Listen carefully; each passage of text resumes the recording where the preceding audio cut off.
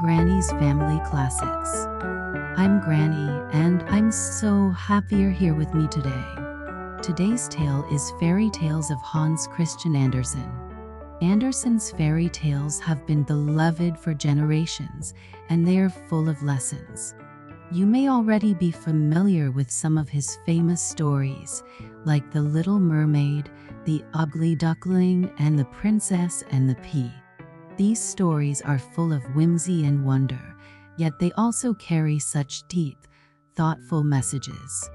One of my favorite things about Andersen's tales is how they weave together beautiful and often tragic moments where characters transform, grow, and face challenges.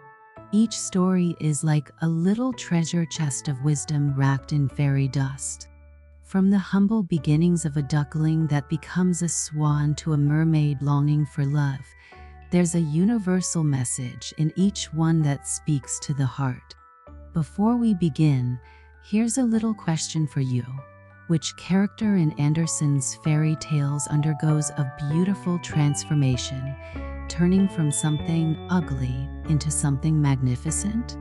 Let me know your thoughts in the comments, or if you have a favorite Andersen tale, do share it with us.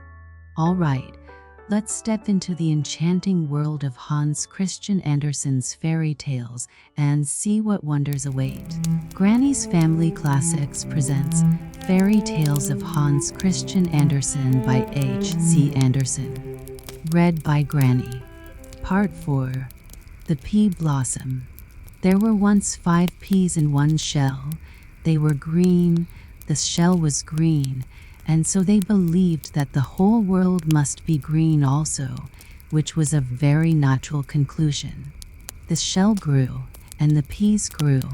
They accommodated themselves to their position and sat all in a row. The sun shone without and warmed the shell, and the rain made it clear and transparent. It was mild and agreeable in broad daylight and dark at night, as it generally is, and the peas as they sat there grew bigger and bigger, and more thoughtful as they mused, for they felt there must be something else for them to do. "Are we to sit here forever?" asked one. "Shall we not become hard by sitting so long? It seems to me there must be something outside, and I feel sure of it."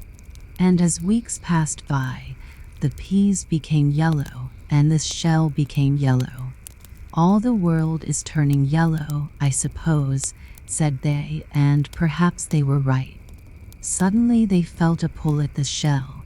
It was torn off and held in human hands, then slipped into the pocket of a jacket in company with other full pods. "Now we shall soon be opened," said one, just what they all wanted. "I should like to know which of us will travel furthest," said the smallest of the 5. "We shall soon see now." "What is to happen will happen," said the largest pea. Crack went the shell as it burst, and the 5 peas rolled out into the bright sunshine. There they lay in a child's hand. A little boy was holding them tightly and said they were fine peas for his pea shooter. And immediately he put one in and shot it out. "Now I am flying out into the wide world," said he. "Catch me if you can," and he was gone in a moment. "I," said the second, "intend to fly straight to the sun. That is a shell that lets itself be seen, and it will suit me exactly." And away he went. "We will go to sleep wherever we find ourselves," said the 2 next. "We shall still be rolling onwards." And they did certainly fall on the floor and roll about before they got into the pea shooter, but they were put in for all that. "We shall go farther than the others," said they. "What is to happen will happen," exclaimed the last, as he was shot out of the pea shooter. And as he spoke he flew up against an old board under a garret window and fell into a little crevice, which was almost filled up with moss and soft earth. The moss closed itself round him, and there he lay, a captive indeed, but not unnoticed by God. "What is to happen will happen," said he to himself. Within the little garret lived a poor woman who went out to clean stoves, chop wood into small pieces, and perform such like hard work, for she was strong and industrious. Yet she remained always poor, and at home in the garret lay her only daughter, not quite grown up and very delicate and weak. For a whole year she had kept her bed, and it seemed as if she could neither live nor die. "She is going to her little sister," said the woman. "I had but the 2 children, and it was not an easy thing to support both of them, but the good God helped me in my work and took one of them to himself and provided for her. Now I would gladly keep the other that was left to me, but I suppose they are not to be separated, and my sick girl will very soon go to her sister above." But the sick girl still remained where she was. Quietly and patiently she lay all the day long, while her mother was away from home at her work. Spring came, and one morning early the sun shone brightly through the little window, and threw its rays over the floor of the room. Just as the mother was going to her work, the sick girl fixed her gaze on the lowest pane of the window. "Mother," she exclaimed, "what can that little green thing be that peeps in at the window? It is moving in the wind." The mother stepped to the window and half opened it. "Oh," she said, "there is actually a little pea which has taken root and is putting out its green leaves. How could it have got into this crack? Well now, here is a little garden for you to amuse yourself with." So the bed of the sick girl was drawn nearer to the window, that she might see the budding plant, and the mother went out to her work. "Mother, I believe I shall get well," said the sick child in the evening. "The sun has shone in here so brightly and warmly today, and the little pea is thriving so well.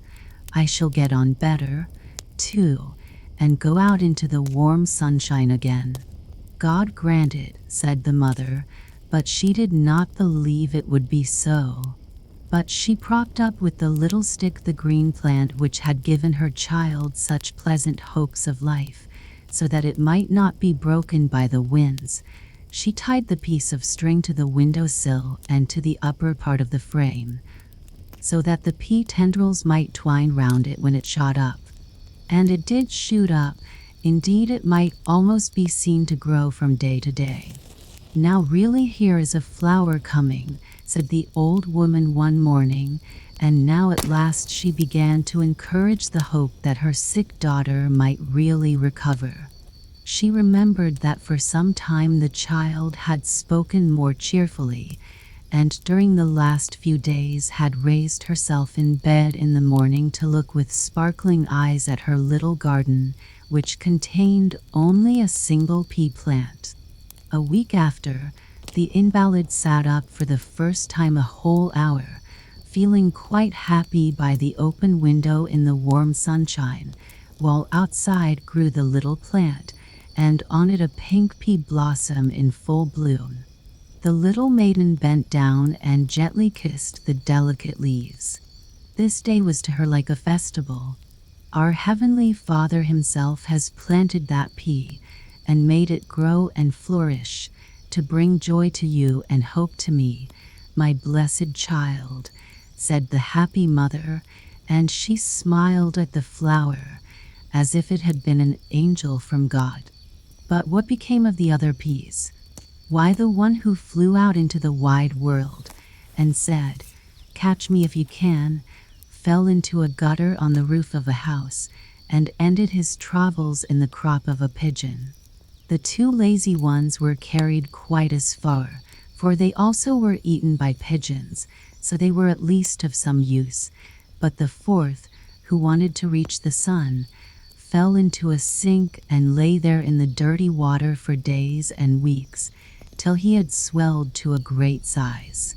"I am getting beautifully fat," said the pea. "I expect I shall burst at last. No pea could do more than that, I think. I am the most remarkable of all the 5 which were in the shell." And the sink confirmed the opinion. But the young maiden stood at the open garret window, with sparkling eyes and the rosy hue of health on her cheeks. She folded her thin hands over the pea blossom and thanked God for what he had done. "I," said the sink, "shall stand up for my pea." The pen and the inkstand. In a poet's room, where his inkstand stood on the table, the remark was once made, "It is wonderful what can be brought out of an inkstand." What will come next? It is indeed wonderful. "Yes, certainly," said the inkstand to the pen and to the other articles that stood on the table. "That's what I always say. It is wonderful and extraordinary what a number of things come out of me. It's quite incredible, and I really don't know what is coming next when that man dips his pen into me. One drop out of me is enough for half a page of paper, and what cannot half a page contain? From me, all the works of a poet are produced, all those imaginary characters whom people fancy they have known or met, all the deep feeling, the humor, and the vivid pictures of nature. I myself don't understand how it is, for I am not acquainted with nature, but it is certainly in me.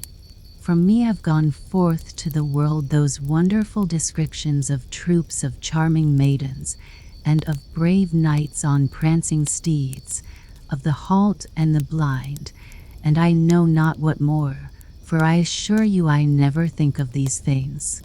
"There you are right," said the pen, "for you don't think at all. If you did, you would see that you can only provide the means. You give the fluid that I may place upon the paper what dwells in me and what I wish to bring to light. It is the pen that writes. No man doubts that, and indeed, most people understand as much about poetry as an old inkstand." "You have had very little experience," replied the inkstand. "You have hardly been in service a week and are already half worn out. You imagine you are a poet? You are only a servant, and before you came I had many like you, some of the goose family and others of English manufacture. I know a quill pen as well as I know a steel one. I have had both sorts in my service, and I shall have many more when he comes, the man who performs the mechanical part and writes down what he obtains from me. I should like to know what will be the next thing he gets out of me." "Inkpot," exclaimed the pen contemptuously. Late in the evening the poet came home. He had been to a concert and had been quite enchanted with the admirable performance of a famous violin player whom he had heard there. The performer had produced from his instrument a richness of tone that sometimes sounded like tinkling water drops or rolling pearls, sometimes like the birds twittering in chorus, and then rising and swelling in sound like the wind through the fir trees. The poet felt as if his own heart were weeping, but in tones of melody like the sound of a woman's voice. It seemed not only the strings, but every part of the instrument from which these sounds were produced. It was a wonderful performance and a difficult piece, and yet the bow seemed to glide across the strings so easily that it was as if anyone could do it who tried. Even the violin and the bow appeared to perform independently of their master who guided them. It was as if soul and spirit had been breathed into the instrument, so the audience forgot the performer in the beautiful sounds he produced. Not so the poet. He remembered him and named him and wrote down his thoughts on the subject. How foolish it would be for the violin and the bow to boast of their performance, and yet we men often commit that folly. The poet, the artist, the man of science in his laboratory, the general, we all do it, and yet we are only the instruments which the Almighty uses. To him alone the honor is due. We have nothing of ourselves of which we should be proud. Yes, this is what the poet wrote down. He wrote it in the form of a parable and called it The Master and the Instruments. "That is what you have got, madam," said the pen to the inkstand, when the two were alone again. "Did you hear him read aloud what I had written down?" "Yes, what I gave you to write," retorted the inkstand. "That was a cut at you because of your conceit. To think that you could not understand that you were being quizzed. I gave you a cut from within me. Surely I must know my own satire." "Ink pitcher," cried the pen. "Writing stick," retorted the inkstand. And each of them felt satisfied that he had given a good answer. It is pleasing to be convinced that you have settled a matter by a reply. It is something to make you sleep well, and they both slept well upon it. But the poet did not sleep. Thoughts rose up within him like the tones of the violin, falling like pearls or rushing like the strong wind through the forest. He understood his own heart in these thoughts. They were as a ray from the mind of the great master of all minds. To him be all the honor. The philosopher's stone. Far away towards the east, in India, which seemed in those days the world's end, stood the tree of the sun, a noble tree, such as we have never seen and perhaps never may see. The summit of this tree spread itself for miles like an entire forest, each of its smaller branches forming a complete tree.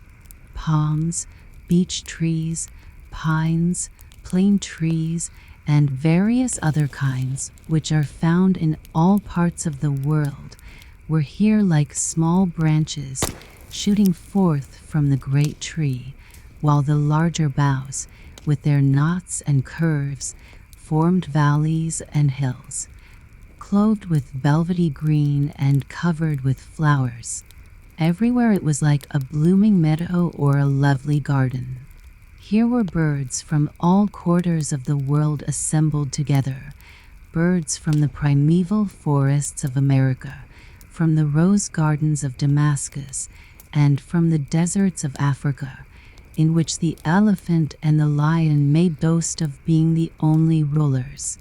Birds from the polar regions came flying here, and of course the stork and the swallow were not absent. But the birds were not the only living creatures. There were stags, squirrels, antelopes, and hundreds of other beautiful and light-footed animals here found a home. The summit of the tree was a wide spreading garden, and in the midst of it, where the green boughs formed a kind of hill, stood a castle of crystal, with a view from it towards every quarter of heaven. Each tower was erected in the form of a lily, and within the stern was a winding staircase, through which one could ascend to the top and step out upon the leaves as upon balconies. The calyx of the flower itself formed a most beautiful, glittering, circular hall, above which no other roof arose than the blue firmament and the sun and stars. Just as much splendor, but of another kind, appeared below, in the wide halls of the castle. Here on the walls were reflected pictures of the world, which represented numerous and varied scenes of everything that took place daily, so that it was useless to read the newspapers, and indeed there were none to be obtained in this spot. All was to be seen in living pictures by those who wished it, but all would have been too much for even the wisest man, and this man dwelt here. His name is very difficult. You would not be able to pronounce it, so it may be omitted. He knew everything that a man on earth can know or imagine. Every invention already in existence or yet to be was known to him, and much more. Still, everything on earth has a limit. The wise King Solomon was not half so wise as this man. He could govern the powers of nature and held sway over potent spirits. Even death itself was obliged to give him every morning a list of those who were to die during the day. And King Solomon himself had to die at last, and this fact it was which so often occupied the thoughts of this great man in the castle on the tree of the sun. He knew that he also, however high he might tower above other men in wisdom, must one day die. He knew that his children would fade away like the leaves of the forest and become dust. He saw the human race wither and fall like leaves from the tree. He saw new men come to fill their places, but the leaves that fell off never sprouted forth again. They crumbled to dust or were absorbed into other plants. "What happens to man?" asked the wise man of himself when touched by the angel of death. "What can death be? The body decays and the soul." Yes, what is the soul, and whither does it go? "To eternal life," says the comforting voice of religion. But what is this change? Where and how shall we exist? "Above, in heaven," answers the pious man. "It is there we hope to go." "Above," repeated the wise man, fixing his eyes upon the moon and stars above him. He saw that to this earthly sphere above and below were constantly changing places, and that the position varied according to the spot on which a man found himself. He knew, also, that even if he ascended to the top of the highest mountain which rears its lofty summit on this earth, the air, which to us seems clear and transparent, would there be dark and cloudy. The sun would have a coppery glow and send forth no rays, and our earth would lie beneath him wrapped in an orange-colored mist. How narrow are the limits which confine the bodily sight, and how little can be seen by the eye of the soul. How little do the wisest among us know of that which is so important to us all. In the most secret chamber of the castle lay the greatest treasure on earth, the Book of Truth. The wise man had read it through page after page. Every man may read in this book, but only in fragments. To many eyes the characters seem so mixed in confusion that the words cannot be distinguished. On certain pages the writing often appears so pale or so blurred that the page becomes a blank. The wiser a man becomes, the more he will read, and those who are wisest read most. The wise man knew how to unite the sunlight and the moonlight with the light of reason and the hidden powers of nature, and through this stronger light, many things in the pages were made clear to him. But in the portion of the book entitled "Life After Death," not a single point could he see distinctly. This pained him. Should he never be able here on earth to obtain a light by which everything written in the Book of Truth should become clear to him? Like the wise King Solomon, he understood the language of animals and could interpret their talk into song, but that made him none the wiser. He found out the nature of plants and metals and their power in curing diseases and arresting death, but none to destroy death itself. In all created things within his reach he sought the light that should shine upon the certainty of an eternal life, but he found it not. The Book of Truth lay open before him, but its pages were to him as blank paper.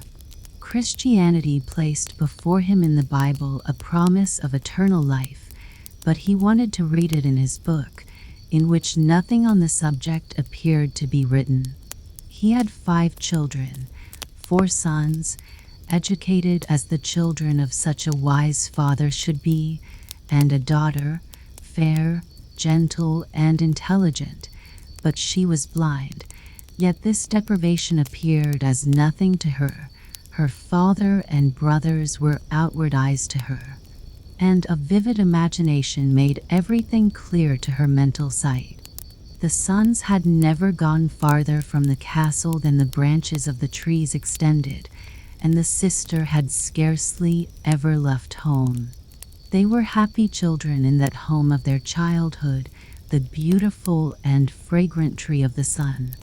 Like all children, they loved to hear stories related to them, and their father told them many things which other children would not have understood, but these were as clever as most grown-up people are among us.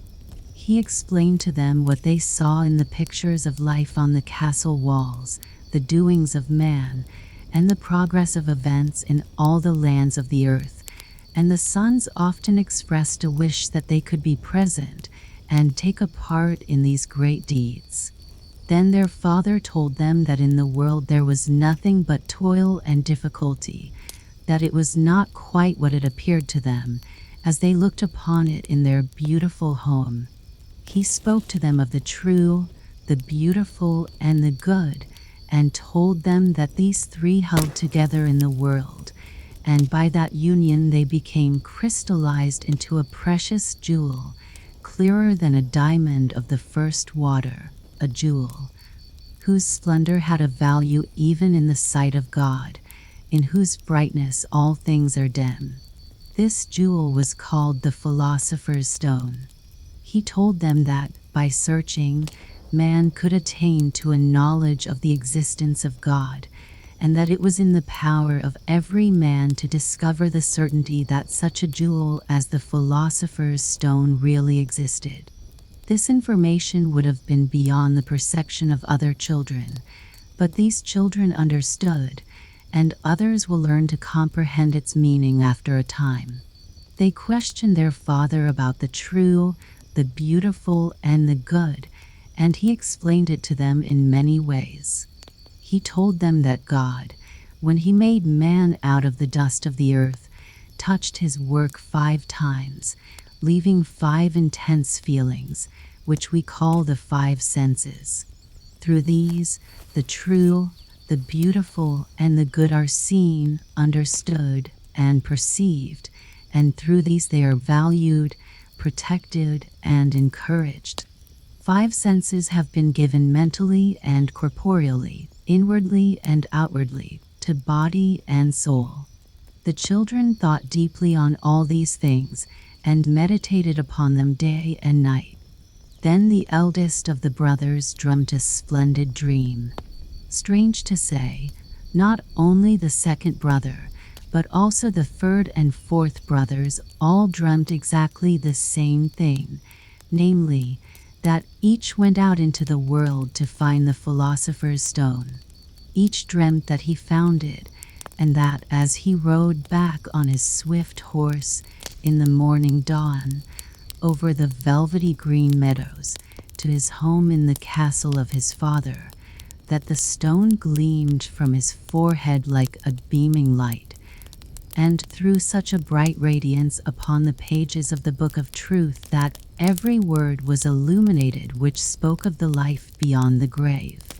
But the sister had no dream of going out into the wide world. It never entered her mind. Her world was her father's house. "I shall ride forth into the wide world," said the eldest brother. "I must try what life is like there, as I mix with men. I will practice only the good and true. With these I will protect the beautiful. Much shall be changed for the better while I am there." Now these thoughts were great and daring, as our thoughts generally are at home, before we have gone out into the world and encountered its storms and tempests, its thorns and its thistles. In him, and in all his brothers, the 5 senses were highly cultivated, inwardly and outwardly, but each of them had one sense which in keenness and development surpassed the other 4. In the case of the eldest, this preeminent sense was sight, which he hoped would be of special service.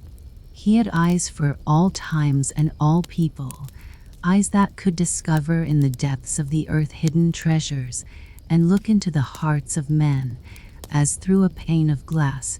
He could read more than is often seen on the cheek that blushes or grows pale, in the eye that droops or smiles. Stags and antelopes accompanied him to the western boundary of his home, and there he found the wild swans.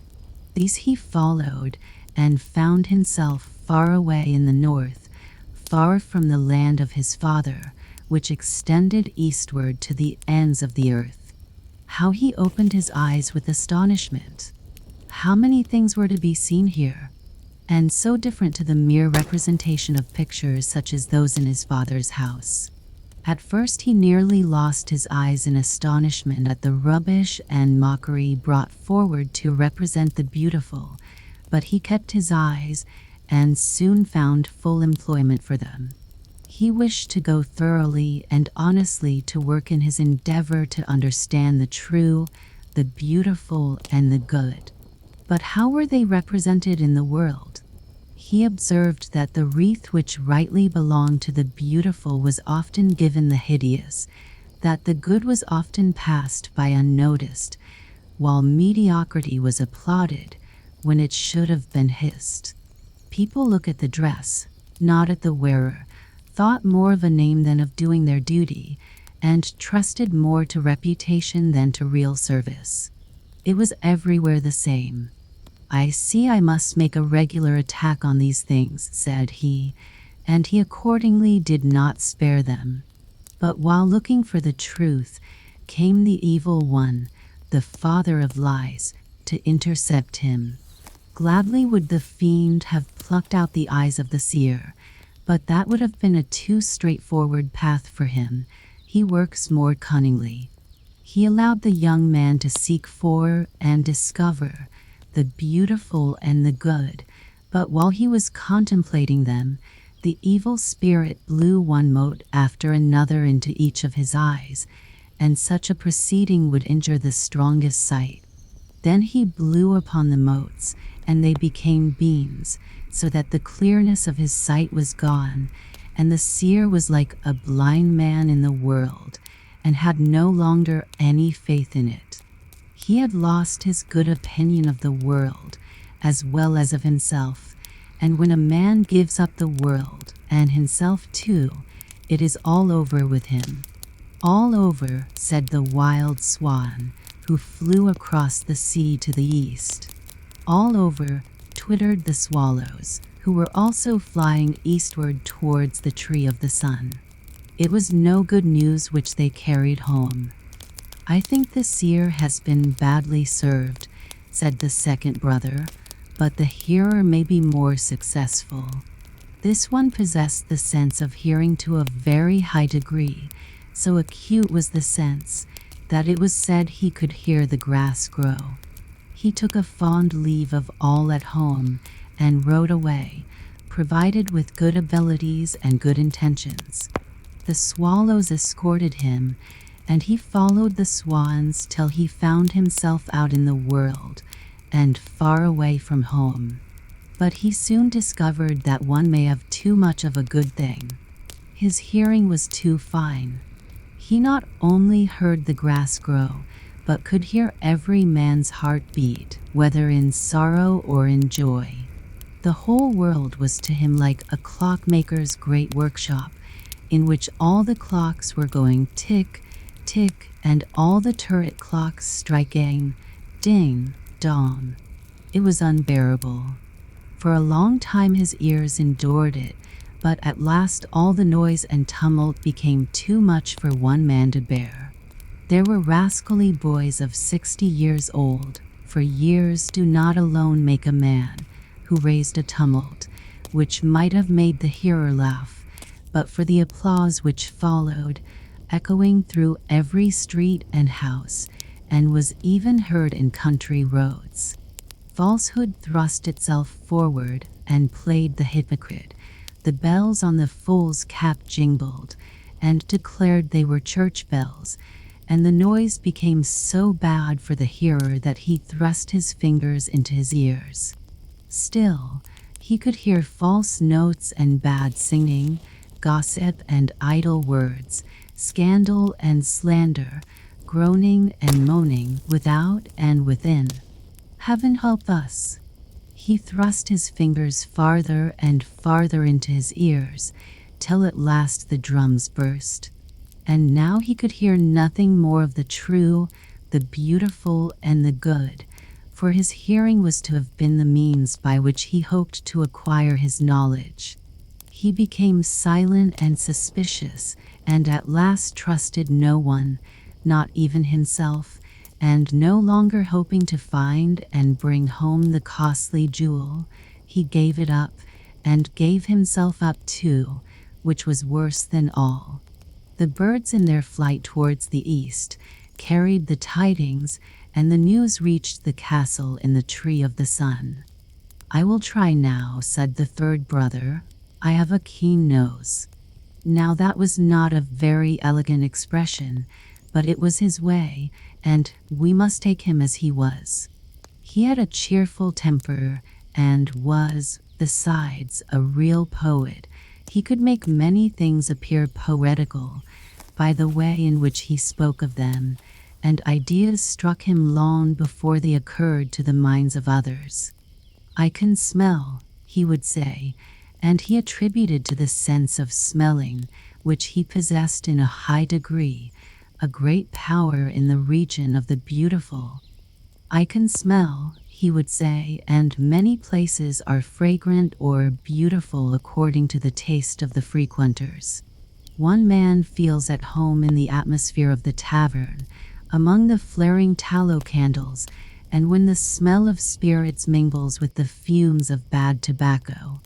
Another prefers sitting amidst the overpowering scent of jasmine, or perfuming himself with scented olive oil. This man seeks the fresh sea breeze, while that one climbs the lofty mountain top to look down upon the busy life in miniature beneath him." As he spoke in this way, it seemed as if he had already been out in the world, as if he had already known and associated with man. But this experience was intuitive. It was the poetry within him, a gift from heaven bestowed on him in his cradle. He bade farewell to his parental roof in the tree of the sun, and departed on foot from the pleasant scenes that surrounded his home. Arrived at its confines, he mounted on the back of an ostrich, which runs faster than a horse, and afterwards, when he fell in with the wild swans, he swum himself on the strongest of them, for he loved change, and away he flew over the sea to distant lands, where there were great forests, deep lakes, lofty mountains, and proud cities. Wherever he came it seemed as if sunshine traveled with him across the fields, for every flower, every bush, exhaled a renewed fragrance, as if conscious that a friend and protector was near, one who understood them and knew their value. The stunted rose bush shot forth twigs, unfolded its leaves, and bore the most beautiful roses. Everyone could see it, and even the black, slimy wood snail noticed its beauty. "I will give my seal to the flower," said the snail. "I have trailed my slime upon it. I can do no more." "Thus it always fares with the beautiful in this world," said the poet. And he made a psalm upon it, and sung it after his own fashion, but nobody listened. Then he gave a drummer twopence and a peacock's feather, and composed a song for the drum, and the drummer beat it through the streets of the town, and when the people heard it they said, "That is a capital tune." The poet wrote many songs about the true, the beautiful, and the good. His songs were listened to in the tavern, where the tallow candles flared, in the fresh clover field, in the forest, and on the high seas, and it appeared as if this brother was to be more fortunate than the other two. But the evil spirit was angry at this, so he set to work with soot and incense, which he can mix so artfully as to confuse an angel, and how much more easily a poor poet. The evil one knew how to manage such people. He so completely surrounded the poet with incense that the man lost his head, forgot his mission and his home, and at last lost himself and vanished in smoke. But when the little birds heard of it, they mourned, and for 3 days they sang not one song. The black wood snail became blacker still, not for grief, but for envy. "They should have offered me incense," he said, "for it was I who gave him the idea of the most famous of his songs, the drum song of the way of the world, and it was I who spat at the rose. I can bring a witness to that fact. But no tidings of all this reached the poet's home in India. The birds had all been silent for 3 days, and when the time of mourning was over, so deep had been their grief that they had forgotten for whom they wept. Such is the way of the world. Now I must go out into the world and disappear like the rest, said the fourth brother. He was as good-tempered as the third, but no poet, though he could be witty. The two eldest had filled the castle with joyfulness, and now the last brightness was going away. Sight and hearing have always been considered two of the chief senses among men, and those which they wish to keep right. The other senses are looked upon as of less importance. But the younger son had a different opinion. He had cultivated his taste in every way, and taste is very powerful. It rolls over what goes into the mouth, as well as over all which is presented to the mind, and, consequently, this brother took upon himself to taste everything stored up in bottles or jars. This he called the rough part of his work. Every man's mind was to him as a vessel in which something was concocting, every land a kind of mental kitchen. There are no delicacies here, he said, so he wished to go out into the world to find something delicate to suit his taste. Perhaps fortune may be more favorable to me than it was to my brothers. I shall start on my troubles, but what conveyance shall I choose? Are air balloons invented yet? He asked of his father, who knew of all inventions that had been made or would be made. Air balloons had not then been invented, nor steamships, nor railways. Good, said he, then I shall choose an air balloon.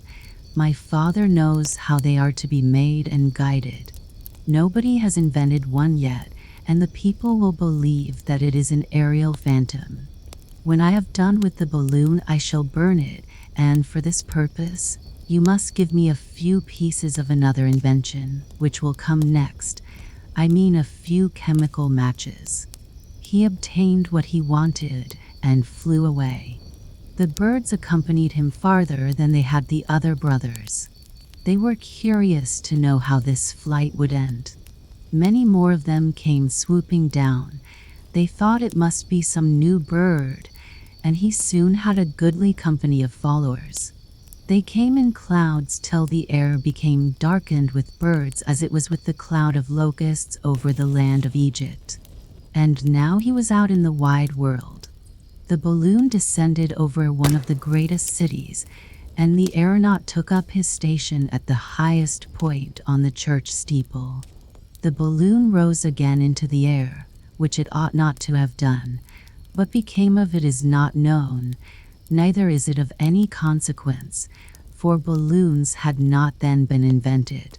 There he sat on the church steeple. The birds no longer hovered over him. They had got tired of him, and he was tired of them. All the chimneys in the town were smoking.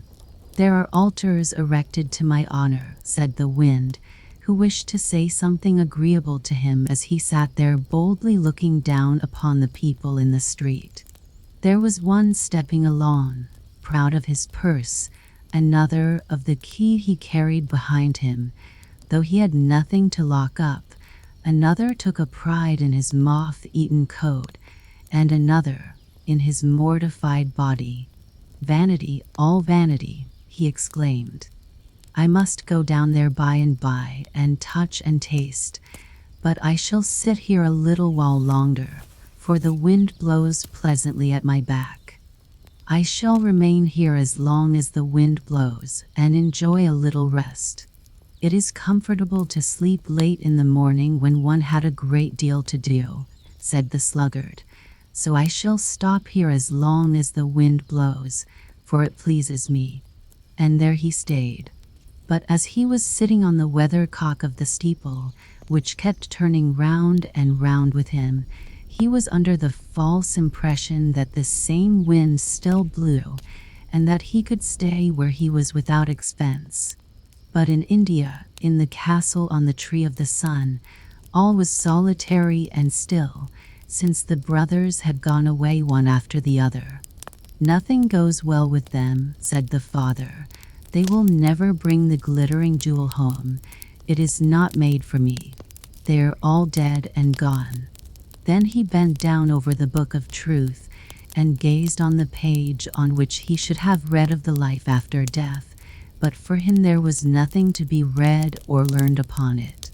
His blind daughter was his consolation and joy. She clung to him with sincere affection, and for the sake of his happiness and peace she wished the costly jewel could be found and brought home. With a longing tenderness she thought of her brothers. Where were they? Where did they live? How she wished she might dream of them, but it was strange that not even in dreams could she be brought near to them. But at last one night she dreamt that she heard the voices of her brothers calling to her from the distant world, and she could not refrain herself, but went out to them, and yet it seemed in her dream that she still remained in her father's house. She did not see her brothers, but she felt as it were a fire burning in her hand, which, however, did not hurt her, for it was the jewel she was bringing to her father. When she awoke she thought for a moment that she still held the stone, but she only grasped the knob of her distaff. During the long evenings she had spun constantly, and round the distaff were woven threads finer than the web of a spider. Human eyes could never have distinguished these threads when separated from each other. But she had wetted them with her tears, and the twist was as strong as a cable.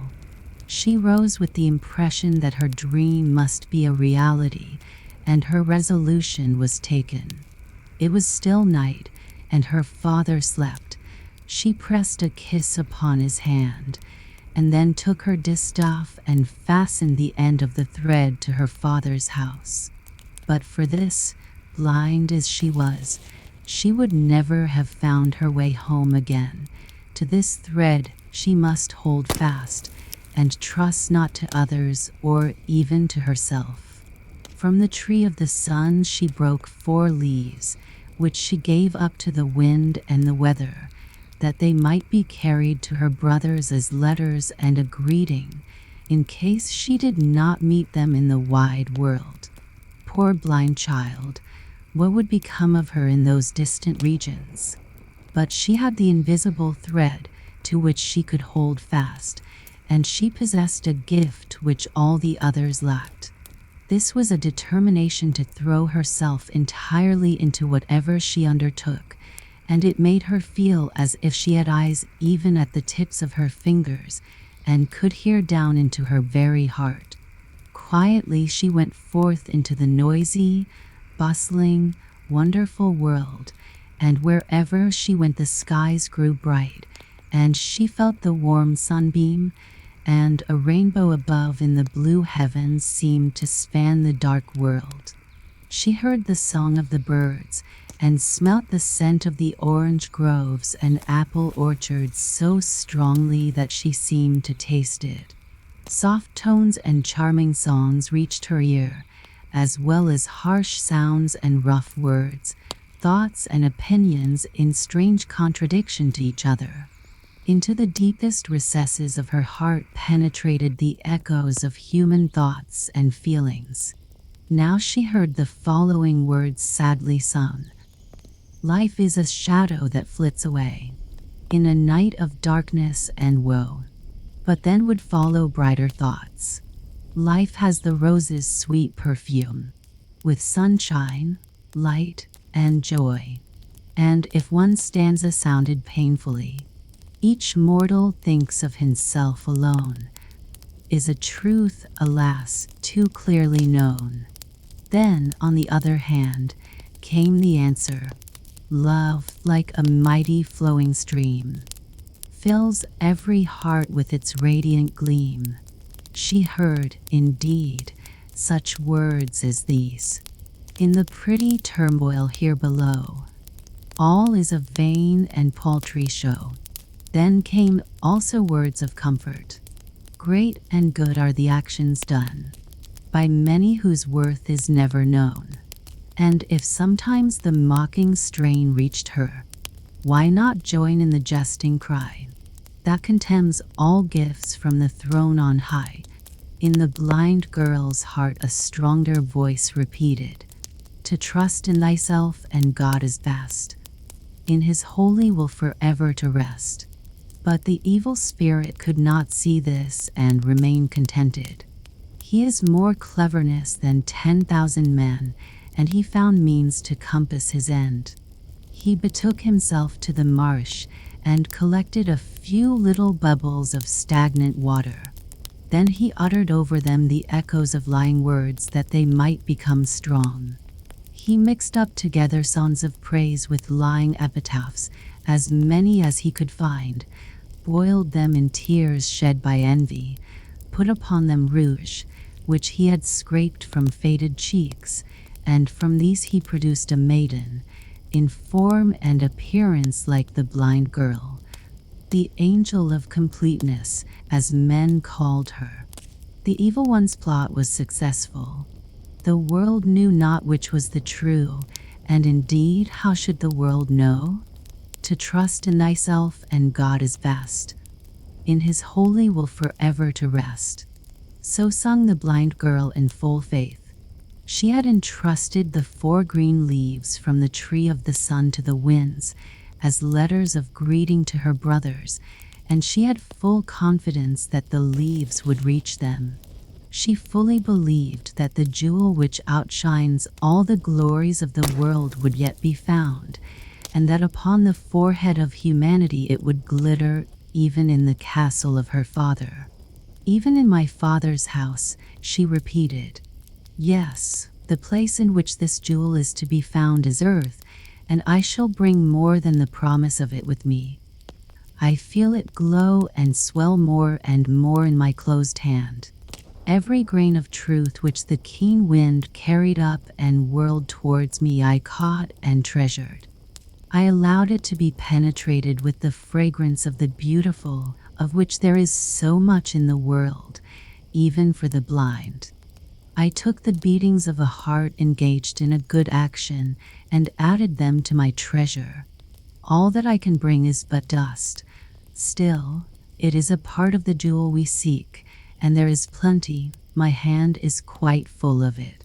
She soon found herself again at home, carried thither in a flight of thought, never having loosened her hold of the invisible thread fastened to her father's house. As she stretched out her hand to her father, the powers of evil dashed with the fury of a hurricane over the tree of the sun. A blast of wind rushed through the open doors and into the sanctuary, where lay the book of truth. It will be blown to dust by the wind, said the father, as he seized the open hand she held towards him.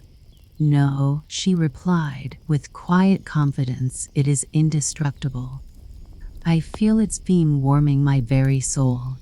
Then her father observed that a dazzling flame gleamed from the white page on which the shining dust had passed from her hand.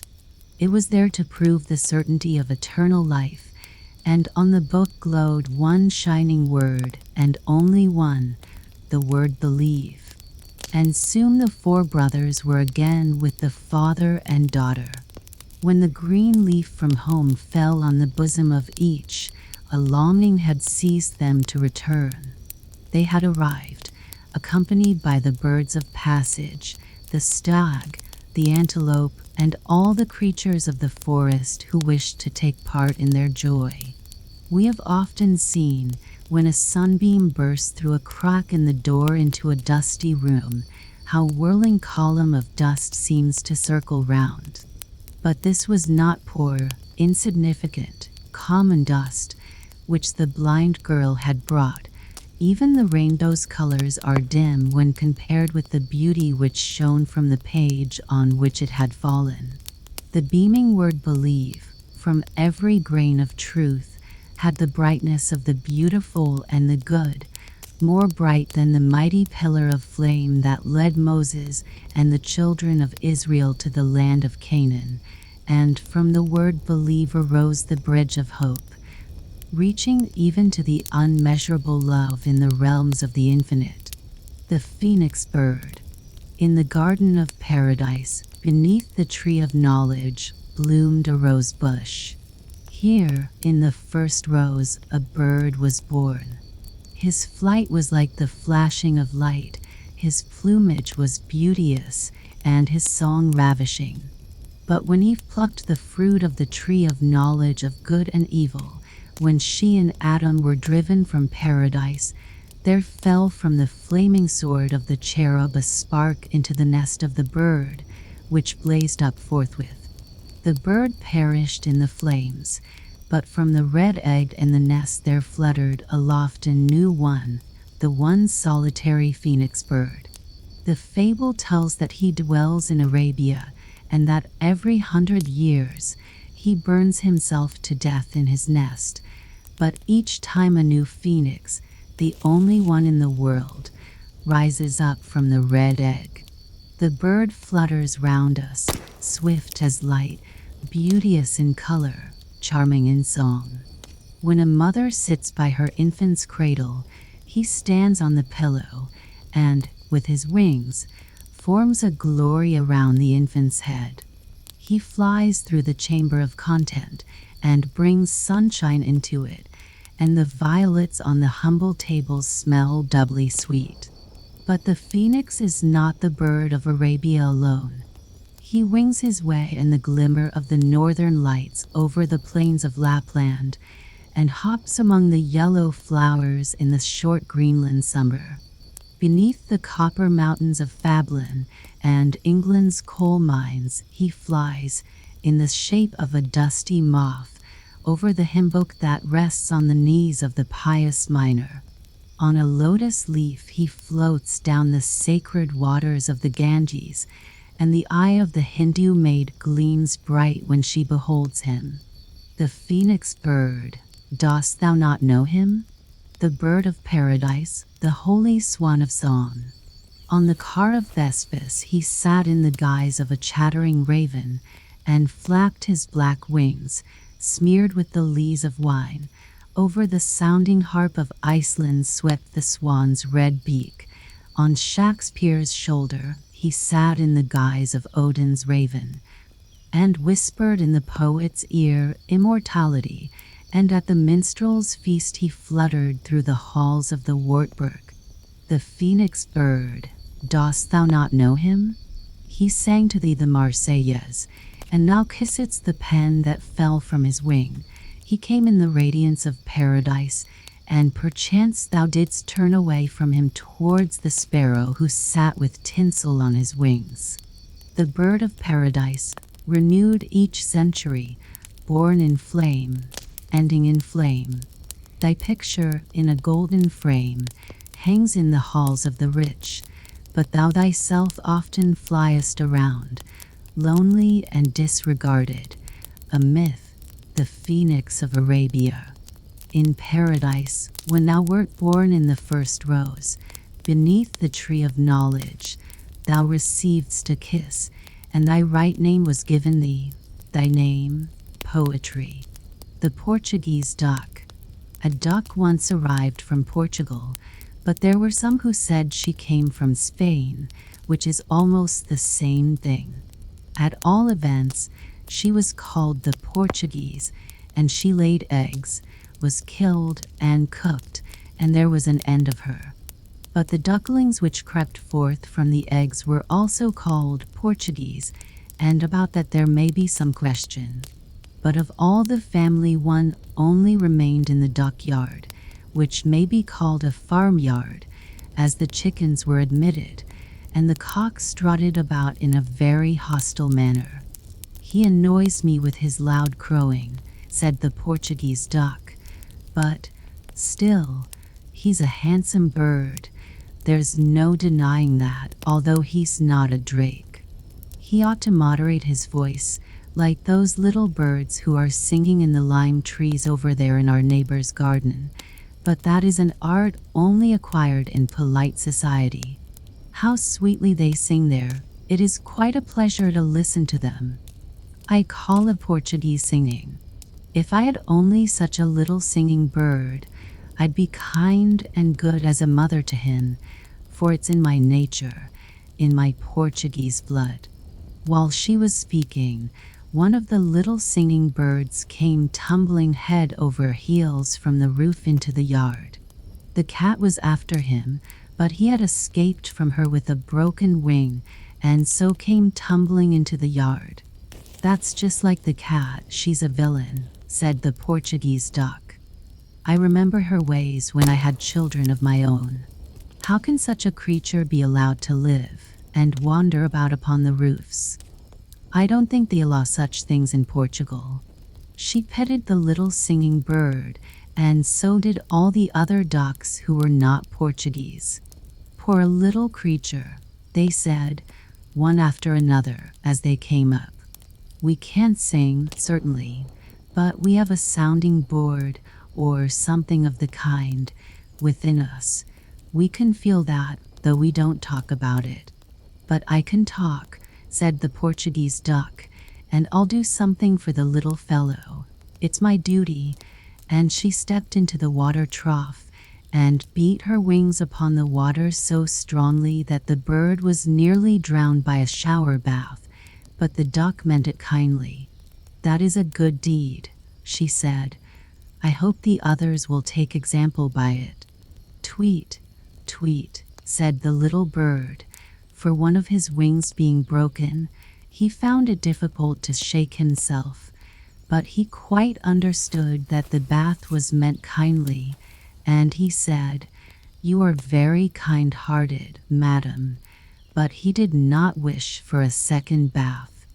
"I have never thought about my heart," replied the Portuguese duck, "but I know that I love all my fellow creatures, except the cat, and nobody can expect me to love her, for she ate up 2 of my ducklings. But pray make yourself at home. It is easy to make oneself comfortable. I am myself from a foreign country, as you may see by my feathery dress. My drake is a native of these parts.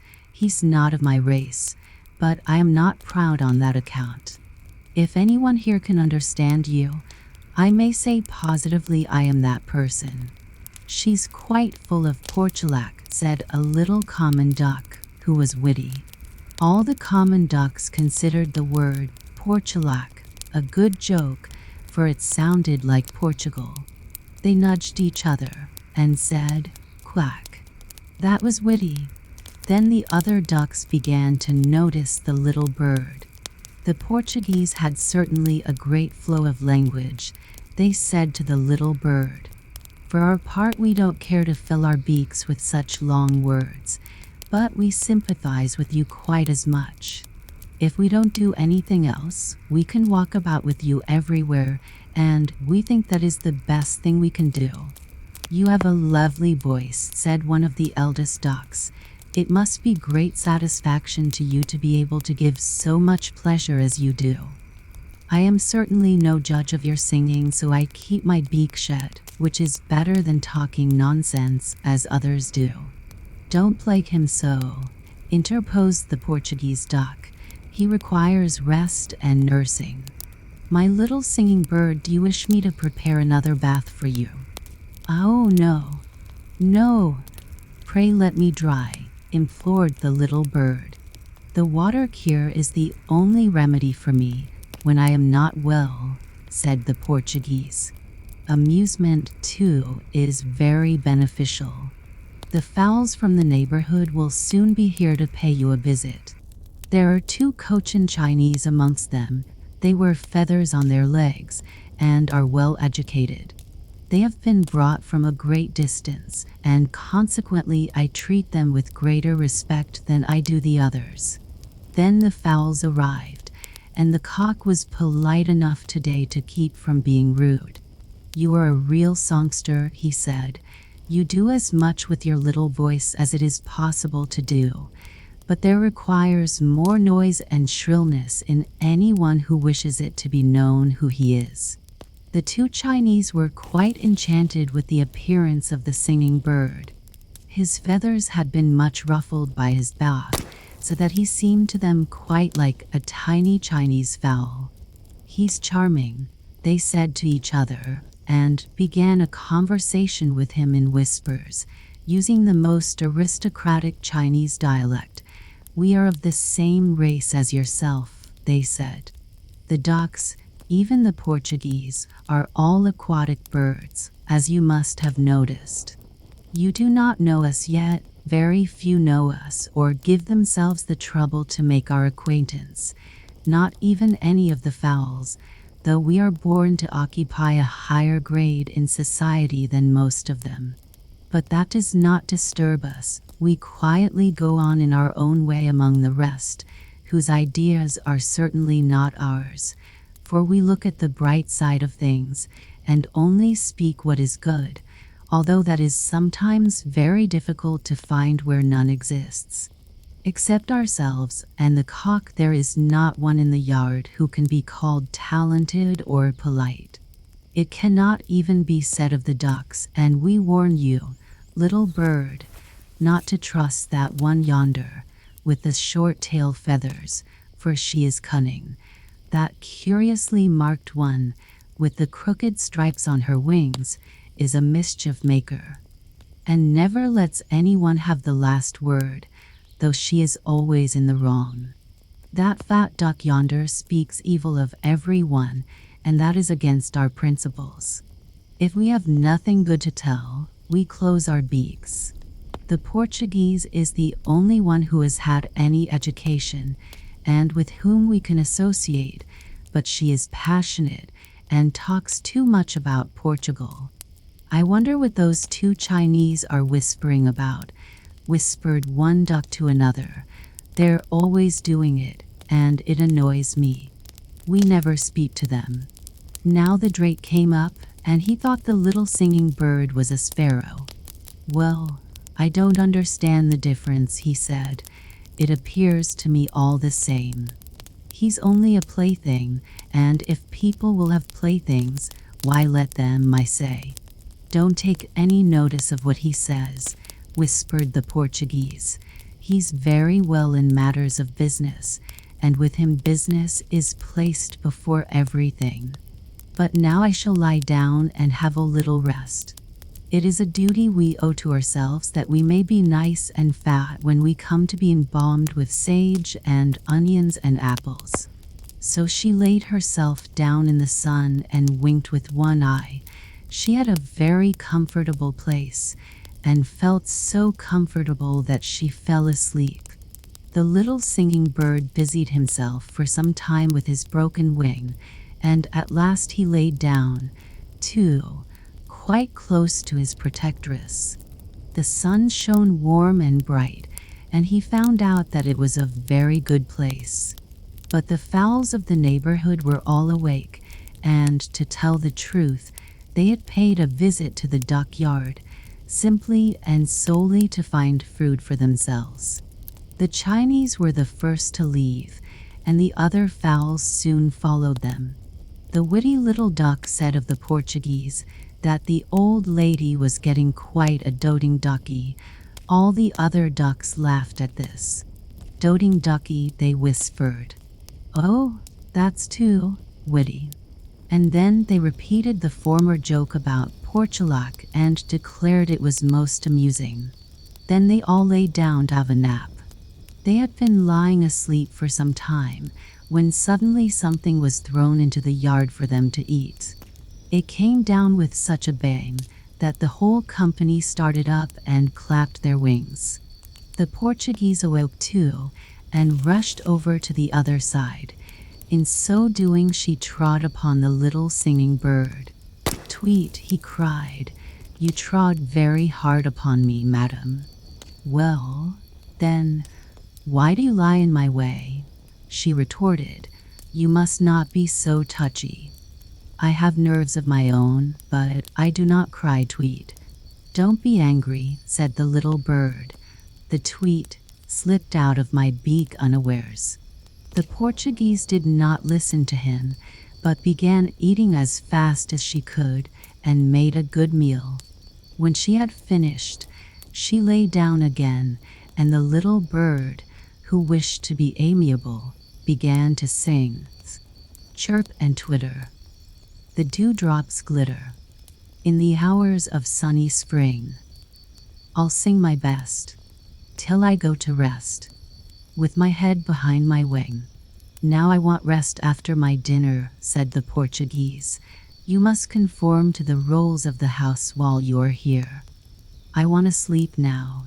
The little bird was quite taken aback, for he meant it kindly. When Madame awoke afterwards, there he stood before her with the little corn he had found, and laid it at her feet. But as she had not slept well, she was naturally in a bad temper. Give that to a chicken, she said, and don't be always standing in my way. Why are you angry with me? Replied the little singing bird. What have I done? Done, repeated the Portuguese duck. Your mode of expressing yourself is not very polite. I must call your attention to that fact. It was sunshine here yesterday, said the little bird, but today it is cloudy and the air is close. You know very little about the weather, I fancy, she retorted. The day is not over yet. Don't stand there, looking so stupid. But you are looking at me just as the wicked eyes looked when I fell into the yard yesterday. Impertinent creature, exclaimed the Portuguese duck. Would you compare me with the cat, that beast of prey? There's not a drop of malicious blood in me. I've taken your part, and now I'll teach you better manners. So saying, she made a bite at the little singing bird's head, and he fell dead on the ground. Now whatever is the meaning of this, she said. Could he not bear even such a little peck as I gave him? Then certainly he was not made for this world. I've been like a mother to him, I know that, for I've a good heart. Then the cock from the neighboring yard stuck his head in and crowed with steam engine power. You'll kill me with your crowing, she cried. It's all your fault. He's lost his life, and I'm very near losing mine. There's not much of him lying there, observed the cock. Speak of him with respect, said the Portuguese duck, for he had manners and education, and he could sing. He was affectionate and gentle, and that is as rare a quality in animals as in those who call themselves human beings. Then all the ducks came crowding round the little dead bird. Ducks have strong passions, whether they feel envy or pity. There was nothing to envy here, so they all showed a great deal of pity, even the two Chinese. We shall never have another singing bird again amongst us. He was almost a Chinese, they whispered, and then they wept with such a noisy, clucking sound that all the other fowls clucked too, but the ducks went about with redder eyes afterwards. We have hearts of our own, they said. Nobody can deny that. Hearts, repeated the Portuguese. Indeed you have, almost as tender as the ducks in Portugal. Let us think of getting something to satisfy our hunger, said the drake. That's the most important business. If one of our toys is broken, why we have plenty more. The porter's son. The general lived in the grand first floor, and the porter lived in the cellar. There was a great distance between the two families, the whole of the ground floor, and the difference in rank, but they lived in the same house, and both had a view of the street and of the courtyard. In the courtyard was a grass plot, on which grew a blooming acacia tree when it was in bloom, and under this tree sat occasionally the finely dressed nurse, with the still more finely dressed child of the general, little Emily. Before them danced about barefoot the little son of the porter, with his great brown eyes and dark hair, and the little girl smiled at him and stretched out her hands towards him, and when the general saw that from the window, he would nod his head and cry, "Charming." The general's lady, who was so young that she might very well have been her husband's daughter from an early marriage, never came to the window that looked upon the courtyard. She had given orders, though, that the boy might play his antics to amuse her child, but must never touch it. The nurse punctually obeyed the gracious lady's orders. The sun shone in upon the people in the grand first floor, and upon the people in the cellar. The acacia tree was covered with blossoms, and they fell off, and next year new ones came. The tree bloomed, and the porter's little son bloomed too, and looked like a fresh tulip. The general's little daughter became delicate and pale, like the leaf of the acacia blossom. She seldom came down to the tree now, for she took the air in a carriage. She drove out with her mamma, and then she would always nod at the porter's George. Yes, she used even to kiss her hand to him, till her mamma said she was too old to do that now. One morning George was sent up to carry the general the letters and newspapers that had been delivered at the porter's room in the morning. As he was running upstairs, just as he passed the door of the sandbox, he heard a faint piping. He thought it was some young chicken that had strayed there, and was raising cries of distress, but it was the general's little daughter, decked out in lace and finery. "Don't tell Papa and Mama," she whimpered.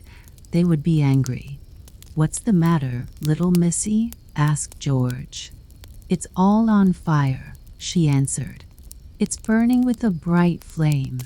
George hurried upstairs to the general's apartments. He opened the door of the nursery. The window curtain was almost entirely burned, and the wooden curtain pole was one mass of flame. George sprang upon a chair he brought in haste and pulled down the burning articles. He then alarmed the people. But for him, the house would have been burned down. The general and his lady cross-questioned little Emily. "I only took just one lucifer match," she said, "and it was burning directly, and the curtain was burning too. I spat at it to put it out.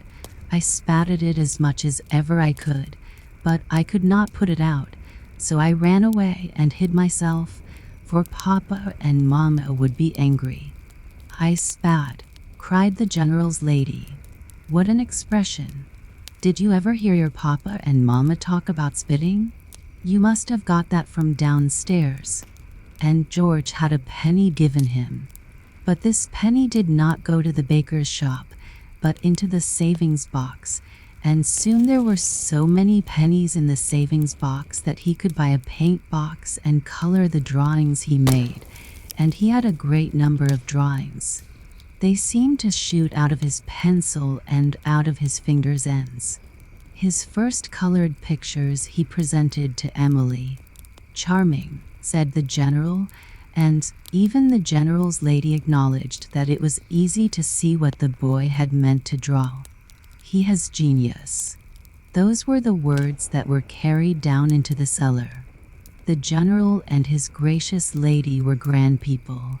They had 2 coats of arms on their carriage, a coat of arms for each of them, and the gracious lady had had this coat of arms embroidered on both sides of every bit of linen she had, and even on her nightcap and her dressing bag.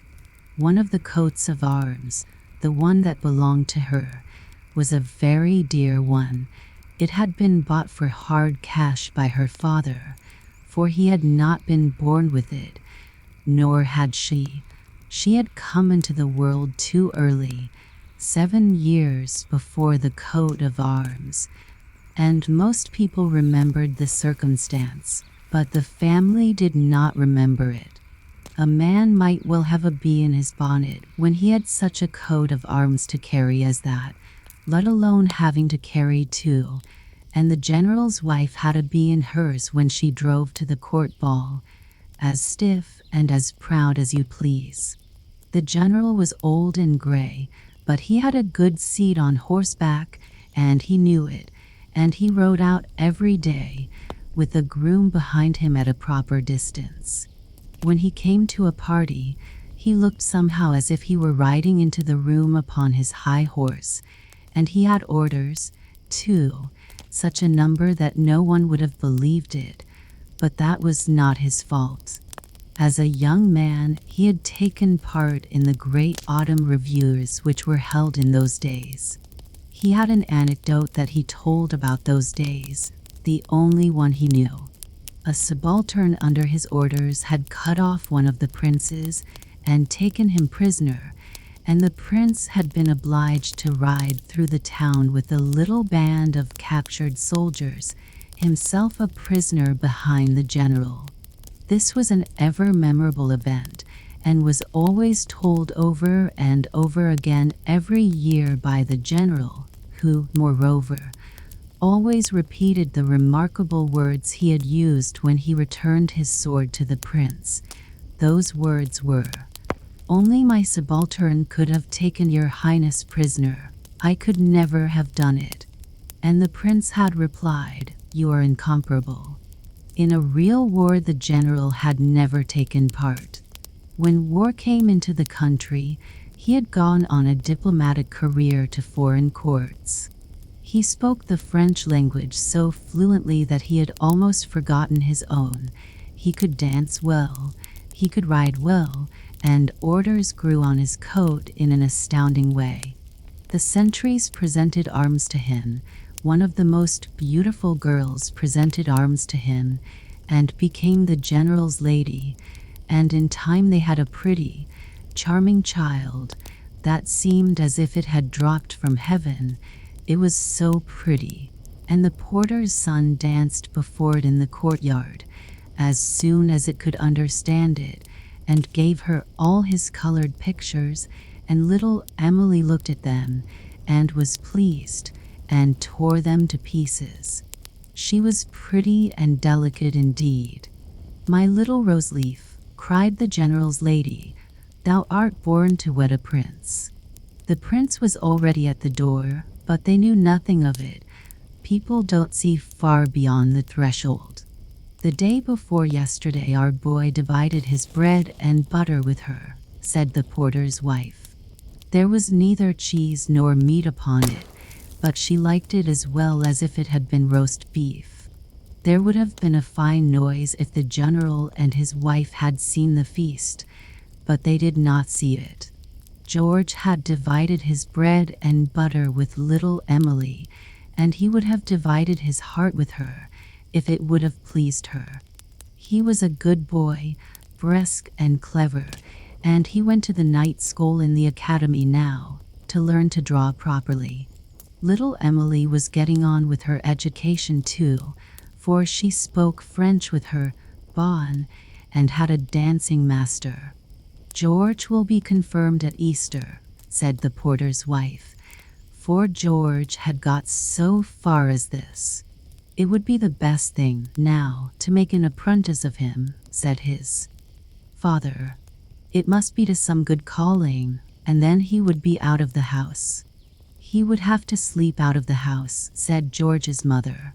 "It is not easy to find a master who has room for him at night, and we shall have to provide him with clothes too. The little bit of eating that he wants can be managed for him, for he's quite happy with a few boiled potatoes, and he gets taught for nothing. Let the boy go his own way. You will say that he will be our joy some day, and the professor says so too." The confirmation suit was ready. The mother had worked it herself, but the tailor who did repairs had cut them out, and a capital cutter out he was. If he had had a better position and been able to keep a workshop and journeyman, the porter's wife said, he might have been a court tailor. The clothes were ready, and the candidate for confirmation was ready. On his confirmation day, George received a great pinchbeck watch from his godfather, the old ironmonger's shopman, the richest of his godfathers. The watch was an old and tried servant. It always went too fast, but that is better than to be lagging behind. That was a costly present.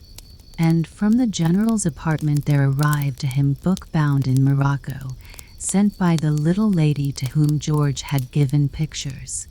At the beginning of the book his name was written, and her name, as his gracious patroness. These words had been written at the dictation of the general's lady, and the general had read the inscription and pronounced it charming. "That is really a great attention from a family of such position," said the porter's wife, and George was sent upstairs to show himself in his confirmation clothes, with the hymn book in his hand. The general's lady was sitting very much wrapped up, and had the bad headache she always had when time hung heavy upon her hands. She looked at George very pleasantly, and wished him all prosperity, and that he might never have her headache. The general was walking about in his dressing gown. He had a cap with a long tassel on his head, and Russian boots with red tops on his feet. He walked 3 times up and down the room, absorbed in his own thoughts and recollections, and then stopped and said, "So little George is a confirmed Christian now. Be a good man, and honor those in authority over you. Some day, when you are an old man, you can say that the general gave you this precept." That was a longer speech than the general was accustomed to make, and then he went back to his ruminations and looked very aristocratic. But of all that George heard and saw up there, little Miss Emily remained most clear in his thoughts. How graceful she was, how gentle and fluttering and pretty she looked. If she were to be drawn, it ought to be on a soap bubble. About her dress, about her yellow curled hair, there was a fragrance as of a fresh blown rose, and to think that he had once divided his bread and butter with her, and that she had eaten it with enormous appetite, and nodded to him at every second mouthful. Did she remember anything about it? Yes, certainly, for she had given him the beautiful hymn book in remembrance of this, and when the first new moon in the first new year after this event came round, he took a piece of bread, a penny, and his hymn book, and went out into the open air, and opened the book to see what psalm he should turn up. It was a psalm of praise and thanksgiving. Then he opened the book again to see what would turn up for little Emily. He took great pains not to open the book in the place where the funeral hymns were, and yet he got one that referred to the grave and death. But then he thought this was not a thing in which one must believe, for all that he was startled when soon afterwards the pretty little girl had to lie in bed, and the doctor's carriage stopped at the gate every day. "They will not keep her with them," said the porter's wife. "The good God knows whom he will summon to himself." But they kept her after all, and George drew pictures and sent them to her. He drew the Tsar's palace, the old Kremlin at Moscow, just as it stood, with towers and cupolas, and these cupolas looked like gigantic green and gold cucumbers, at least in George's drawing. Little Emily was highly pleased, and consequently, when a week had elapsed, George sent her a few more pictures, all with buildings in them, for, you see, she could imagine all sorts of things inside the windows and doors. He drew a Chinese house, with bells hanging from every one of 16 stories. He drew 2 Grecian temples with slender marble pillars, and with steps all round them. He drew a Norwegian church. It was easy to see that this church had been built entirely of wood, hewn out and wonderfully put together. Every story looked as if it had rockers, like a cradle. But the most beautiful of all was the castle, drawn on one of the leaves, and which he called Emily's Castle. This was the kind of place in which she must live. That is what George had thought, and consequently he had put into this building whatever he thought most beautiful in all the others. It had carved woodwork, like the Norwegian church, marble pillars, like the Grecian temple, bells in every story, and was crowned with cupolas, green and gilded, like those of the Kremlin of the Tsar. It was a real child's castle, and under every window was written what the hall or the room inside was intended to be. For instance, here Emily sleeps, here Emily dances, here Emily plays at receiving visitors. It was a real pleasure to look at the castle, and right well was the castle looked at accordingly. Charming, said the general. But the old count, for there was an old count there, who was still grander than the general, and had a castle of his own, said nothing at all. He heard that it had been designed and drawn by the porter's little son. Not that he was so very little, either, for he had already been confirmed. The old count looked at the pictures and had his own thoughts as he did so. One day, when it was very gloomy, gray, wet weather, the brightest of days dawned for George, for the professor at the academy called him into his room. "Listen to me, my friend," said the professor. "I want to speak to you. The Lord has been good to you in giving you abilities, and he has also been good in placing you among kind people. The old count at the corner yonder has been speaking to me about you. I have also seen your sketches, but we will not say any more about those, for there is a good deal to correct in them. But from this time forward you may come twice a week to my drawing class, and then you will soon learn how to do them better. I think there's more of the architect than of the painter in you. You will have time to think that over, but go across to the old count this very day, and thank God for having sent you such a friend." It was a great house, the house of the old count at the corner. Round the windows elephants and dromedaries were carved, all from the old times, but the old count loved the new time best, and what it brought, whether it came from the first floor, or from the cellar, or from the attic. "I think," said the porter's wife, "the grander people are, the fewer airs do they give themselves. How kind and straightforward the old count is. And he talks exactly like you and me. Now, the general and his lady can't do that." And George was fairly wild with delight yesterday at the good reception he met with at the count's, and so am I today, after speaking to the great man. Wasn't it a good thing that we didn't bind George apprentice to a handicraft man? For he has abilities of his own. But they must be helped on by others, said the father. That help he has got now, rejoined the mother, for the count spoke out quite clearly and distinctly. But I fancy it began with the general, said the father, and we must thank them too. Let us do so with all my heart, cried the mother, though I fancy we have not much to thank them for. I will thank the good God, and I will thank him, too, for letting little Emily get well. Emily was getting on bravely, and George got on bravely too. In the course of the year he won the little silver prize medal of the Academy, and afterwards he gained the great one too.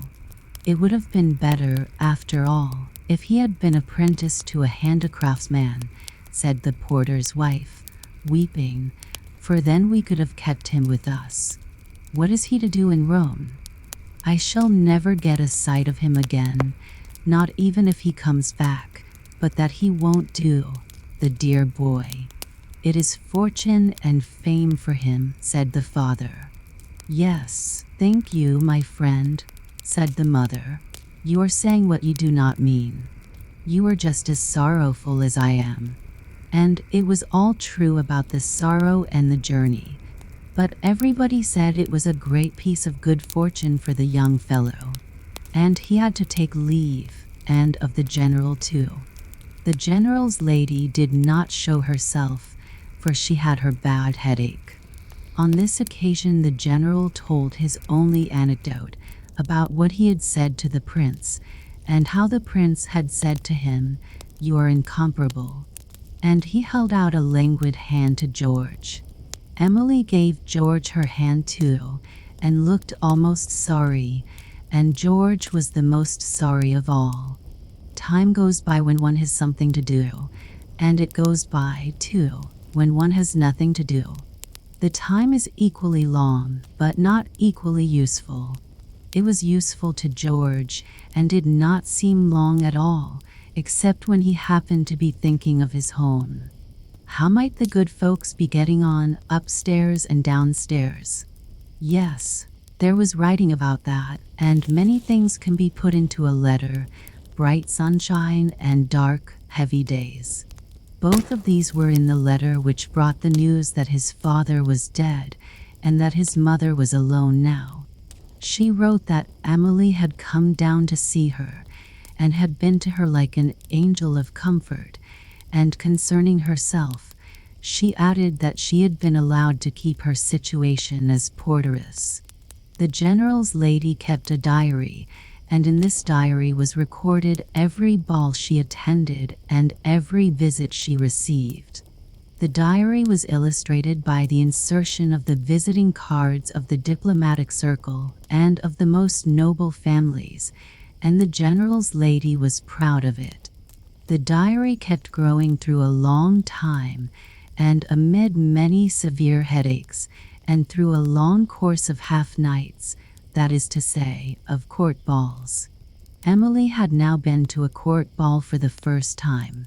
Her mother had worn a bright red dress with black lace in the Spanish style.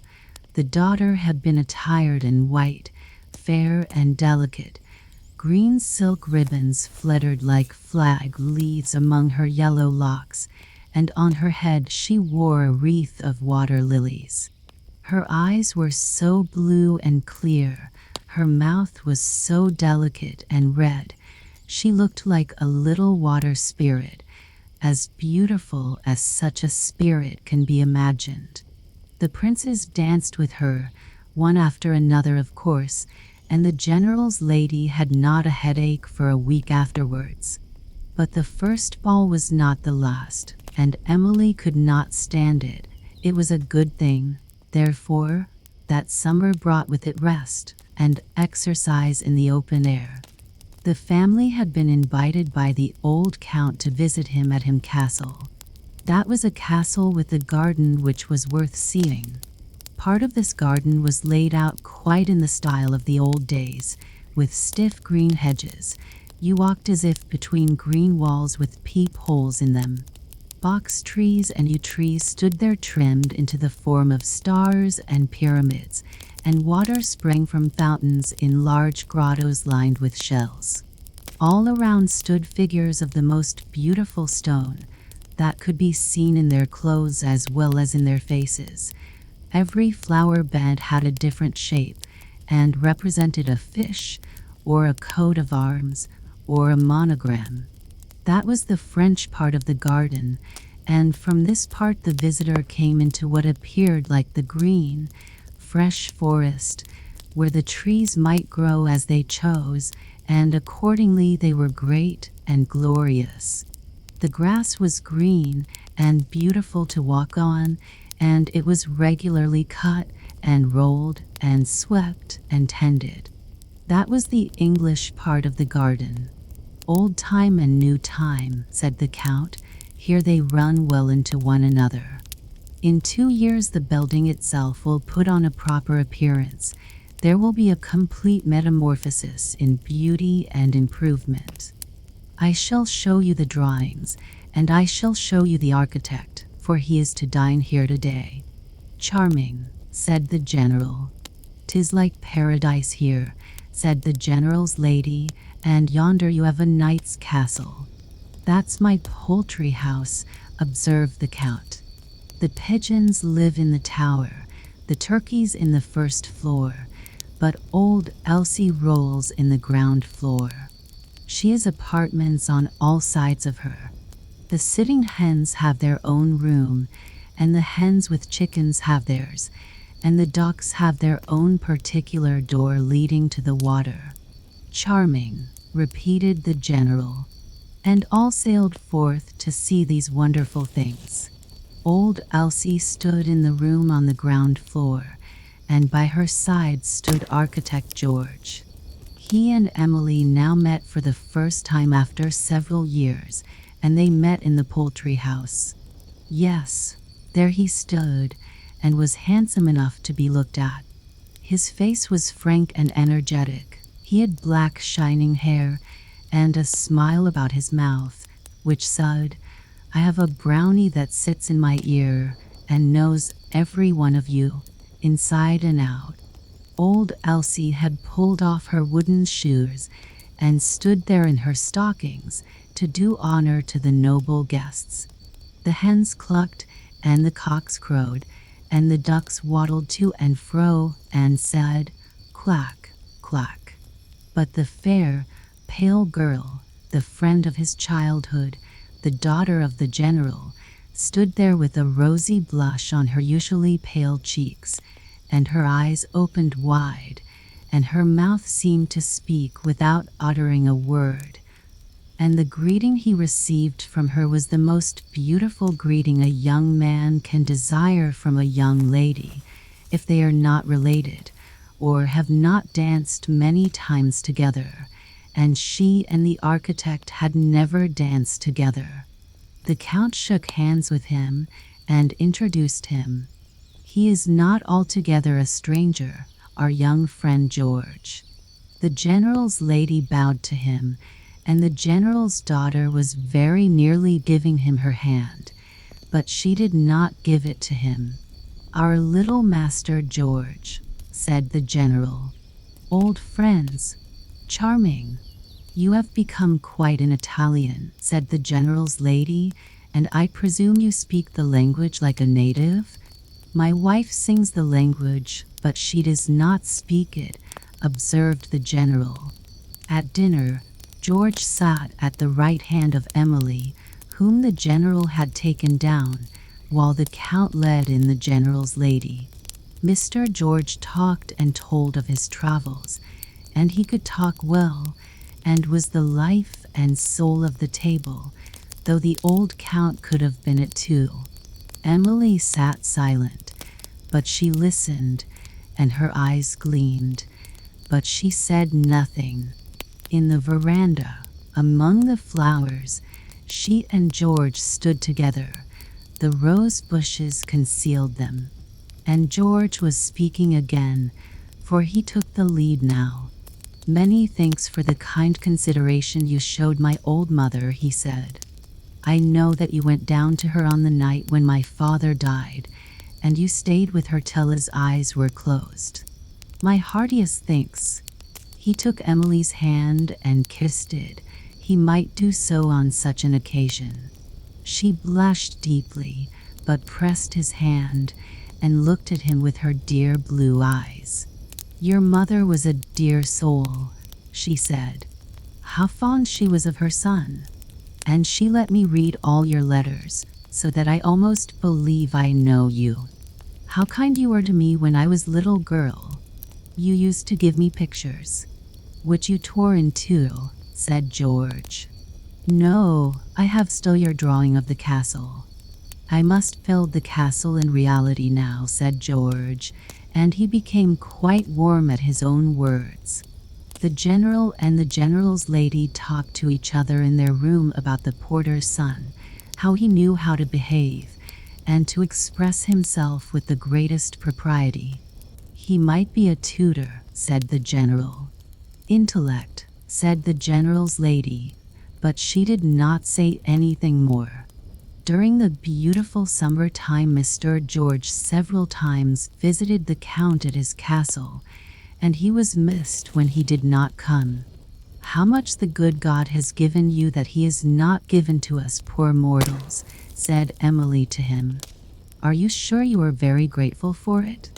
It flattered George that the lovely young girl should look up to him, and he thought then that Emily had unusually good abilities.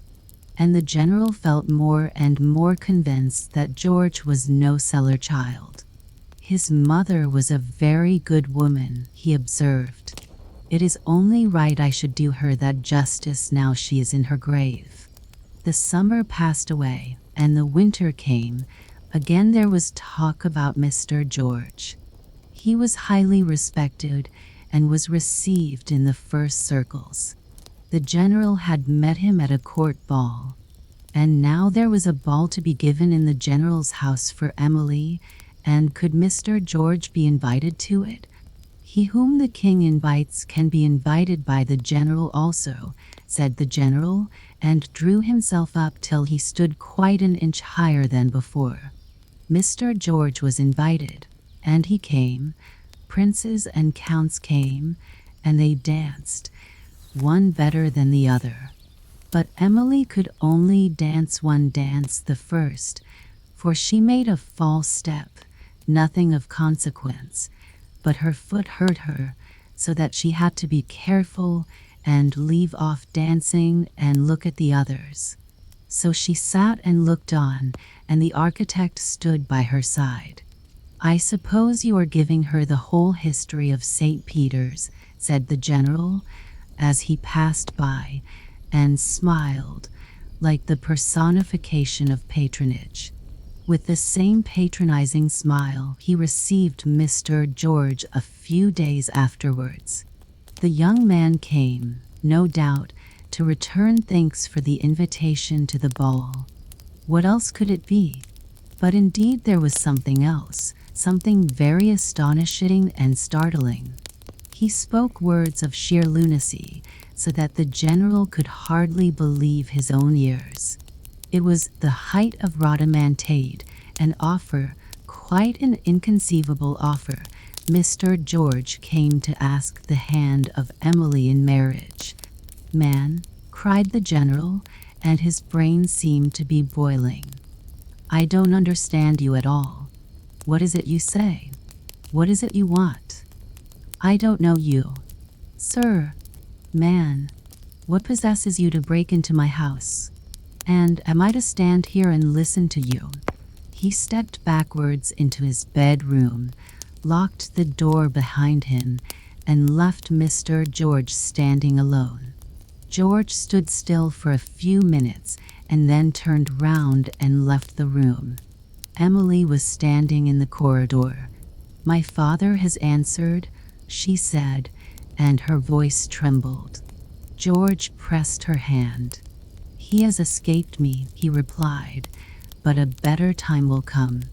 There were tears in Emily's eyes, but in the young man's eyes shone courage and confidence, and the sun shone through the window and cast his beams on the pair and gave them his blessing.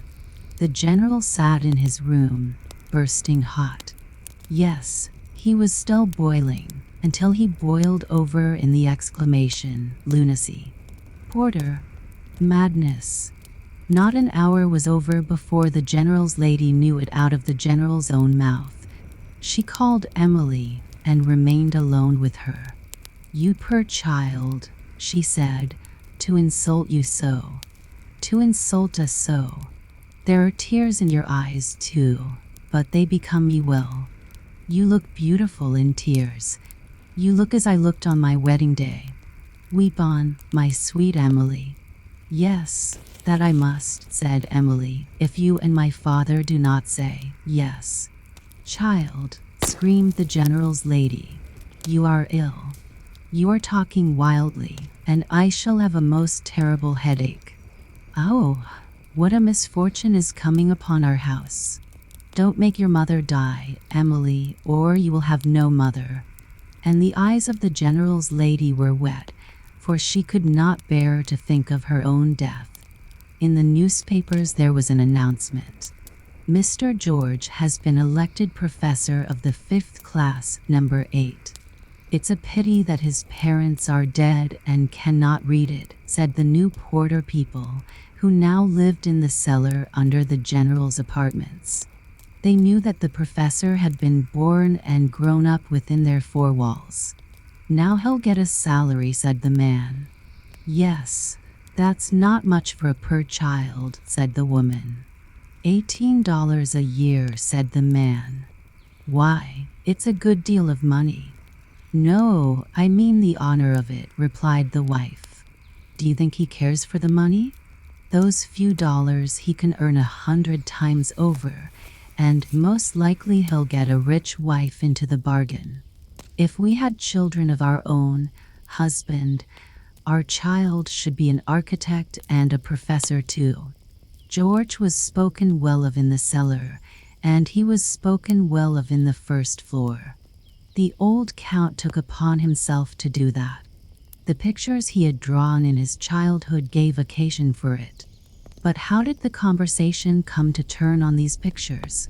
Why, they had been talking of Russia and of Moscow, and thus mention was made of the Kremlin, which little George had once drawn for Miss Emily. He had drawn many pictures, but the Count especially remembered one, Emily's castle, where she was to sleep and to dance and to play at receiving guests. The professor was a true man, said the Count, and would be a privy councillor before he died. It was not at all unlikely, and he might build a real castle for the young lady before that time came. Why not? That was a strange jest, remarked the general's lady, when the Count had gone away. The general shook his head thoughtfully, and went out for a ride, with his groom behind him at a proper distance, and he sat more stiffly than ever on his high horse. It was Emily's birthday. Flowers, books, letters, and visiting cards came pouring in. The general's lady kissed her on the mouth, and the general kissed her on the forehead. They were affectionate parents, and they and Emily had to receive grand visitors, 2 of the princes. They talked of balls and theaters, of diplomatic missions, of the government of empires and nations, and then they spoke of talent, native talent, and so the discourse turned upon the young architect. "He is building up an immortality for himself," said one, "and he will certainly build his way into one of our first families." "One of our first families," repeated the general and afterwards the general's lady. "What is meant by one of our first families?" "I know for whom it was intended," said the general's lady, "but I shall not say it. I don't think it. Heaven disposes, but I shall be astonished." "I am astonished also," said the general. "I haven't an idea in my head." And he fell into a reverie, waiting for ideas. There is a power, a nameless power, in the possession of favor from above, the favor of Providence, and this favor little George had. But we are forgetting the birthday. Emily's room was fragrant with flowers, sent by male and female friends. On the table lay beautiful presents for greeting and remembrance, but none could come from George, none could come from him, but it was not necessary, for the whole house was full of remembrances of him. Even out of the ash bin the blossom of memory peeped forth, for Emily had sat whimpering there on the day when the window curtain caught fire, and George arrived in the character of fire engine. A glance out of the window, and the acacia tree reminded of the days of childhood. Flowers and leaves had fallen, but there stood the tree covered with hoar frost, looking like a single huge branch of coral, and the moon shone clear and large among the twigs, unchanged in its changings, as it was when George divided his bread and butter with little Emily. Out of a box the girl took the drawings of the Tsar's palace and of her own castle, remembrances of George. The drawings were looked at, and many thoughts came. She remembered the day when, unobserved by her father and mother, she had gone down to the porter's wife who lay dying. Once again she seemed to sit beside her, holding the dying woman's hand in hers, hearing the dying woman's last words, blessing George. The mother was thinking of her son, and now Emily gave her own interpretation to those words. Yes, George was certainly with her on her birthday. It happened that the next day was another birthday in that house, the general's birthday. He had been born the day after his daughter, but before her, of course, many years before her. Many presents arrived, and among them came a saddle of exquisite workmanship, a comfortable and costly saddle. One of the princes had just such another. Now, from whom might this saddle come? The general was delighted. There was a little note with the saddle. Now, if the words on the note had been "Many thanks for yesterday's reception," we might easily have guessed from whom it came. But the words were from somebody whom the general does not know. "Whom in the world do I not know?" exclaimed the general. "I know everybody," and his thoughts wandered all through society, for he knew everybody there. "That saddle comes from my wife," he said at last. "She is teasing me, charming." But she was not teasing him. Those times were past. Again there was a feast, but it was not in the general's house. It was a fancy ball at the prince's, and masks were allowed too. The general went as Rubens, in a Spanish costume, with a little ruff round his neck, a sword by his side, and a stately manner. The general's lady was Madame Rubens, in black velvet made high round the neck, exceedingly warm, and with a millstone round her neck in the shape of a great ruff, accurately dressed after a Dutch picture in the possession of the general, in which the hands were especially admired. They were just like the hands of the general's lady. Emily was Psyche. In white crepe and lace she was like a floating swan. She did not want wings at all. She only wore them as emblematic of Psyche. Brightness, splendor, light and flowers, wealth and taste appeared at the ball. There was so much to see that the beautiful hands of Madame Rubens made no sensation at all. A black domino, with an acacia blossom in his cap, danced with Psyche. "Who is that?" asked the general's lady. "His Royal Highness," replied the general. "I am quite sure of it. I knew him directly by the pressure of his hand." The general's lady doubted it. General Rubens had no doubts about it. He went up to the black domino and wrote the royal letters in the mask's hand. These were denied, but the mask gave him a hint. The words that came with the saddle. "One whom you do not know, General." "But I do know you," said the general. "It was you who sent me the saddle." The domino raised his hand and disappeared among the other guests. "Who is that black domino with whom you were dancing, Emily?" asked the general's lady. "I did not ask his name," she replied, "because you knew it. It is the professor. Your protege is here, Count," she continued, turning to that nobleman, who stood close by. "A black domino with acacia blossoms in his cap." "Very likely, my dear lady," replied the count. "But one of the princes wears just the same costume." "I knew the pressure of the hand," said the general. "The saddle came from the prince. I am so certain of it that I could invite that domino to dinner." "Do so. If it be the prince, he will certainly come," replied the count. "And if it is the other, he will not come," said the general, and approached the black domino, who was just speaking with the king.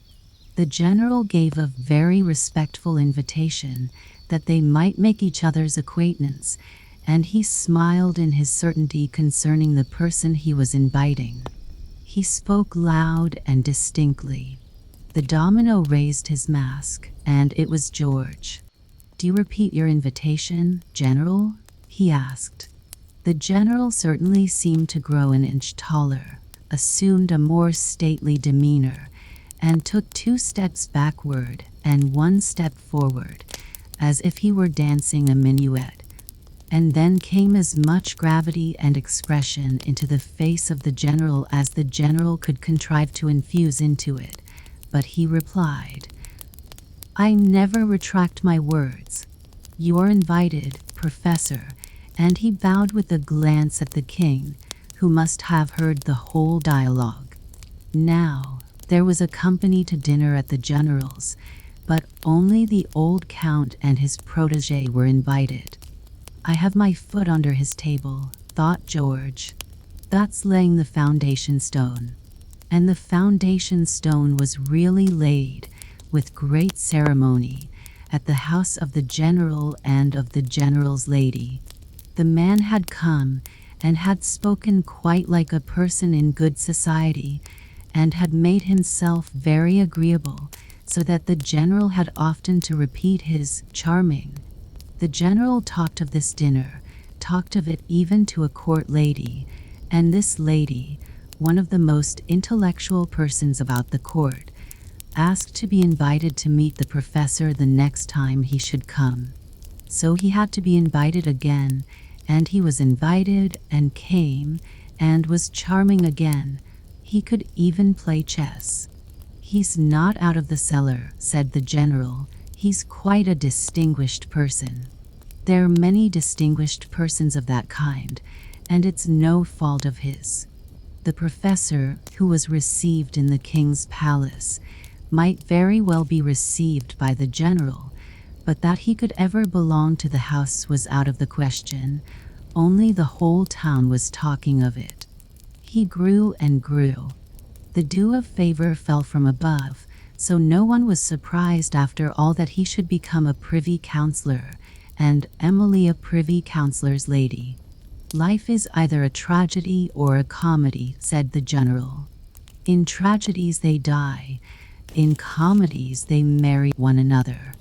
In this case they married. And they had 3 clever boys, but not all at once. The sweet children rode on their hobby horses through all the rooms when they came to see the grandparents. And the general also rode on a stick. He rode behind them in the character of groom to the little privy councillors, and the general's lady sat on her sofa and smiled at them, even when she had her severest headache. So far did George get, and much further, else it had not been worth while to tell the story of the porter's son. Poultry Meg's family. Poultry Meg was the only person who lived in the new stately dwelling that had been built for the fowls and ducks belonging to the manor house. It stood there where once the old knightly building had stood with its tower, its pointed gables, its moat, and its drawbridge. Close by it was a wilderness of trees and thicket. Here the garden had been, and had stretched out to a great lake, which was now moorland. Crows and choughs flew screaming over the old trees, and there were crowds of birds. They did not seem to get fewer when anyone shot among them, but seemed rather to increase. One heard the screaming into the poultry house, where Poultry Meg sat with the ducklings running to and fro over her wooden shoes. She knew every fowl and every duck from the moment it crept out of the shell, and she was fond of her fowls and her ducks, and proud of the stately house that had been built for them. Her own little room in the house was clean and neat, for that was the wish of the gracious lady to whom the house belonged. She often came in the company of grand noble guests, to whom she showed the hens and ducks' barracks, as she called the little house. Here were a clothes cupboard and an armchair, and even a chest of drawers, and on these drawers a polished metal plate had been placed, whereon was engraved the word Grub, and this was the name of the noble family that had lived in the house of old. The brass plate had been found when they were digging the foundation, and the clerk has said it had no value except in being an old relic. The clerk knew all about the place and about the old times, for he had his knowledge from books, and many a memorandum had been written and put in his table drawer. But the oldest of the crows perhaps knew more than he, and screamed it out in her own language, but that was the crow's language, and the clerk did not understand that, clever as he was. After the hot summer days, the mist sometimes hung over the moorland as if a whole lake were behind the old trees, among which the crows and the daws were fluttering, and thus it had looked when the good night grub had lived here, when the old manor house stood with its thick red walls. The dog chain used to reach in those days quite over the gateway. Through the tower one went into a paved passage which led to the rooms. The windows were narrow, and the panes were small, even in the great hall where the dancing used to be, but in the time of the last grub. There had been no dancing in the hall within the memory of man, although an old drum still lay there that had served as part of the music. Here stood a quaintly carved cupboard, in which rare flower roots were kept, for my lady grub was fond of plants and cultivated trees and shrubs. Her husband preferred riding out to shoot wolves and boars, and his little daughter Marie always went with him part of the way. When she was only 5 years old, she would sit proudly on her horse and look saucily round with her great black eyes. It was a great amusement to her to hit out among the hunting dogs with her whip, but her father would rather have seen her hit among the peasant boys, who came running up to stare at their lord. The peasant in the clay hut close by the knightly house had a son named Soren, of the same age as the gracious little lady. The boy could climb well, and had always to bring her down the birds' nests. The birds screamed as loud as they could, and one of the greatest of them hacked him with its beak over the eye so that the blood ran down, and it was at first thought the eye had been destroyed, but it had not been injured after all. Marie Grub used to call him her Soren, and that was a great favor, and was an advantage to Soren's father, poor John, who had one day committed a fault, and was to be punished by riding on the wooden horse. This same horse stood in the courtyard, and had 4 poles for legs, and a single narrow plant for a back. On this John had to ride astride, and some heavy bricks were fastened to his feet into the bargain, that he might not sit too comfortably. He made horrible grimaces, and Soren wept and implored little Marie to interfere. She immediately ordered that Soren's father should be taken down, and when they did not obey her, she stamped on the floor and pulled at her father's sleeve till it was torn to pieces. She would have her way, and she got her way, and Soren's father was taken down. Lady Grub, who now came up, parted her little daughter's hair from the child's brow, and looked at her affectionately, but Marie did not understand why. She wanted to go to the hounds, and not to her mother, who went down into the garden, to the lake where the water lily bloomed, and the heads of bulrushes nodded amid the reeds, and she looked at all this beauty and freshness. "How pleasant," she said. In the garden stood at that time a rare tree, which she herself had planted. It was called the blood beech, a kind of negro growing among the other trees, so dark brown were the leaves. This tree required much sunshine, for in continual shade it would become bright green like the other trees, and thus lose its distinctive character. In the lofty chestnut trees were many birds' nests, and also in the thickets and in the grassy meadows. It seemed as though the birds knew that they were protected here, and that no one must fire a gun at them. Little Marie came here with Soren. He knew how to climb, as we have already said, and eggs and fluffy feathered young birds were brought down. The birds, great and small, flew about in terror and tribulation, the peewit from the fields, and the crows and daws from the high trees screamed and screamed. It was just such din as the family will raise to the present day. "What are you doing, you children?" cried the gentle lady. "That is sinful." Soren stood abashed, and even the little gracious lady looked down a little, but then he said, quite short and pretty, "My father lets me do it." Craw, craw. "Away, away from here," cried the great black birds, and they flew away. But on the following day they came back, for they were at home here. The quiet, gentle lady did not remain long at home here on earth, for the good God called her away, and, indeed, her home was rather with him than in the knightly house, and the church bells tolled solemnly when her corpse was carried to the church, and the eyes of the poor people were wet with tears, for she had been good to them. When she was gone, no one attended to her plantations, and the garden ran to waste.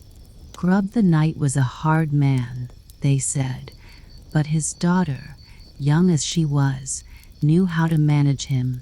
He used to laugh and let her have her way. She was now 12 years old and strongly built. She looked the people through and through with her black eyes, rode her horse as bravely as a man, and could fire off her gun like a practiced hunter. One day there were great visitors in the neighborhood, the grandest visitors who could come. The young king and his half-brother and comrade, the Lord Ulrich Frederick Geldenlow. They wanted to hunt the wild boar and to pass a few days at the castle of Grub.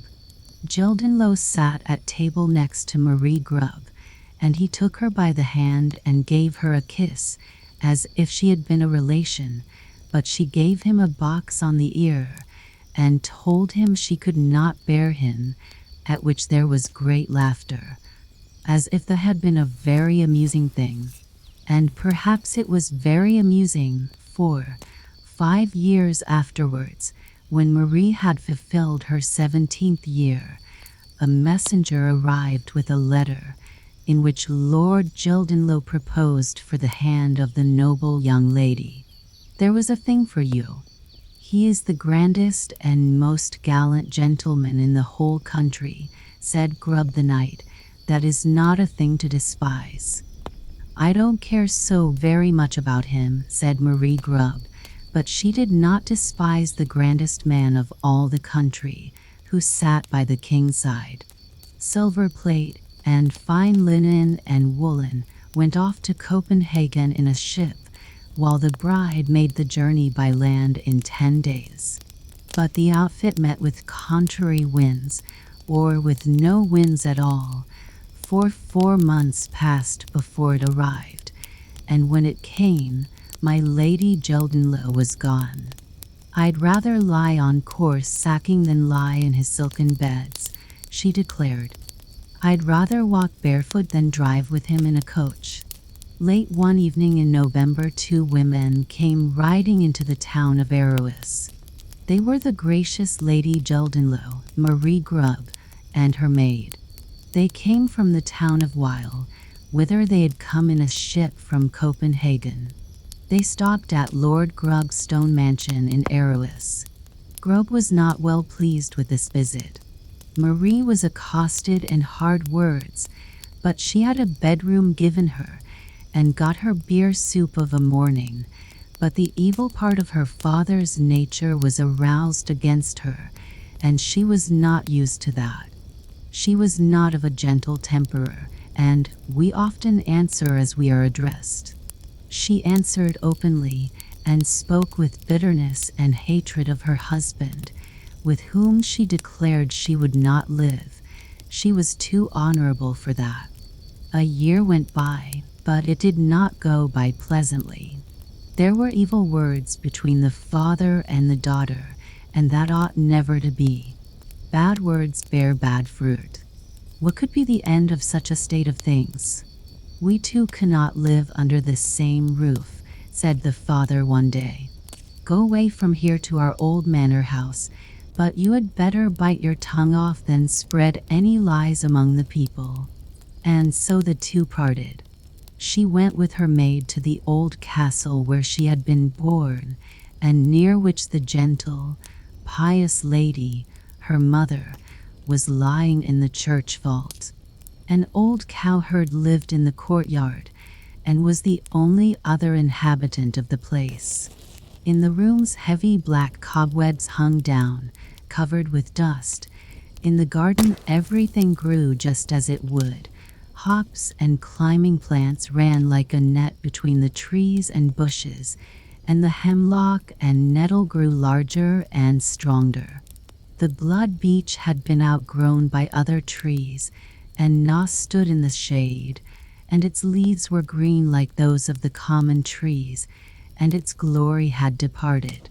Crows and choughs, in great close masses, flew past over the tall chestnut trees, and chattered and screamed as if they had something very important to tell one another, as if they were saying, "Now she's come back again." The little girl who had their eggs and their young ones stolen from them, and as for the thief who had got them down, he had to climb up a leafless tree, for he sat on a tall ship's mast, and was beaten with a rope's end if he did not behave himself. The clerk told all this in our own times. He had collected it and looked it up in books and memoranda. It was to be found, with many other writings, locked up in his table drawer. "Upward and downward is the course of the world," said he. "It is strange to hear. And we will hear how it went with Marie Grub. We need not for that forget Poultry Meg, who is sitting in her capital henhouse, in our own time. Marie Grub sat down in her times, but not with the same spirit that old Poultry Meg showed. The winter passed away, and the spring and the summer passed away, and the autumn came again, with a damp, cold sea fog. It was a lonely, desolate life in the old manor house. Marie Grub took her gun in her hand and went out to the heath, and shot hares and foxes, and whatever birds she could hit. More than once she met the noble Sir Palldire of Norback, who was also wandering about with his gun and his dogs. He was tall and strong, and boasted of this when they talked together. He could have measured himself against the deceased Mr. Brockenhiss of Eagescove, of whom the people still talked. Palldire had, after the example of Brockenhiss, caused an iron chain with the hunting horn to be hung in his gateway, and when he came riding home, he used to seize the chain and lift himself and his horse from the ground and blow the horn. "Come yourself and see me do that, Dame Marie," he said. "One can breathe fresh and free at Norback." When she went to his castle is not known, but on the altar candlestick in the church of Norback it was inscribed that they were the gift of Palldire and Marie Grub of Norback Castle. A great stout man was Palldire. He drank like a sponge. He was like a tub that could never get full. He snored like a whole sty of pigs, and he looked red and bloated. "He is treacherous and malicious," said Dame Palldire, Grub's daughter. Soon she was weary of her life with him, but that did not make it better. One day the table was spread, and the dishes grew cold. Palldire was out hunting foxes, and the gracious lady was nowhere to be found. Towards midnight Palldire came home, but Dame Dire came neither at midnight nor next morning. She had turned her back upon Norback, and had ridden away without saying goodbye. It was gray, wet weather. The wind grew cold, and a flight of black screaming birds flew over her head. They were not so homeless as she. First she journeyed southward, quite down into the German land.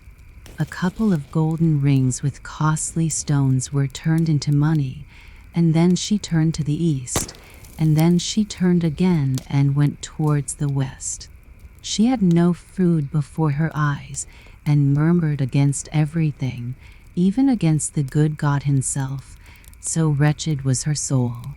Soon her body became wretched too, and she was scarcely able to move a foot. The peewit flew up as she stumbled over the mound of earth where it had built its nest. The bird cried, as it always cried, "You thief! You thief!" She had never stolen her neighbor's goods, but as a little girl she had caused eggs and young birds to be taken from the trees, and she thought of that now. From where she lay she could see the sand dunes. By the seashore lived fishermen, but she could not get so far. She was so ill.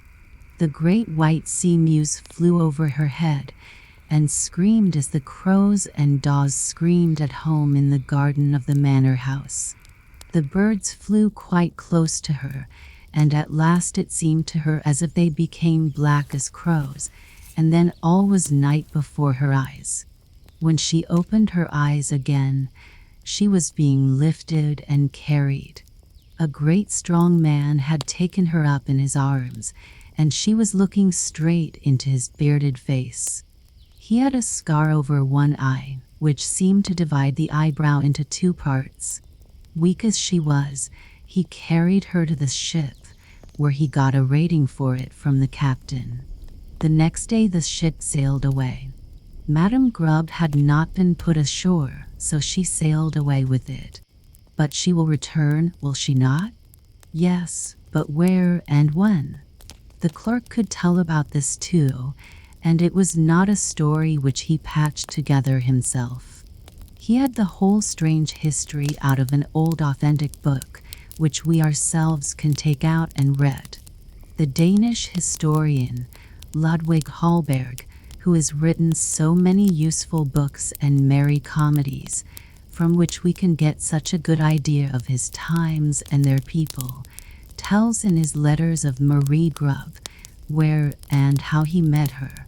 It is well worth hearing, but for all that, we don't at all forget Poultry Meg, who was sitting cheerful and comfortable in the charming fowl house. The ship sailed away with Marie Grub. That's where we left off. Long years went by. The plague was raging at Copenhagen. It was in the year 1711. The Queen of Denmark went away to her German home. The king quitted the capital, and everybody who could do so hurried away. The students, even those who had board and lodging gratis, left the city. One of these students, the last who had remained in the free college, at last went away too. It was 2 o'clock in the morning. He was carrying his knapsack, which was better stacked with books and writings than with clothes. A damp mist hung over the town. Not a person was to be seen in the streets. The street doors around were marked with crosses, as a sign that the plague was within, or that all the inmates were dead. A great wagon rattled past him. The coachman brandished his whip, and the horses flew by at a gallop. The wagon was filled with corpses. The young student kept his hand before his face and smelt at some strong spirits that he had with him on a sponge in a little brass scent case. Out of a small tavern in one of the streets there were sounds of singing and of unhallowed laughter, from people who drank the night through to forget that the plague was at their doors, and that they might be put into the wagon as the others had been. The student turned his steps towards the canal at the castle bridge, where a couple of small ships were lying. One of these was weighing anchor to get away from the plague-stricken city. If God spares our lives and grants us a fair wind, we are going to Gronmud, near Falster, said the captain, and he asked the name of the student who wished to go with him. Ludwig Holberg, answered the student, and the name sounded like any other. But now there sounds in it one of the proudest names of Denmark. Then it was the name of a young, unknown student. The ship glided past the castle. It was not yet bright day when it was in the open sea. A light wind filled the sails, and the young student sat down with his face turned towards the fresh wind, and went to sleep, which was not exactly the most prudent thing he could have done. Already on the third day the ship lay by the island of Falster. "Do you know anyone here with whom I could lodge cheaply?" Hallberg asked the captain. "I should think you would do well to go to the fairy woman in Boerhaus," answered the captain. "If you want to be very civil to her, her name is Mother Sorensen Muller. But it may happen that she may fly into a fury if you are too polite to her. The man is in custody for a crime, and that's why she manages the ferry boat herself. She has fists of her own." The student took his knapsack and betook himself to the ferry house. The house door was not locked, it opened, and he went into a room with a brick floor, where a bench, with a great coverlet of leather, formed the chief article of furniture. A white hen, who had a brood of chickens, was fastened to the bench and had overturned the pitkin of water, so that the wet ran across the floor. There were no people either here or in the adjoining room. Only a cradle stood there, in which was a child. The ferry boat came back with only one person in it.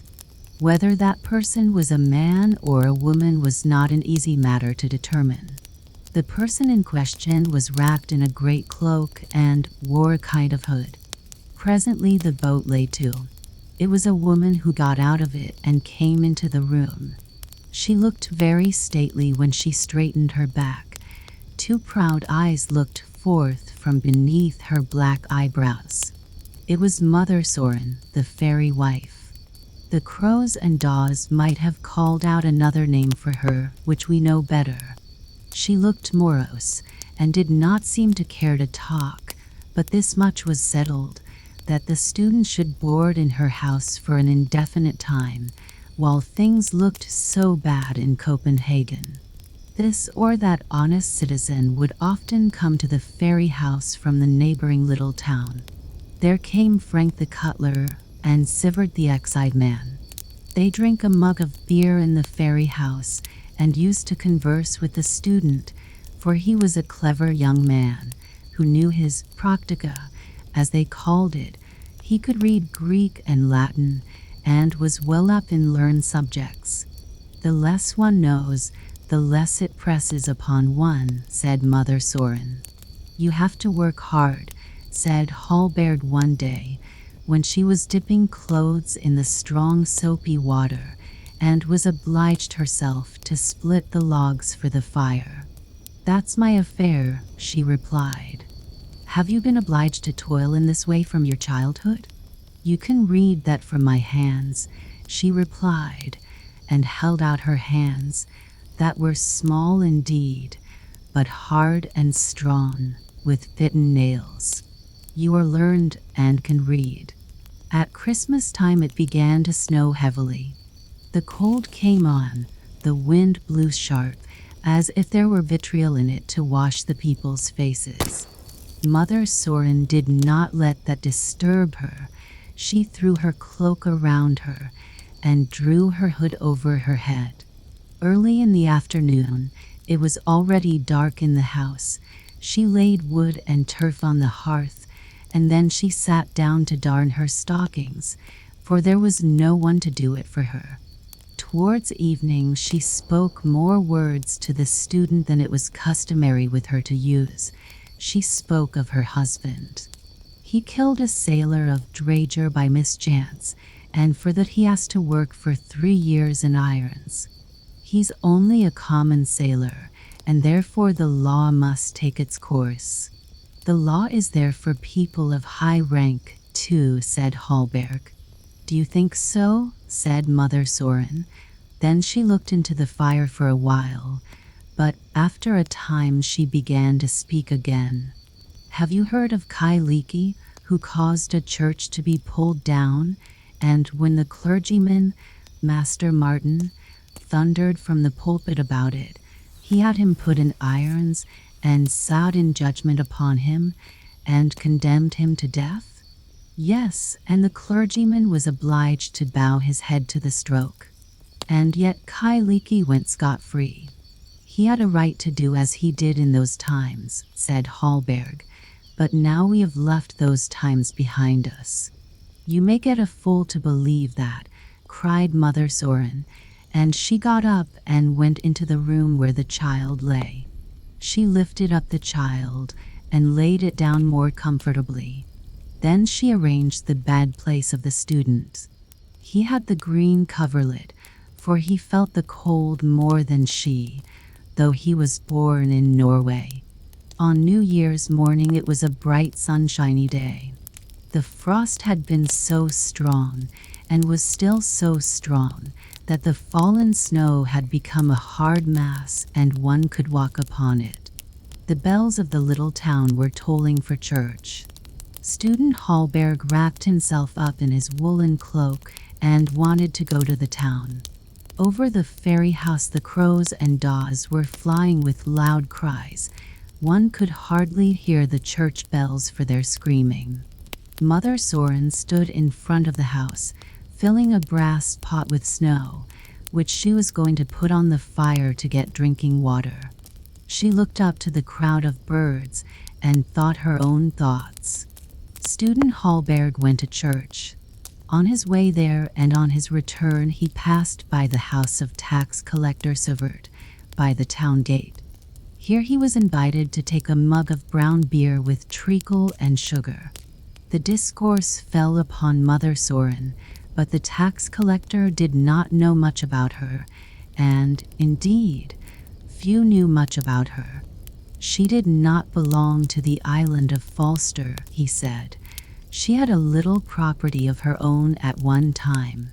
Her husband was a common sailor, a fellow of a very hot temper, and had killed a sailor of Drager, and he beat his wife, and yet she defended him. I should not endure such treatment, said the tax collector's wife. I am come of more respectable people. My father was stocking weaver to the court, and consequently you have married a governmental official, said Hallberg, and made a bow to her and to the collector. It was on 12th night, the evening of the festival of the Three Kings. Mother Soren lit up for Hallberg a 3-king candle, that is, a tallow candle with 3 wicks, which she had herself prepared. A light for each man, said Hallberg. For each man, repeated the woman, looking sharply at him. For each of the wise men from the east, said Hallberg. You mean it that way, said she, and then she was silent for a long time. But on this evening he learned more about her than he had yet known. You speak very affectionately of your husband, observed Hallberg, and yet the people say that he uses you every day. That's no one's business but mine, she replied. The blows might have done me good when I was a child. Now, I suppose, I get them for my sins. But I know what good he has done me, and she rose up.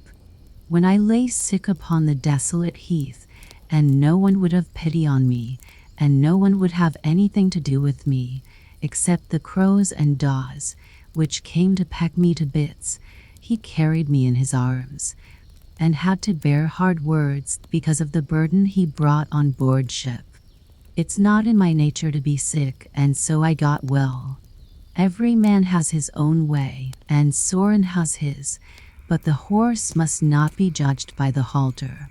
Taking one thing with another, I have lived more agreeably with him than with the man whom they called the most noble and gallant of the king's subjects. I have had the stadtholder Gyldenlow, the king's half-brother, for my husband, and afterwards I took Paldar. One is as good as another, each in his own way, and I in mine. That was a long gossip, but now you know all about me. And with those words she left the room. It was Marie Grubb. So strangely had fate played with her. She did not live to see many anniversaries of the Festival of the Three Kings. Hallberg has recorded that she died in June 1716, but he is not written down, for he did not know that a number of great black birds circled over the fairy house, When Mother Soren, as she was called, was lying there a corpse, they did not scream, as if they knew that at a burial silence should be observed. So soon as she lay in the earth, the birds disappeared, but on the same evening in Jutland, at the old manor house, an enormous number of crows and choughs were seen. They all cried as loud as they could, as if they had some announcement to make. Perhaps they talked of him who, as a little boy, had taken away their eggs and their young, of the peasant's son who had to wear an iron garter, and of the noble young lady who ended by being a ferryman's wife. Brave, brave, they cried, and the whole family cried, brave, brave, when the old house was pulled down. They are still crying, and yet there's nothing to cry about, said the clerk when he told the story. The family is extinct, the house has been pulled down, and where it stood is now the stately poultry house, with gilded weathercocks and the old poultry Meg. She rejoices greatly in her beautiful dwelling. If she had not come here, the old clerk added, she would have had to go into the workhouse. The pigeons cooed over her, the turkey cocks gobbled, and the ducks quacked. Nobody knew her, they said. She belongs to no family. It's pure charity that she is here at all. She has neither a drake father nor a hen mother, and has no descendants. She came of a great family, for all that, but she did not know it, and the old clerk did not know it, though he had so much written down. But one of the old crows knew about it and told about it. She had heard from her own mother and grandmother about Poultry Meg's mother and grandmother. And we know the grandmother too. We saw her ride, as child, over the bridge, looking proudly around her, as if the whole world belonged to her, and all the birds' nests in it. And we saw her on the heath, by the sand dunes, and, last of all, in the fairy house. The granddaughter, the last of her race, had come back to the old home, where the old castle had stood, where the black wild birds were screaming, but she sat among the tame birds, and these knew her and were fond of her. Poultry Meg had nothing left to wish for. She looked forward with pleasure to her death, and she was old enough to die. Grave, grave, cried the crows. And Poultry Meg has a good grave, which nobody knew except the old crow, if the old crow is not dead already. And now we know the story of the old manor house, of its old proprietors, and of old Poultry Meg's family. The Princess and the Pea. Once upon a time there was a prince who wanted to marry a princess, but she would have to be a real princess. He traveled all over the world to find one, but nowhere could he get what he wanted. There were princesses enough, but it was difficult to find out whether they were real ones. There was always something about them that was not as it should be. So he came home again and was sad, for he would have liked very much to have a real princess. One evening a terrible storm came on. There was thunder and lightning, and the rain poured down in torrents. Suddenly a knocking was heard at the city gate, and the old king went to open it. It was a princess standing out there in front of the gate. But, good gracious, what a sight the rain and the wind had made her look. The water ran down from her hair and clothes. It ran down into the toes of her shoes and out again at the heels. And yet she said that she was a real princess. Well, we'll soon find that out, thought the old queen. But she said nothing, went into the bedroom, took all the bedding off the bedstead, and laid a pea on the bottom. Then she took 20 mattresses and laid them on the pea, and then 20 eider-down beds on top of the mattresses. On this the princess had to lie all night. In the morning she was asked how she had slept. "Oh, very badly," said she. "I have scarcely closed my eyes all night. Heaven only knows what was in the bed, but I was lying on something hard, so that I am black and blue all over my body. It's horrible." Now they knew that she was a real princess because she had felt the pea right through the 20 mattresses and the 20 eider-down beds. Nobody but a real princess could be as sensitive as that.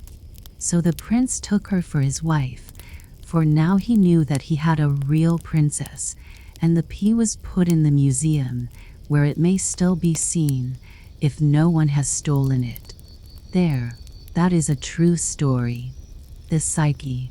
In the fresh morning dawn, in the rosy air gleams a great star, the brightest star of the morning.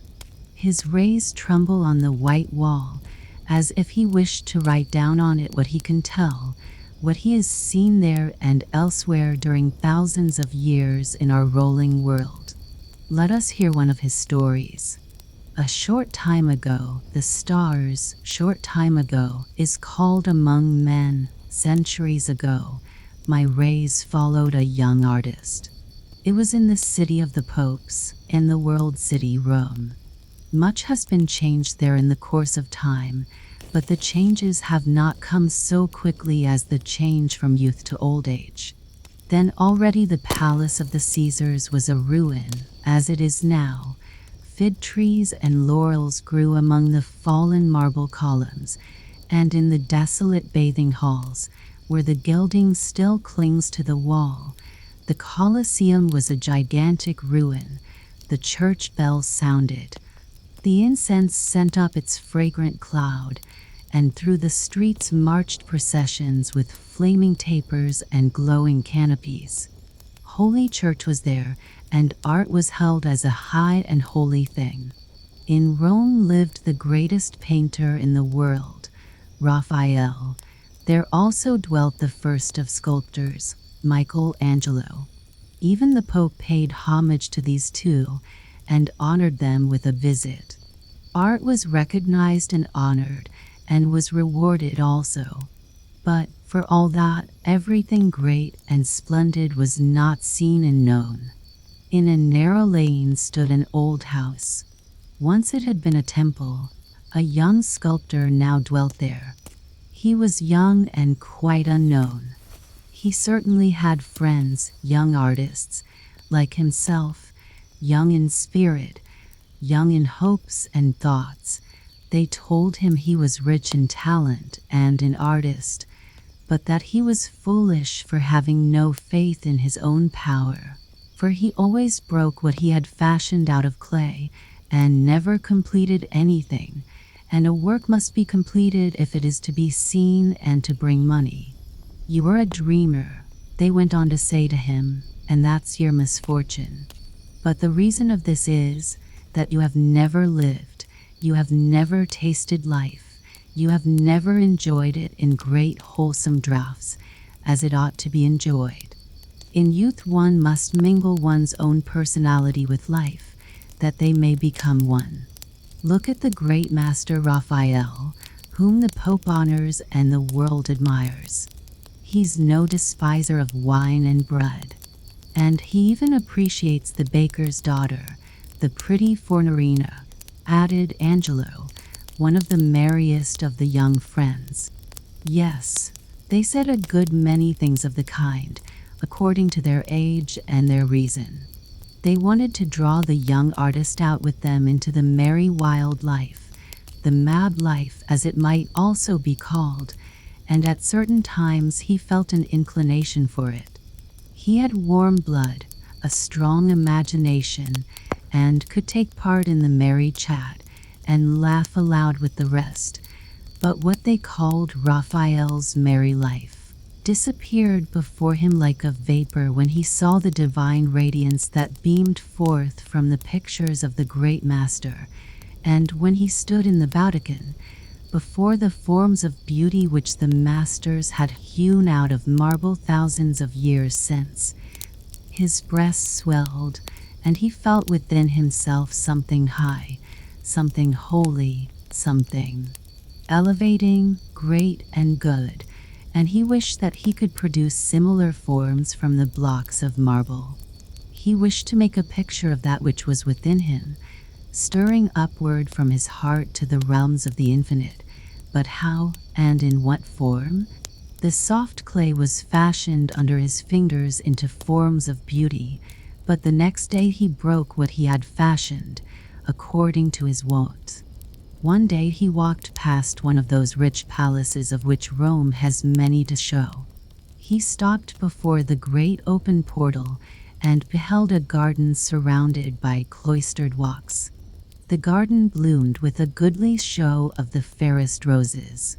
Great white lilies with green juicy leaves shot upward from the marble basin in which the clear water was splashing, and a form glided past, the daughter of the princely house, graceful, delicate, and wonderfully fair.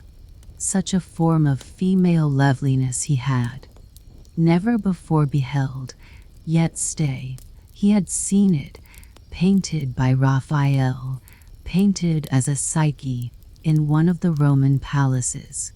Yes, there it had been painted, but here it passed by him in living reality. The remembrance lived in his thoughts, in his heart. He went home to his humble room and modeled a Psyche of clay. It was the rich young Roman girl, the noble maiden, and for the first time he looked at his work with satisfaction. It had a meaning for him, for it was she. And the friends who saw his work shouted aloud for joy. They declared that this work was a manifestation of his artistic power, of which they had long been aware, and that now the world should be made aware of it too. The clay figure was lifelike and beautiful, but it had not the whiteness or the durability of marble. So they declared that the Psyche must henceforth live in marble. He already possessed a costly block of that stone.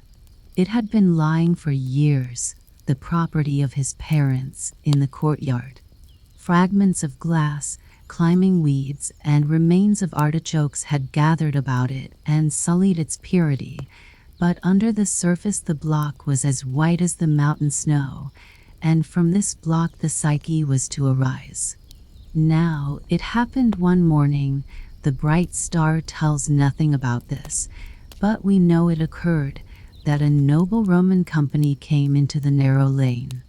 The carriage stopped at the top of the lane, and the company proceeded on foot towards the house to inspect the young sculptor's work, for they had heard him spoken of by chance. And who were these distinguished guests? Poor young man, or fortunate young man he might be called. The noble young lady stood in the room and smiled radiantly when her father said to her, "It is your living image." That smile could not be copied, any more than the look could be reproduced, the wonderful look which she cast upon the young artist. It was a fiery look that seemed at once to elevate and to crush him. "The Psyche must be executed in marble," said the wealthy patrician. And those were words of life for the dead clay and the heavy block of marble, and words of life likewise for the deeply moved artist. "When the work is finished I will purchase it," continued the rich noble. A new era seemed to have arisen in the poor studio. Life and cheerfulness gleamed there, and busy industry plied its work. The beaming morning star beheld how the work progressed. The clay itself seemed inspired since she had been there, and molded itself, in heightened beauty, to a likeness of the well-known features. "Now I know what life is," cried the artist rejoicingly. "It is love. It is the lofty abandonment of self for the dawning of the beautiful in the soul. What my friends call life and enjoyment is a passing shadow. It is like bubbles among seething dregs, not the pure heavenly wine that consecrates us to life." The marble block was reared in its place. The chisels struck great fragments from it. The measurements were taken, points and lines were made, the mechanical part was executed, till gradually the stone assumed a human female form, a shape of beauty, and became converted into the Psyche. Fair and glorious, a divine being in human shape. The heavy stone appeared as a gliding, dancing, airy Psyche with the heavenly innocent smile, the smile that had mirrored itself in the soul of the young artist. The star of the roseate dawn beheld and understood what was stirring within the young man, and could read the meaning of the changing color of his cheek, of the light that flashed from his eye, as he stood busily working, reproducing what had been put into his soul from above. "Thou art a master like those masters among the ancient Greeks," exclaimed his delighted friends. "Soon shall the whole world admire thy Psyche." "My Psyche," he repeated. "Yes, mine. She must be mine. I, too, am an artist, like those great men who are gone. Providence has granted me the boon, and has made me the equal of that lady of noble birth." And he knelt down and breathed a prayer of thankfulness to heaven, and then he forgot heaven for her sake, for the sake of her picture in stone, for her Psyche which stood there as if formed of snow, blushing in the morning dawn. He was to see her in reality, the living, graceful Psyche, whose words sounded like music in his ears.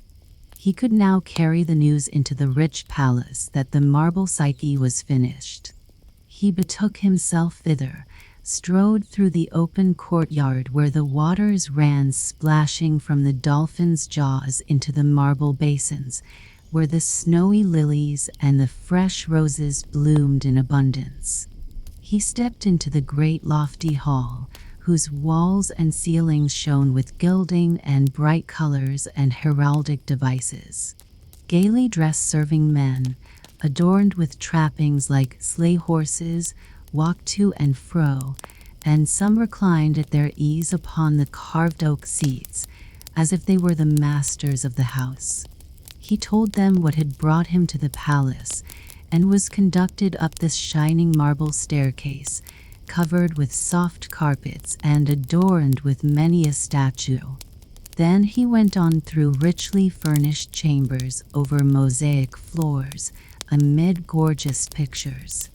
All this pomp and luxury seemed to weary him, but soon he felt relieved, for the princely old master of the house received him most graciously, almost heartily, and when he took his leave he was requested to step into the signora's apartment, for she, too, wished to see him. The servants led him through more luxurious halls and chambers into her room, where she appeared the chief and leading ornament.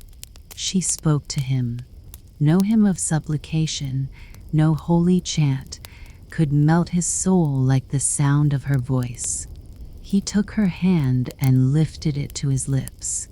No rose was softer, but a fire thrilled through him from this rose. A feeling of power came upon him, and words poured from his tongue. He knew not what he said. Does the crater of the volcano know that the glowing lava is pouring from it? He confessed what he felt for her. She stood before him astonished, offended, proud, with contempt in her face, an expression of disgust, as if she had suddenly touched a cold, unclean reptile. Her cheeks reddened, her lips grew white, and her eyes flashed fire, though they were dark as the blackness of night. "Madman," she cried, "away. Begone." And she turned her back upon him. Her beautiful face wore an expression like that of the stony countenance with the snaky locks. Like a stricken, fainting man, he tottered down the staircase and out into the street. Like a man walking in his sleep, he found his way back to his dwelling. Then he woke up to madness and agony and seized his hammer, swung it high in the air, and rushed forward to shatter the beautiful marble image. But in his pain, he had not noticed that his friend Angelo stood beside him, and Angelo held back his arm with a strong grasp, crying, "Are you mad? What are you about?" They struggled together. Angelo was the stronger, and, with a deep sigh of exhaustion, the young artist threw himself into a chair. "What has happened?" asked Angelo. "Command yourself. Speak." But what could he say? How could he explain? And as Angelo could make no sense of his friend's incoherent words, he forbore to question him further and merely said, "Your blood grows thick from your eternal dreaming. Be a man, as all others are, and don't go on living in ideals, for that is what drives men crazy. A jovial feast will make you sleep quietly and happily. Believe me, the time will come when you will be old, and your sinews will shrink, and then, on some fine sunshiny day, when everything is laughing and rejoicing, you will either a faded plant that will grow no more. I do not live in dreams, but in reality. Come with me. Be a man." And he drew the artist away with him. At this moment he was able to do so, for a fire ran in the blood of the young sculptor. A change had taken place in his soul. He felt a longing to tear from the old, the accustomed, to forget, if possible, his own individuality, and therefore it was that he followed Angelo. In an out-of-the-way suburb of Rome lay a tavern much visited by artists. It was built on the ruins of some ancient baths. The great yellow citrons hung down among the dark shining leaves and covered a part of the old reddish-yellow walls. The tavern consisted of a vaulted chamber, almost like a cavern, in the ruins. A lamp burned there before the picture of the Madonna. A great fire gleamed on the hearth, and roasting and boiling was going on there. Without, under the citron trees and laurels, stood a few covered tables. The two artists were received by their friends with shouts of welcome. Little was eaten, but much was drunk, and the spirits of the company rose. Songs were sung and ditties were played on the guitar. Presently the saltarello sounded, and the merry dance began. Two young Roman girls, who sat as models to the artists, took part in the dance and in the festivity. Two charming Bacchantes were they, certainly not Psyches, not delicate, beautiful roses, but fresh, hardy, glowing carnations. How hot it was on that day! Even after sundown it was hot. There was fire in the blood, fire in every glance, fire everywhere. The air gleamed with gold and roses, and life seemed like gold and roses.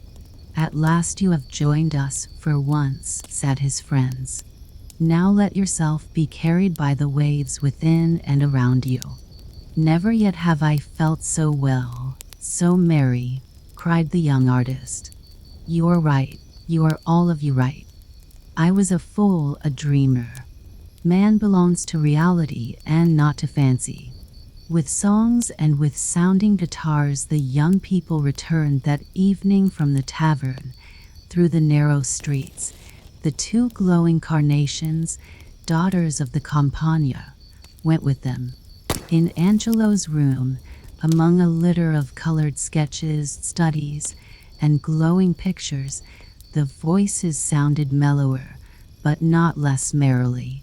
On the ground lay many a sketch that resembled the daughters of the Campagna in their fresh, hearty comeliness, but the two originals were far handsomer than their portraits.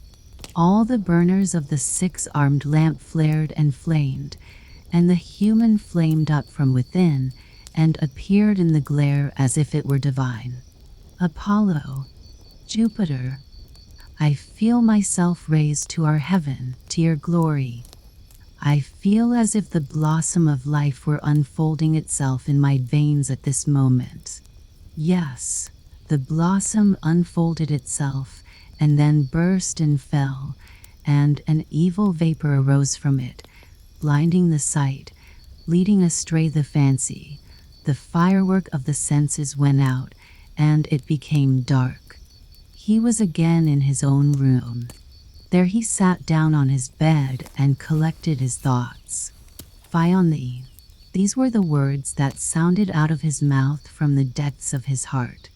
"Wretched man, go, be gone." And a deep, painful sigh burst from his bosom. "Away, be gone."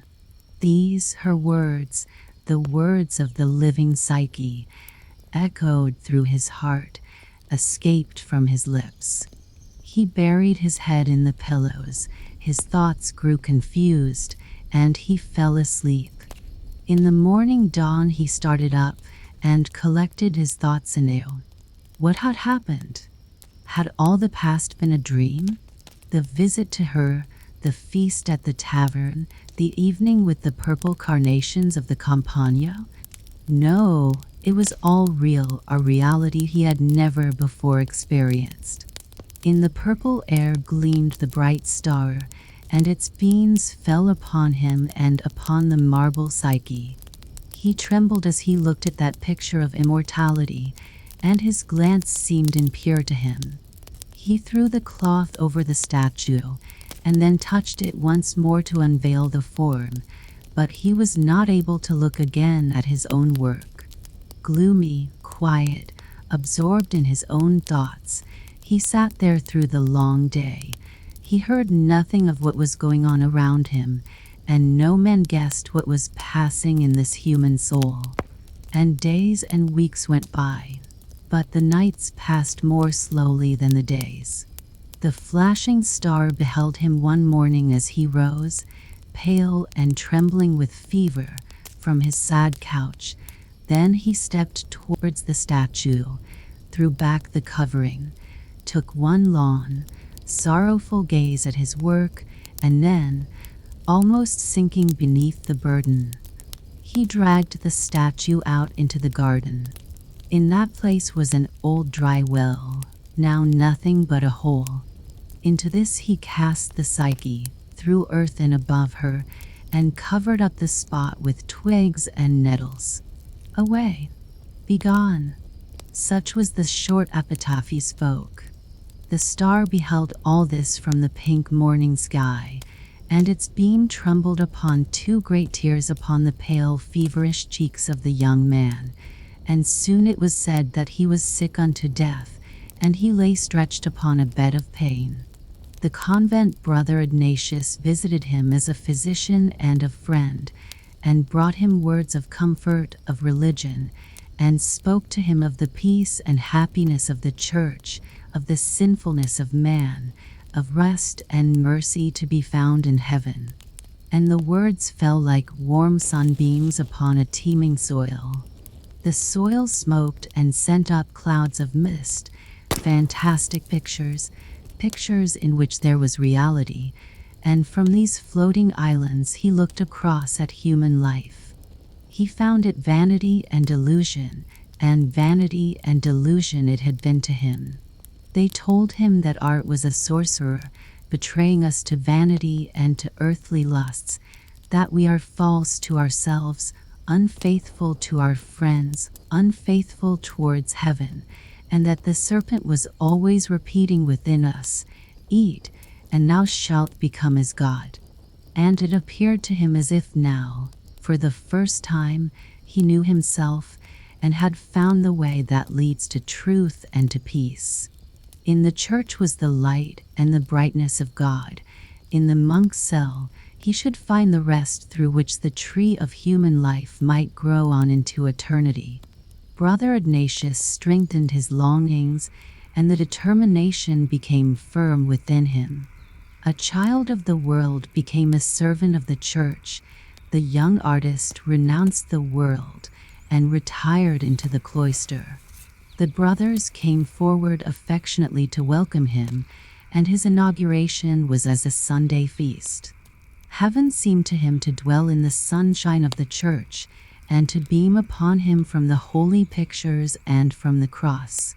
And when, in the evening, at the sunset hour, he stood in his little cell and, opening the window, looked out upon old Rome, upon the desolated temples and the great dead Colosseum, when he saw all this in its spring garb, when the acacias bloomed, and the ivy was fresh, and roses burst forth everywhere, and the citron and orange were in the height of their beauty, and the palm trees waved their branches, then he felt a deeper emotion than had ever yet thrilled through him. The quiet open Campagna spread itself forth towards the blue snow-covered mountains, which seemed to be painted in the air, all the outlines melting into each other, breathing peace and beauty, floating, dreaming, and all appearing like a dream. Yes, this world was a dream, and the dream lasts for hours, and may return for hours, but convent life is a life of years, long years and many years. From within comes much that renders men sinful and impure. He fully realized the truth of this. What flames arose up in him at times!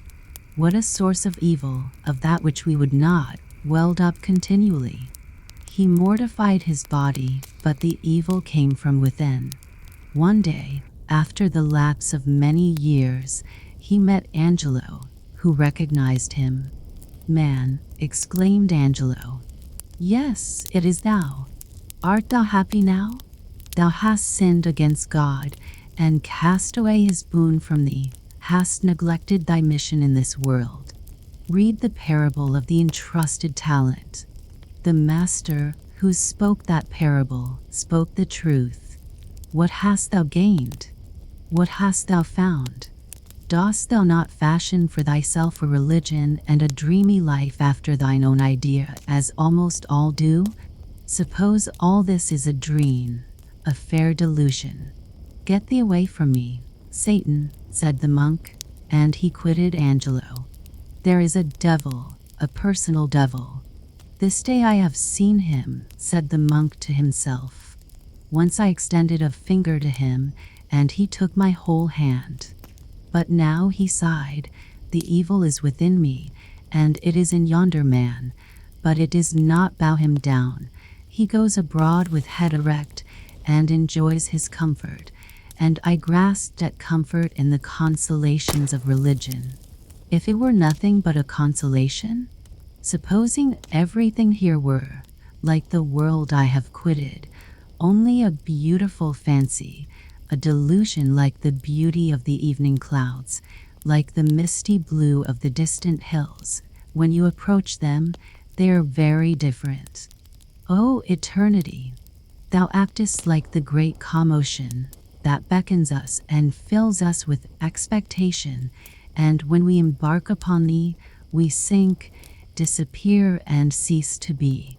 Delusion, away with it, be gone." And tearless, but sunken bitter reflection, he sat upon his hard couch, and then knelt down before whom? Before the stone cross fastened to the wall?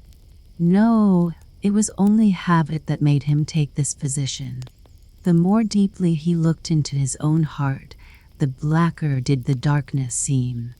Nothing within, nothing without, this life squandered and cast away.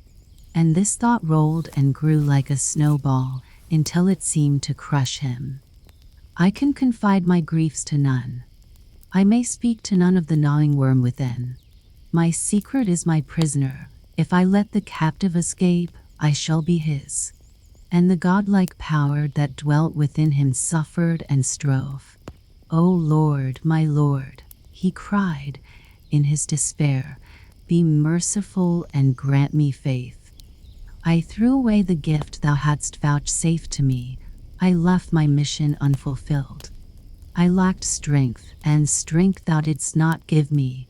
Immortality, the psyche in my breast, away with it. It shall be buried like that psyche. the best gleam of my life. Never will it arise out of its grave. The star glowed in the roseate air, the star that shall surely be extinguished and pass away while the soul still lives on.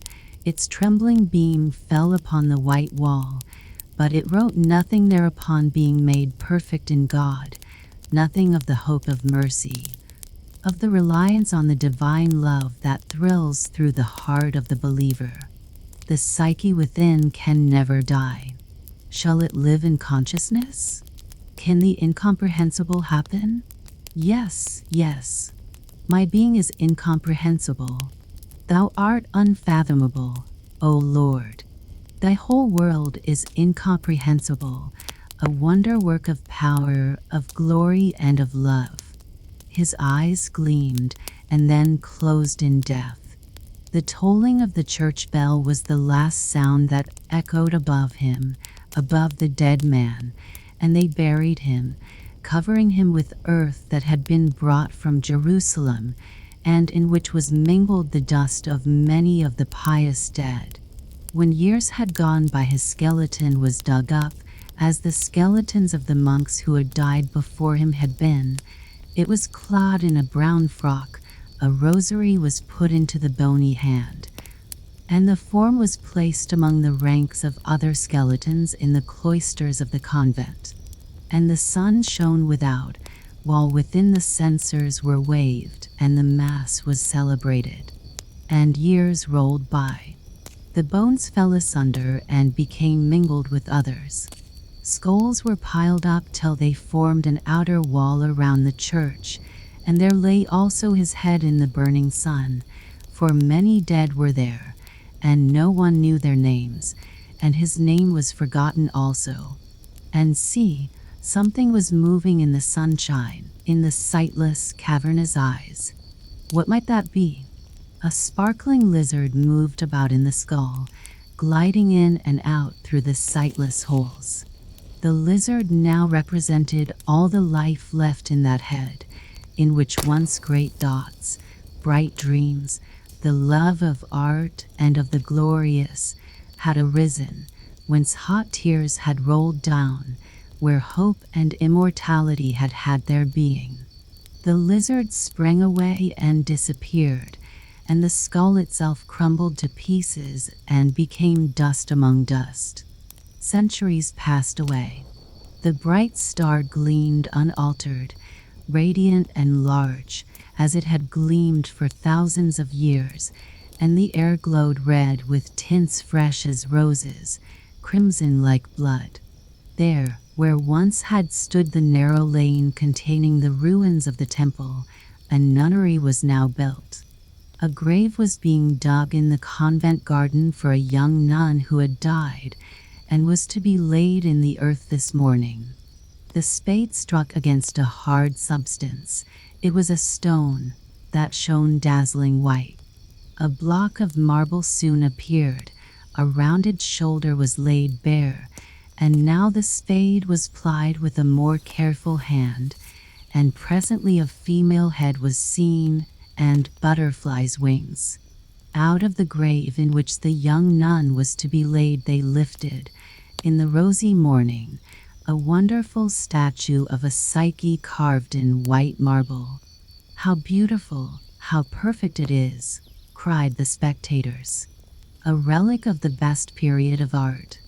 And who could the sculptor have been? No one knew, no one remembered him, except the bright star that had gleamed for thousands of years. The star had seen the course of that life on earth, and knew of the man's trials, of his weakness, in fact, that he had been but human. The man's life had passed away, his dust had been scattered abroad as dust is destined to be, but the result of his noblest striving, the glorious work that gave token of the divine element within him, the psyche that never dies, that lives beyond posterity. The brightness even of this earthly psyche remained here after him, and was seen and acknowledged and appreciated. The bright morning star in the roseate air threw its glancing ray downward upon the psyche, and upon the radiant countenances of the admiring spectators, who here beheld the image of the soul portrayed in marble. What is earthly will pass away and be forgotten, and the star in the vast firmament knows it. What is heavenly will shine brightly through posterity, and when the ages of posterity are past, the psyche, the soul, will still live on. The Puppet Show Man. On board a steamer, I once met an elderly man with such a merry face that, if it was really an index of his mind, he must have been the happiest fellow in creation, and indeed he considered himself so, for I heard it from his own mouth. He was a Dane, the owner of a traveling theater. He had all his company with him in a large box, for he was the proprietor of a puppet show. His inborn cheerfulness, he said, had been tested by a member of the Polytechnic Institution, and the experiment had made him completely happy. I did not at first understand all this, but afterwards he explained the whole story to me, and here it is.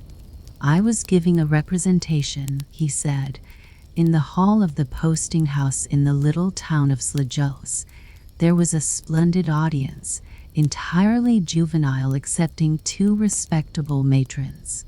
All at once, a person in black, of student-like appearance, entered the room and sat down. He laughed aloud at the telling points and applauded quite at the proper time. This was a very unusual spectator for me, and I felt anxious to know who he was. I heard that he was a member of the Polytechnic Institution in Copenhagen, who had been sent out to lecture to the people in the provinces. Punctually at 8 o'clock my performance closed, for children must go early to bed, and a manager must also consult the convenience of the public. At 9 o'clock the lecturer commenced his lecture and his experiments, and then I formed a part of his audience. It was wonderful both to hear and to see. The greater part of it was beyond my comprehension, but it led me to think that if we men can acquire so much, we must surely be intended to last longer than the little span which extends only to the time when we are hidden away under the earth. His experiments were quite miracles on a small scale, and yet the explanations flowed as naturally as water from his lips. At the time of Moses and the prophets, such a man would have been placed among the sages of the land. In the Middle Ages, they would have burned him at the stake.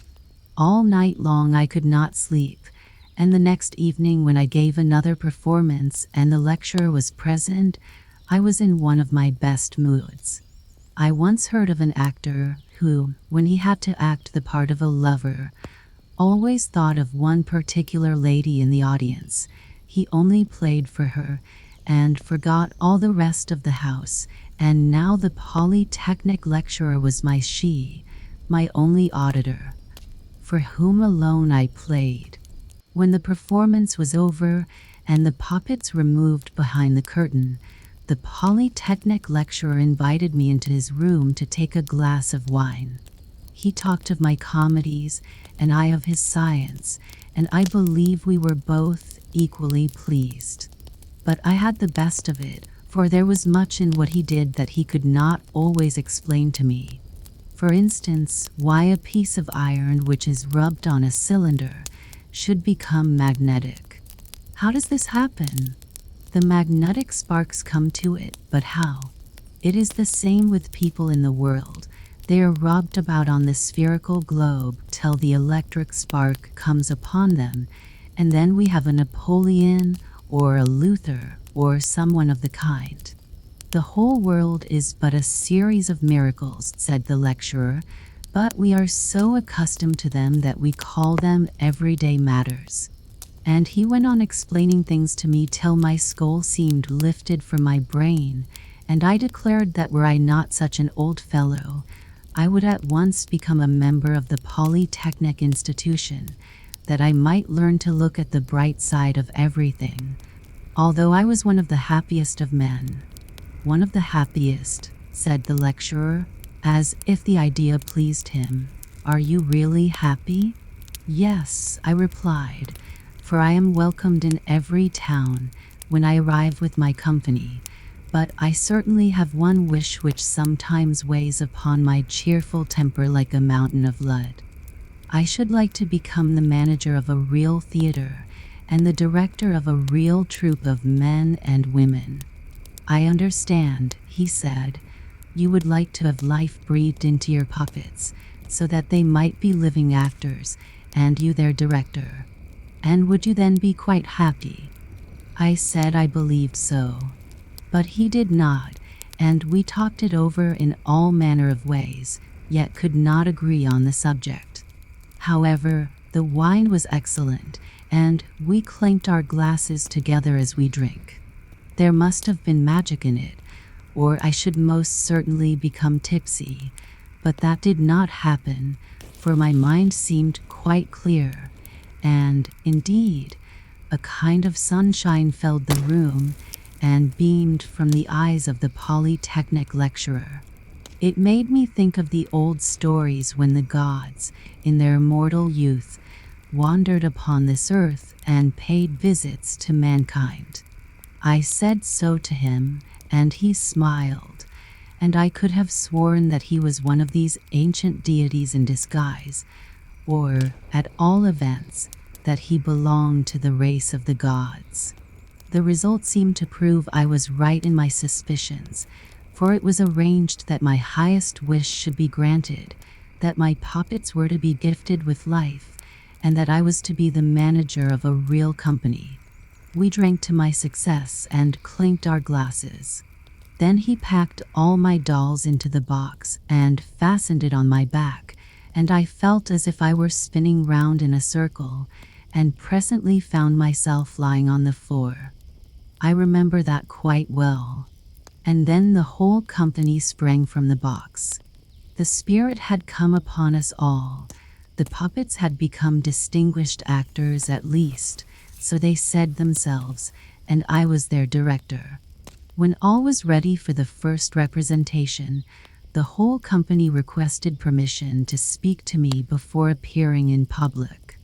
The dancing lady said the house could not be supported unless she stood on one leg, for she was a great genius, and begged to be treated as such.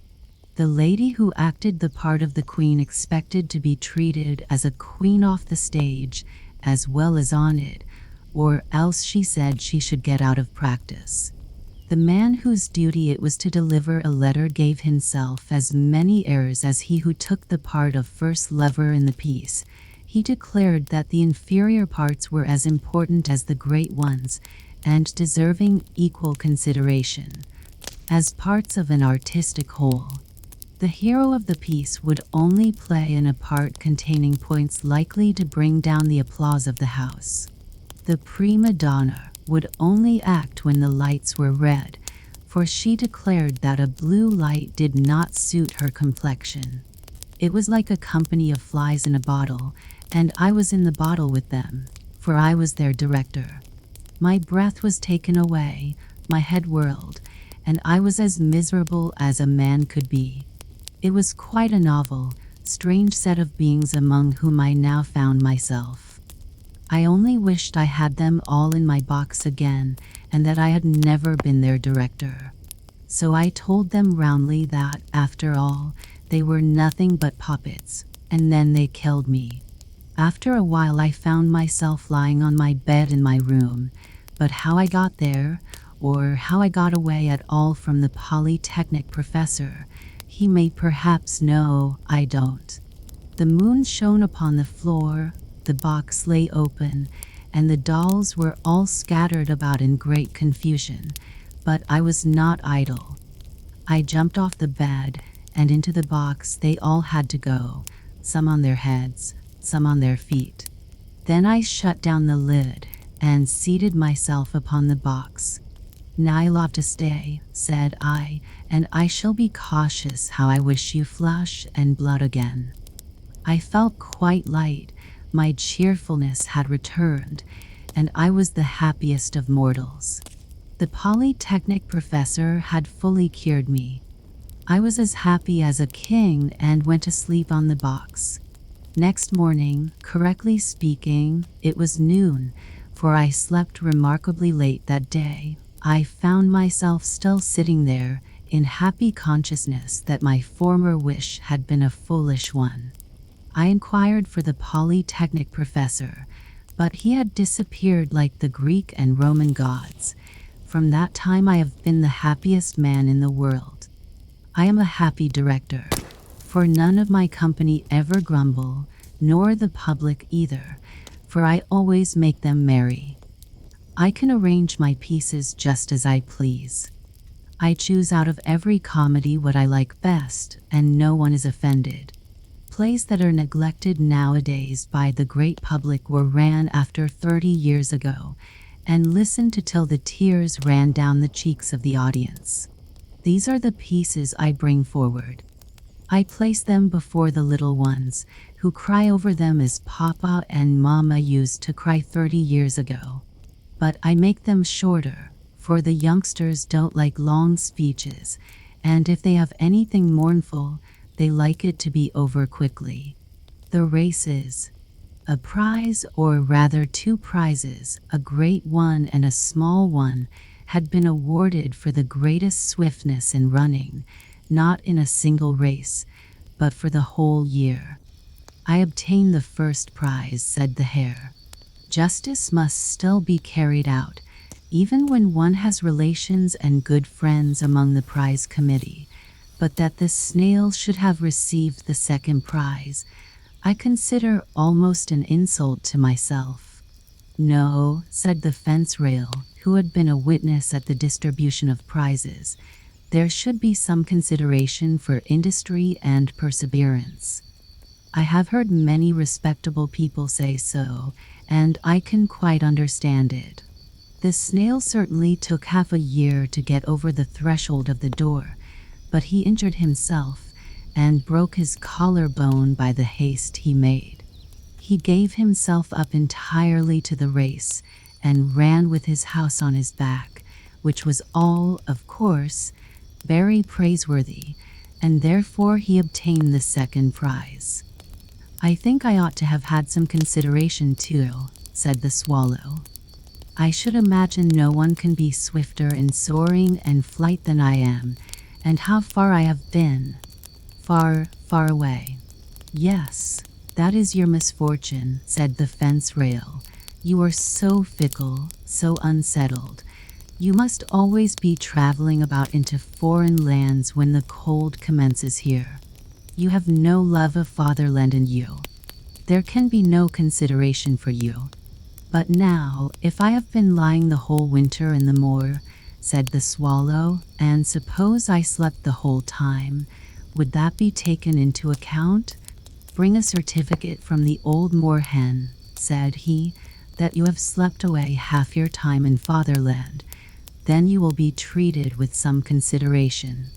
I deserved the first prize, and not the second, said the snail.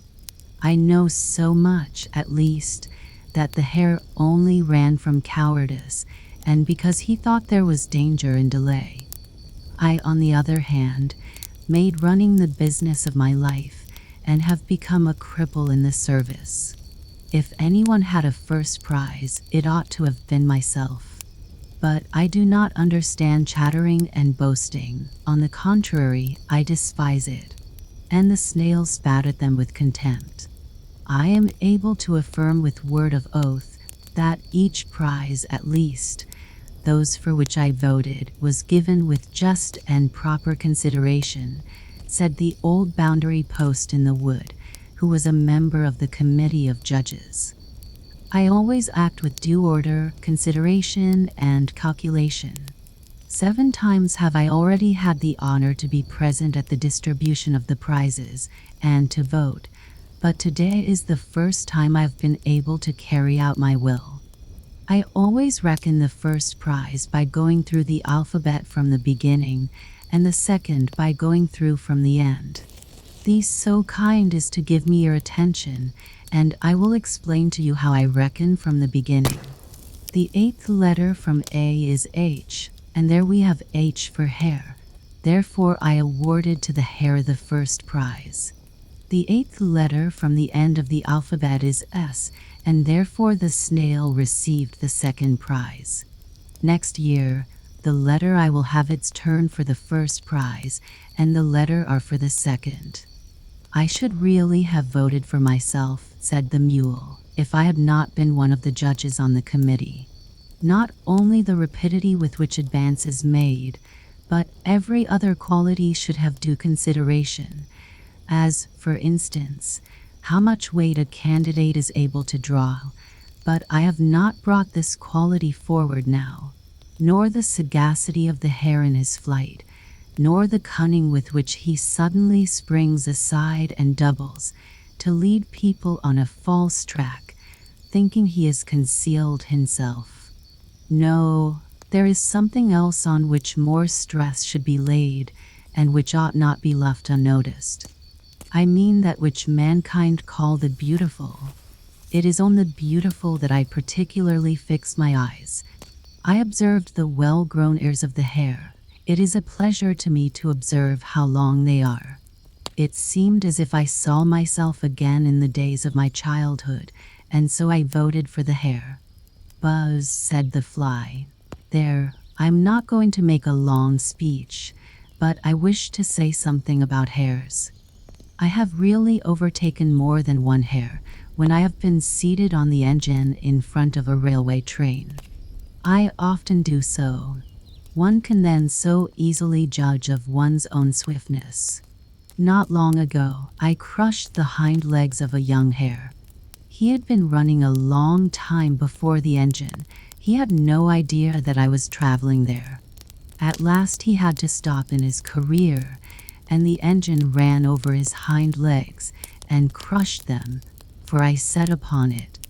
I left him lying there and rode on farther. I call that conquering him, but I do not want the prize. It really seems to me, thought the wild rose, though she did not express her opinion aloud, it is not in her nature to do so, though it would have been quite as well if she had. It certainly seems to me that the sunbeam ought to have had the honor of receiving the first prize. The sunbeam flies in a few minutes along the immeasurable path from the sun to us. It arrives in such strength that all nature wakes to loveliness and beauty. We roses blush and exhale fragrance in its presence. Our worshipful judges don't appear to have noticed this at all. Were I the sunbeam, I would give each one of them a sunstroke, but that would only make them mad, and they are mad enough already. I only hope, continued the rose, that peace may reign in the wood. It is glorious to bloom, to be fragrant, and to live in story and in song. The sunbeam will outlive us all. What is the first prize? Asked the earthworm, who had overslept the time and only now came up. It contains a free admission to a cabbage garden, replied the mule. I propose that is one of the prizes. The hare most decidedly must have it, and I, as an active and thoughtful member of the committee, took especial care that the prize should be one of advantage to him, so now he is provided for.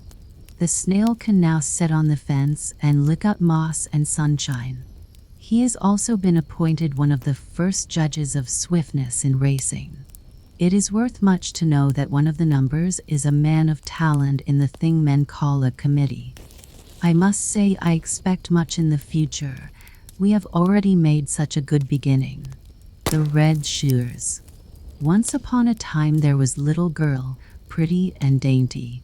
But in summertime she was obliged to go barefooted because she was poor, and in winter she had to wear large wooden shoes, so that her little instep grew quite red. In the middle of the village lived an old shoemaker's wife. She sat down and made, as well as she could, a pair of little shoes out of some old pieces of red cloth. They were clumsy, but she meant well, for they were intended for the little girl, whose name was Karen. Karen received the shoes and wore them for the first time on the day of her mother's funeral. They were certainly not suitable for mourning, but she had no others, and so she put her bare feet into them and walked behind the humble coffin. Just then a large old carriage came by, and in it sat an old lady. She looked at the little girl, and taking pity on her, said to the clergyman, "Look here, if you will give me the little girl, I will take care of her." Karen believed that this was all on account of the red shoes, but the old lady thought them hideous, and so they were birds. Karen herself was dressed very neatly and cleanly. She was taught to read and to sew, and people said that she was pretty. But the mirror told her, "You are more than pretty, you are beautiful." One day the queen was traveling through that part of the country and had her little daughter, who was a princess, with her. All the people, amongst them Karen too, streamed towards the castle, where the little princess, in fine white clothes, stood before the window and allowed herself to be stared at. She wore neither a train nor a golden crown, but beautiful red Morocco shoes. They were indeed much finer than those which the shoemaker's wife had sewn for little Karen. There is really nothing in the world that can be compared to red shoes. Karen was now old enough to be confirmed. She received some new clothes, and she was also to have some new shoes. The rich shoemaker in the town took the measure of her little foot in his own room, in which there stood great glass cases full of pretty shoes and white slippers. It all looked very lovely, but the old lady could not see very well, and therefore did not get much pleasure out of it. Amongst the shoes stood a pair of red ones, like those which the princess had worn. How beautiful they were! And the shoemaker said that they had been made for a count's daughter, but that they had not fitted her. "I suppose they are of shiny leather?" asked the old lady. "They shine so." "Yes, they do shine," said Karen. They fitted her and were bought. But the old lady knew nothing of their being red, for she would never have allowed Karen to be confirmed in red shoes, as she was now to be. Everybody looked at her feet, and the whole of the way from the church door to the choir it seemed to her as if even the ancient figures on the monuments, in their stiff collars and long black robes, had their eyes fixed on her red shoes. It was only of these that she thought when the clergyman laid his hand upon her head and spoke of the holy baptism, of the covenant with God, and told her that she was now to be a grown-up Christian. The organ pealed forth solemnly, and the sweet children's voices mingled with that of their old leader, but Karen thought only of her red shoes. In the afternoon, the old lady heard from everybody that Karen had worn red shoes. She said that it was a shocking thing to do, that it was very improper, and that Karen was always to go to church in future in black shoes, even if they were old. On the following Sunday there was communion. Karen looked first at the black shoes, then at the red ones, looked at the red ones again, and put them on.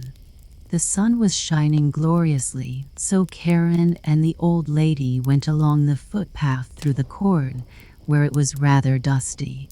At the church door stood an old crippled soldier leaning on a crutch.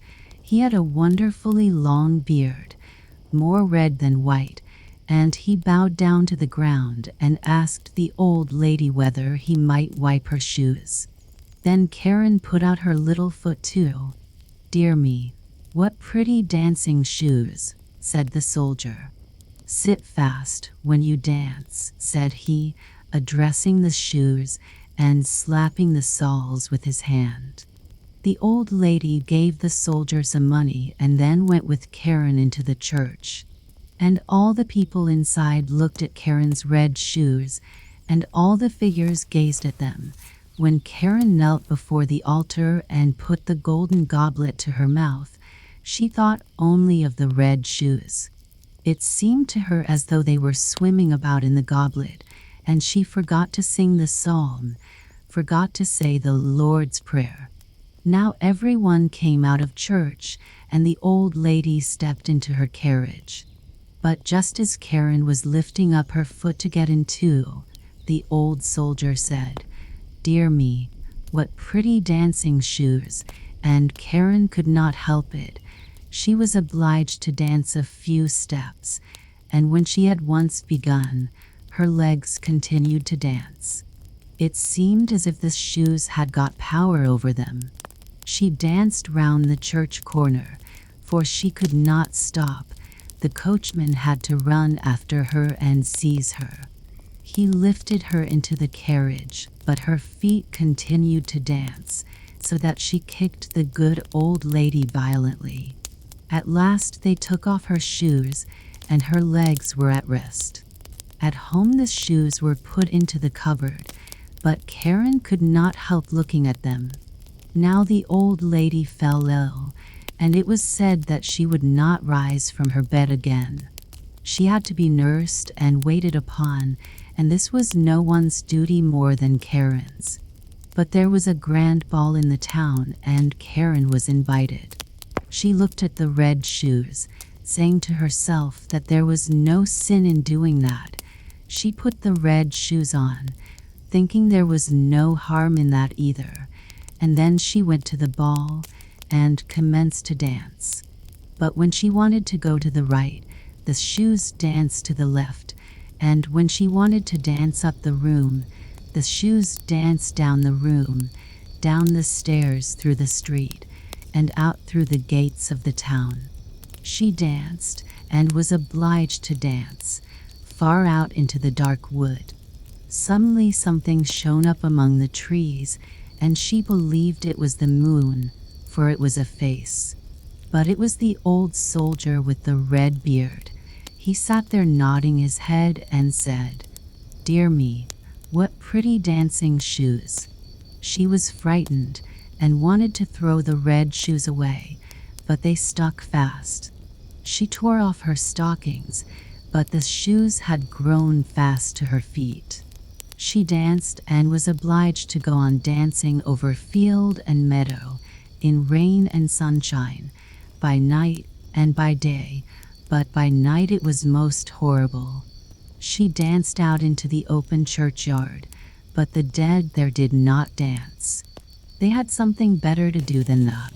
She wanted to sit down on the pauper's grave where the bitter fern grows, but for her there was neither peace nor rest.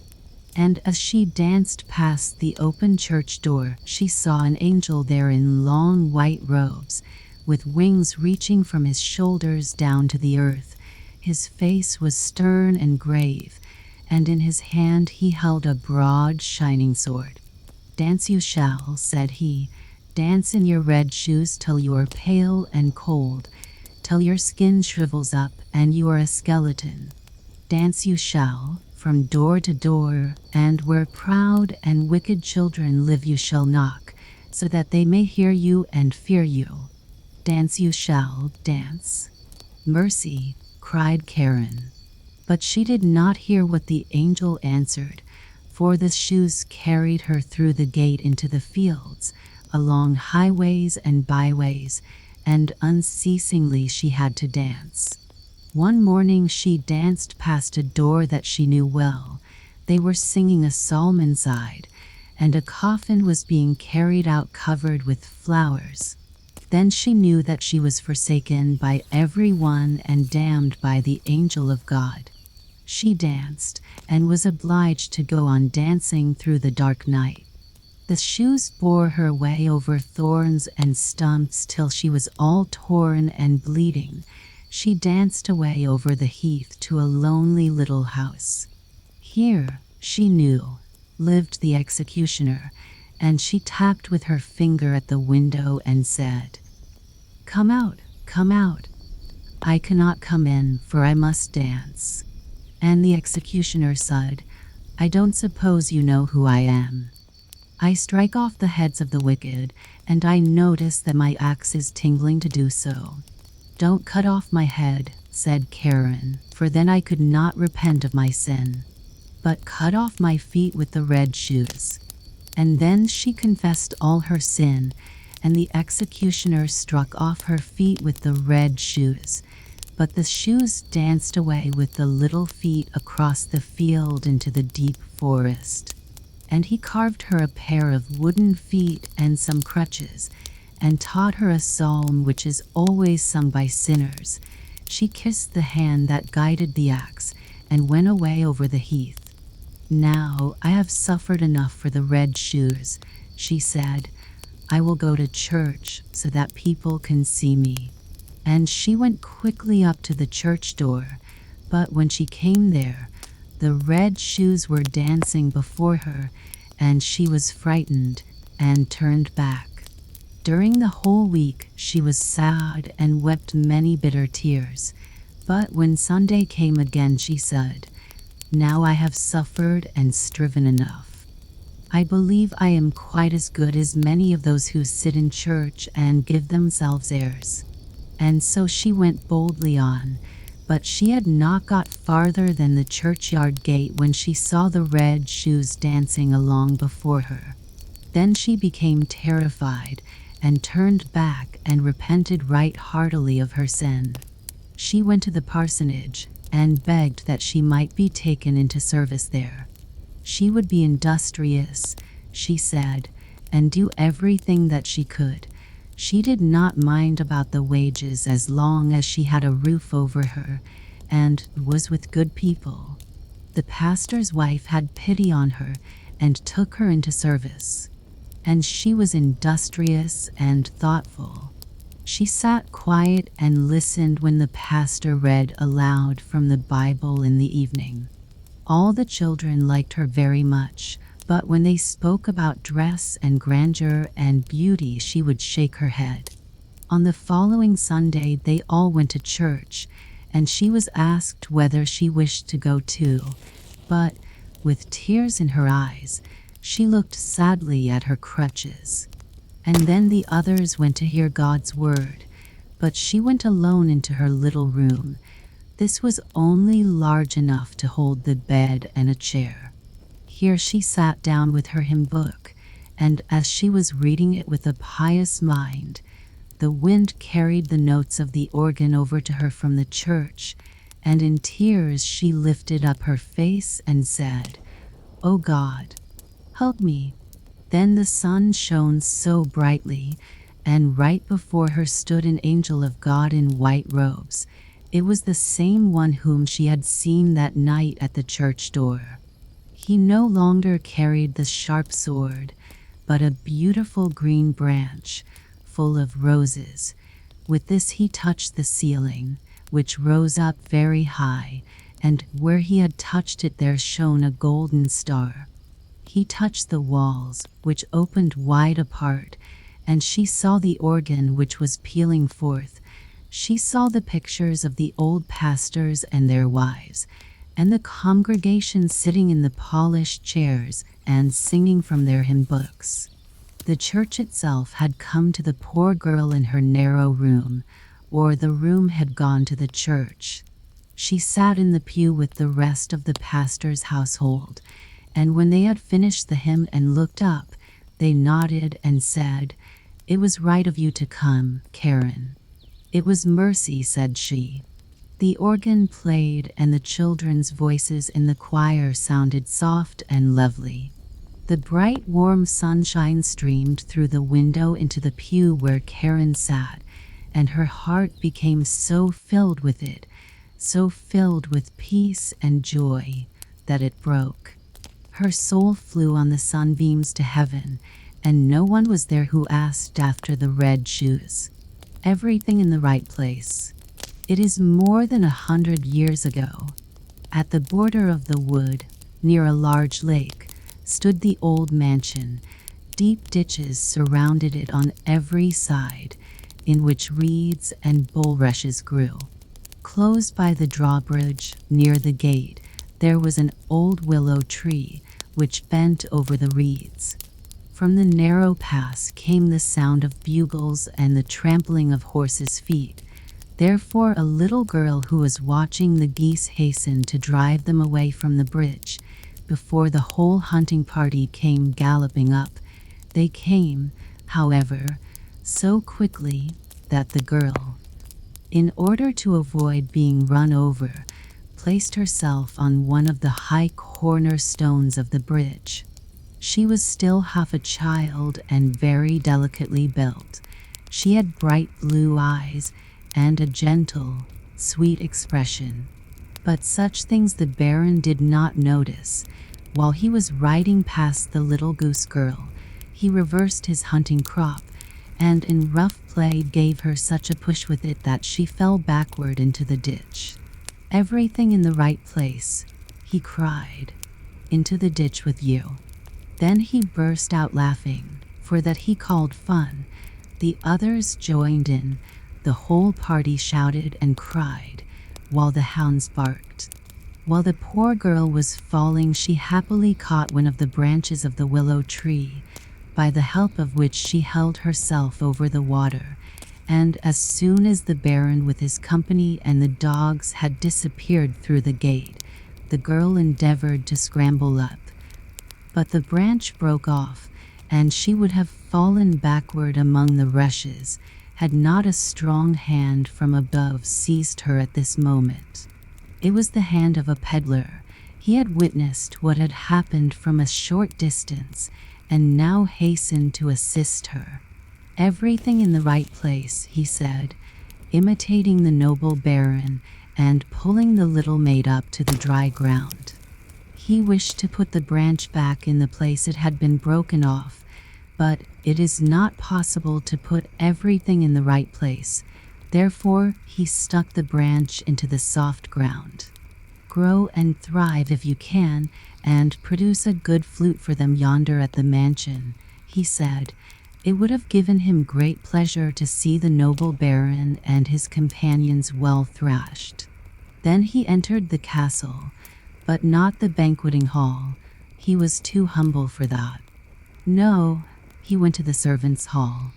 The men servants and maids looked over his stock of articles and bargained with him.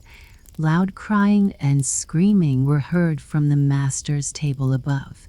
They called it singing. Indeed, they did their best. Laughter and the howls of dogs were heard through the open windows. There they were feasting and reveling. Wine and strong old ale were foaming in the glasses and jugs. The favorite dogs ate with their masters. Now and then the squires kissed one of these animals. After having wiped its mouth first with the tablecloth, they ordered the peddler to come up, but only to make fun of him. The wine had got into their heads, and reason had left them. They poured beer into a stocking that he could drink with them, but quick. That's what they called fun, and it made them laugh.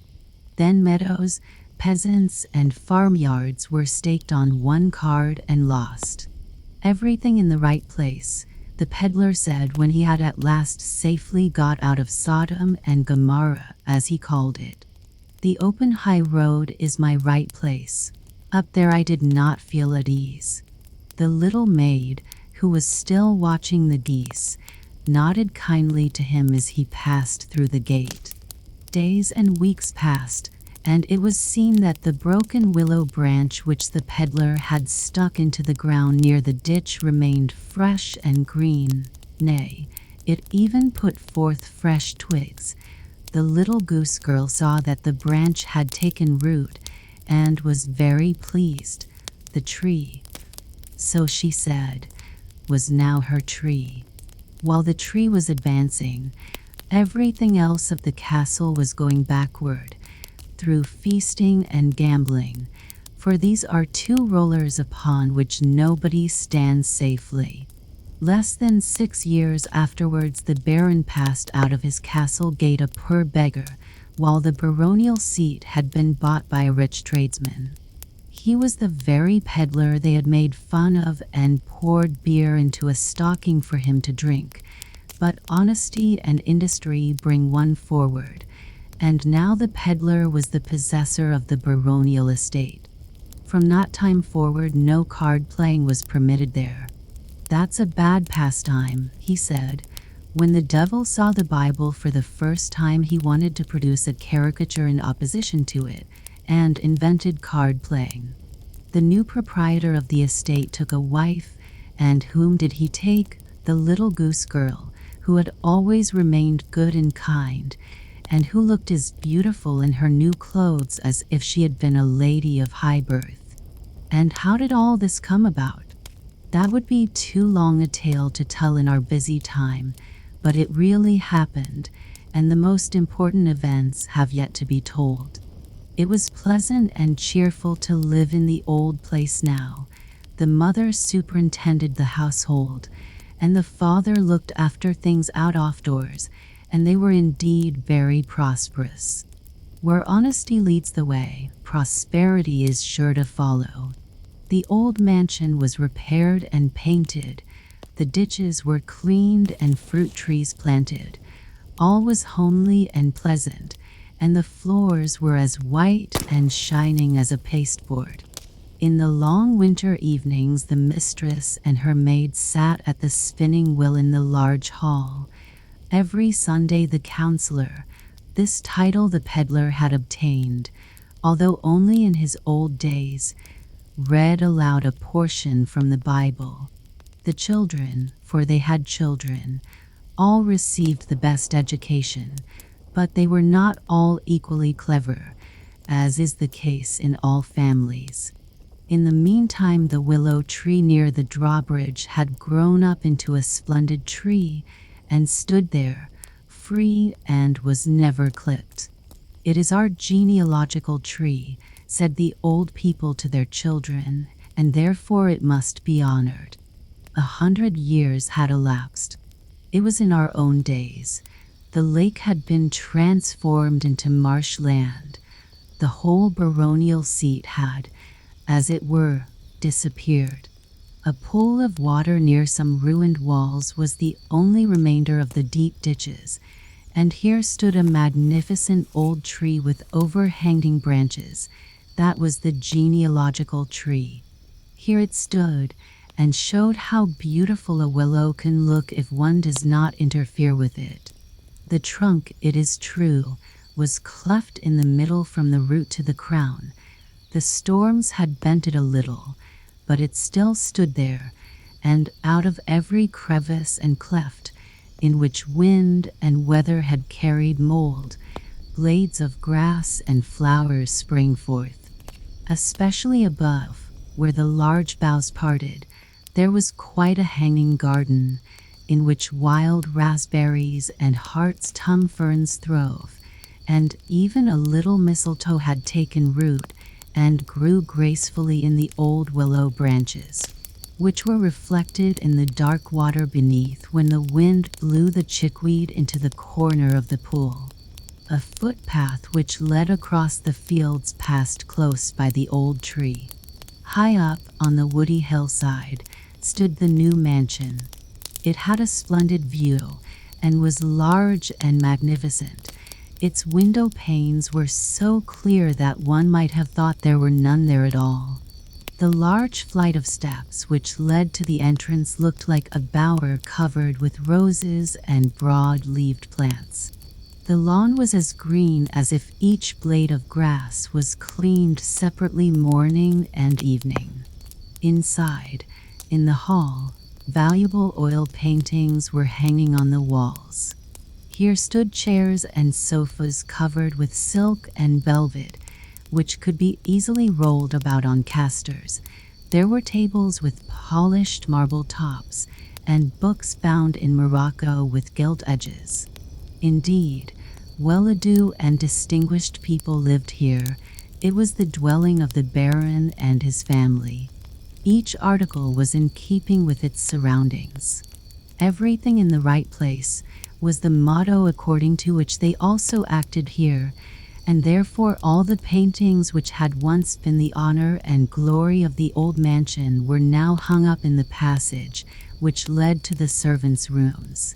It was all old lumber, especially two portraits, one representing a man in a scarlet coat with a wig, and the other a lady with powdered and curled hair holding a rose in her hand, each of them being surrounded by a large wreath of willow branches.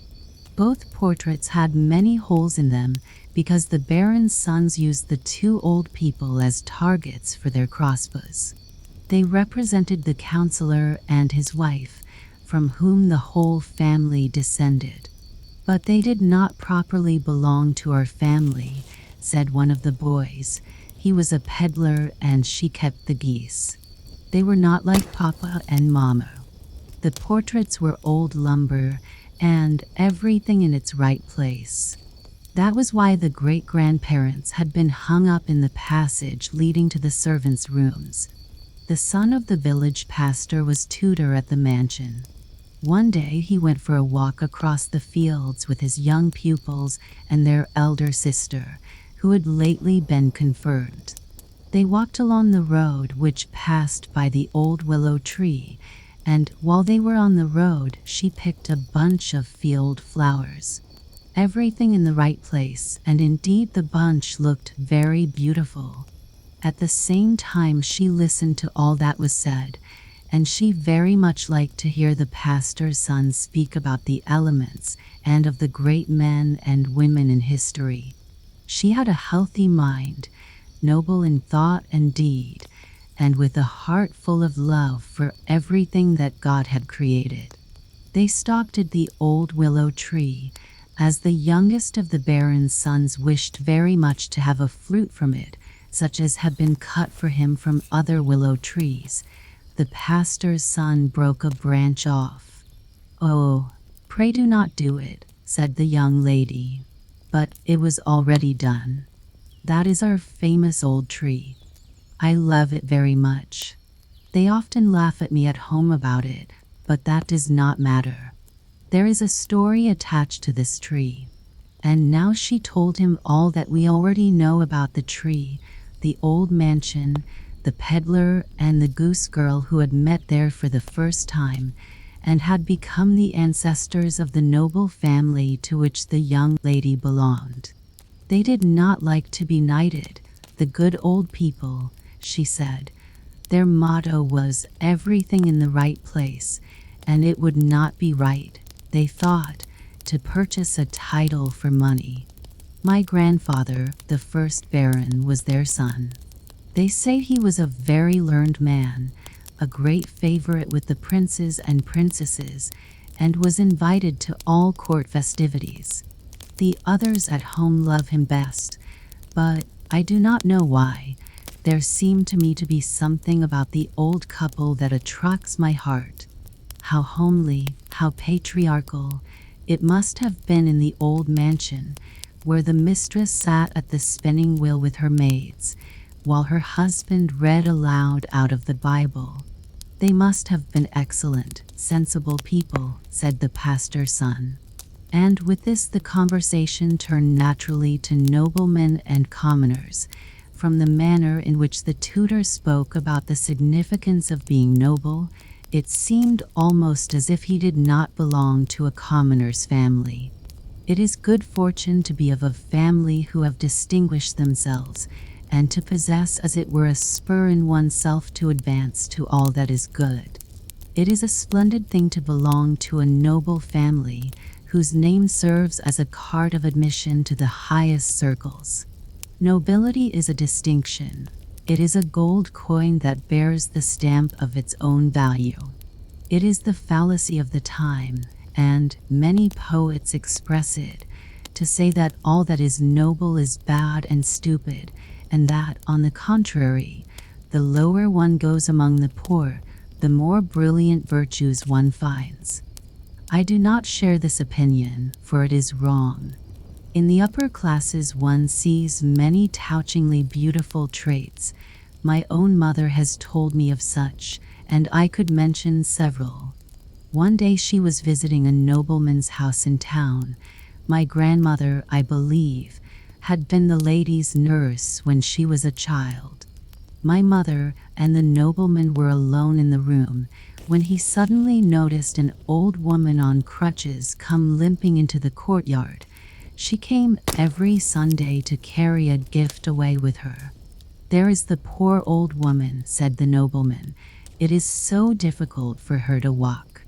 My mother had hardly understood what he said before he disappeared from the room and went downstairs in order to save her the troublesome walk for the gift she came to fetch.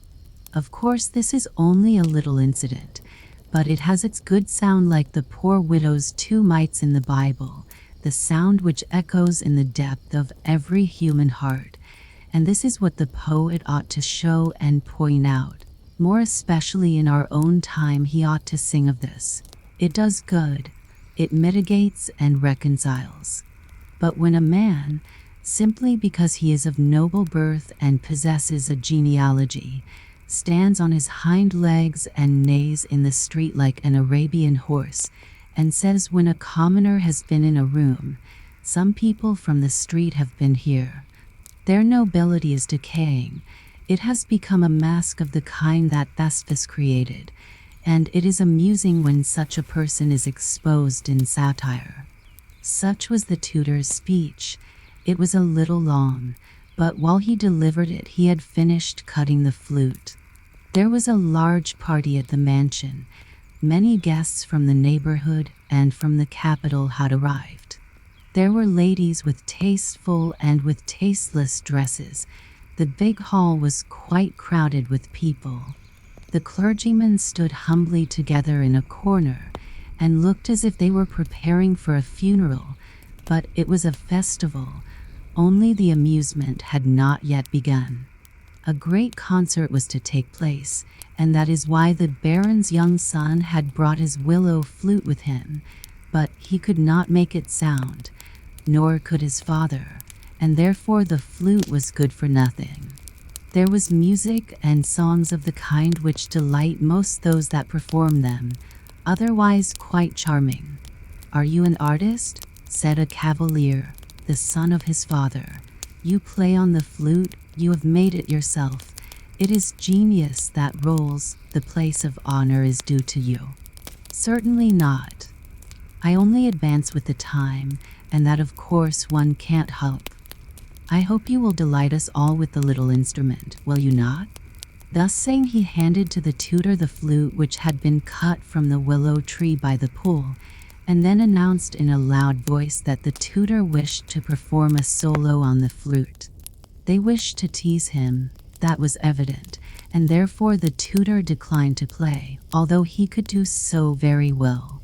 They urged and requested him, however, so long that at last he took up the flute and placed it to his lips. That was a marvelous flute. Its sound was as thrilling as the whistle of a steam engine. In fact, it was much stronger, for it sounded and was heard in the yard, in the garden, in the wood, and many miles round in the country. At the same time a storm rose and roared, everything in the right place. And with this the Baron, as if carried by the wind, flew out of the hall straight into the shepherd's cottage, and the shepherd flew, not into the hall, thither he could not come, but into the servants' hall. Among the smart footmen who were striding about in silk stockings, these haughty menials looked horror-struck that such a person ventured to sit at table with them. But in the hall the Baron's daughter flew to the place of honor. At the end of the table, she was worthy to sit there. The pastor's son had the seat next to her. The two sat there as if they were a bridal pair. An old count, belonging to one of the oldest families of the country, remained untouched in his place of honor. The flute was just, and it is one's duty to be so. The sharp-tongued cavalier who had caused the flute to be played, and who was the child of his parents, flew headlong into the fowl house, but not he alone. The flute was heard at the distance of a mile, and strange events took place. A rich banker's family, who were driving in a coach and four, were blown out of it and could not even find room behind it with their footmen. 2 rich farmers who had in our days shot up higher than their own cornfields were flung into the ditch. It was a dangerous flute. Fortunately, it burst at the first sound, and that was a good thing, for then it was put back into its owner's pocket, its right place. The next day, nobody spoke a word about what had taken place. Thus originated the phrase, to pocket the flute. Everything was again in its usual order, except that the 2 old pictures of the peddler and the goose girl were hanging in the banqueting hall. There they were on the wall as if blown up there, and as a real expert said that they were painted by a master's hand, they remained there and were restored. Everything in the right place, and to this it will come. Eternity is long, much longer indeed than this story. A rose from Homer's grave. All the songs of the East speak of the love of the nightingale for the rose in the silent starlight night. The winged songster serenades the fragrant flowers. Not far from Smyrna, where the merchant drives his loaded camels, proudly arching their long necks as they journey beneath the lofty pines over holy ground, I saw a hedge of roses. The turtle dove flew among the branches of the tall trees, and as the sunbeams fell upon her wings, they glistened as if they were mother of pearl. On the rose bush grew a flower more beautiful than them all, and to her the nightingale sung of his woes, but the rose remained silent. Not even a dewdrop lay like a tear of sympathy on her leaves. At last she bowed her head over a heap of stones and said, "Here rests the greatest singer in the world. Over his tomb will I spread my fragrance, and on it I will let my leaves fall when the storm scatters them. He who some of Troy became earth, and from that earth I have sprung. I, a rose from the grave of Homer, and too lofty to bloom for a nightingale." Then the nightingale sung himself to death. A camel driver came by, with his loaded camels and his black slaves. His little son found the dead bird, and buried the lovely songster in the grave of the great Homer, while the rose trembled in the wind. The evening came, and the rose wrapped her leaves more closely round her and dreamed, and this was her dream. It was a fair sunshiny day. A crowd of strangers drew near who had undertaken a pilgrimage to the grave of Homer. Among the strangers was a minstrel from the north, the home of the clouds and the brilliant lights of the aurora borealis. He plucked the rose and placed it in a book, and carried it away into a distant part of the world, his fatherland. The rose faded with grief, and lay between the leaves of the book, which he opened in his own home, saying, "Here is a rose from the grave of Homer." Then the flower awoke from her dream, and trembled in the wind. A drop of dew fell from the leaves upon the singer's grave. The sun rose, and the flower bloomed more beautiful than ever. The day was hot, and she was still in her own warm Asia. Then footsteps approached, strangers, such as the rose had seen in her dream, came by, and among them was a poet from the north. He plucked the rose, pressed a kiss upon her fresh mouth, and carried her away to the home of the clouds and the northern lights. Like a mummy, the flower now rests in his Iliad, and, as in her dream, she hears him say, as he opens the book, "Here is a rose from the grave of Homer." The snail and the rose tree. Round about the garden ran a hedge of hazel bushes. Beyond the hedge were fields and meadows with cows and sheep, but in the middle of the garden stood a rose tree in bloom, under which sat a snail, whose shell contained a great deal, that is, himself. "Only wait till my time comes," he said. I shall do more than grow roses, bear nuts, or give milk, like the hazel bush, the cows, and the sheep. I expect a great deal from you, said the rose tree. May I ask when it will appear? I take my time, said the snail. You're always in such a hurry. That does not excite expectation. The following year the snail lay in almost the same spot, in the sunshine under the rose tree, which was again budding and bearing roses as fresh and beautiful as ever. The snail crept half out of his shell, stretched out his horns, and drew them in again. Everything is just as it was last year. No progress at all. The rose tree sticks to its roses and gets no farther. The summer and the autumn passed. The rose tree bore roses and buds till the snow fell and the weather became raw and wet. Then it bent down its head, and the snail crept into the ground. A new year began. The roses made their appearance, and the snail made his too. You are an old rose tree now, said the snail. You must make haste and die. You have given the world all that you had in you. Whether it was of much importance is a question that I have not had time to think about. But this much is clear and plain, that you have not done the least for your inner development, or you would have produced something else. Have you anything to say in defense? You will now soon be nothing but a stick. Do you understand what I say? You frighten me, said the rose tree. I have never thought of that. No, you have never taken the trouble to think at all. Have you ever given yourself an account why you bloomed, and how your blooming comes about? Why just in that way and in no other? No, said the rose tree. I bloom in gladness, because I cannot do otherwise. The sun shone and warmed me, and the air refreshed me. I drank the clear dew and the invigorating rain. I breathed and I lived. Out of the earth there arose a power within me, whilst from above I also received strength. I felt an ever-renewed and ever-increasing happiness, and therefore I was obliged to go on blooming. That was my life. I could not do otherwise. You have led a very easy life, remarked the snail. Certainly. Everything was given me, said the rose tree. But still more was given to you. Yours is one of those deep-thinking natures, one of those highly gifted minds that astonishes the world.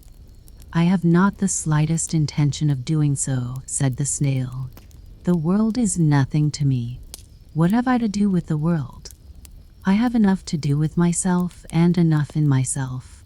But must we not all here on earth give up our best parts to others and offer as much as lies in our power?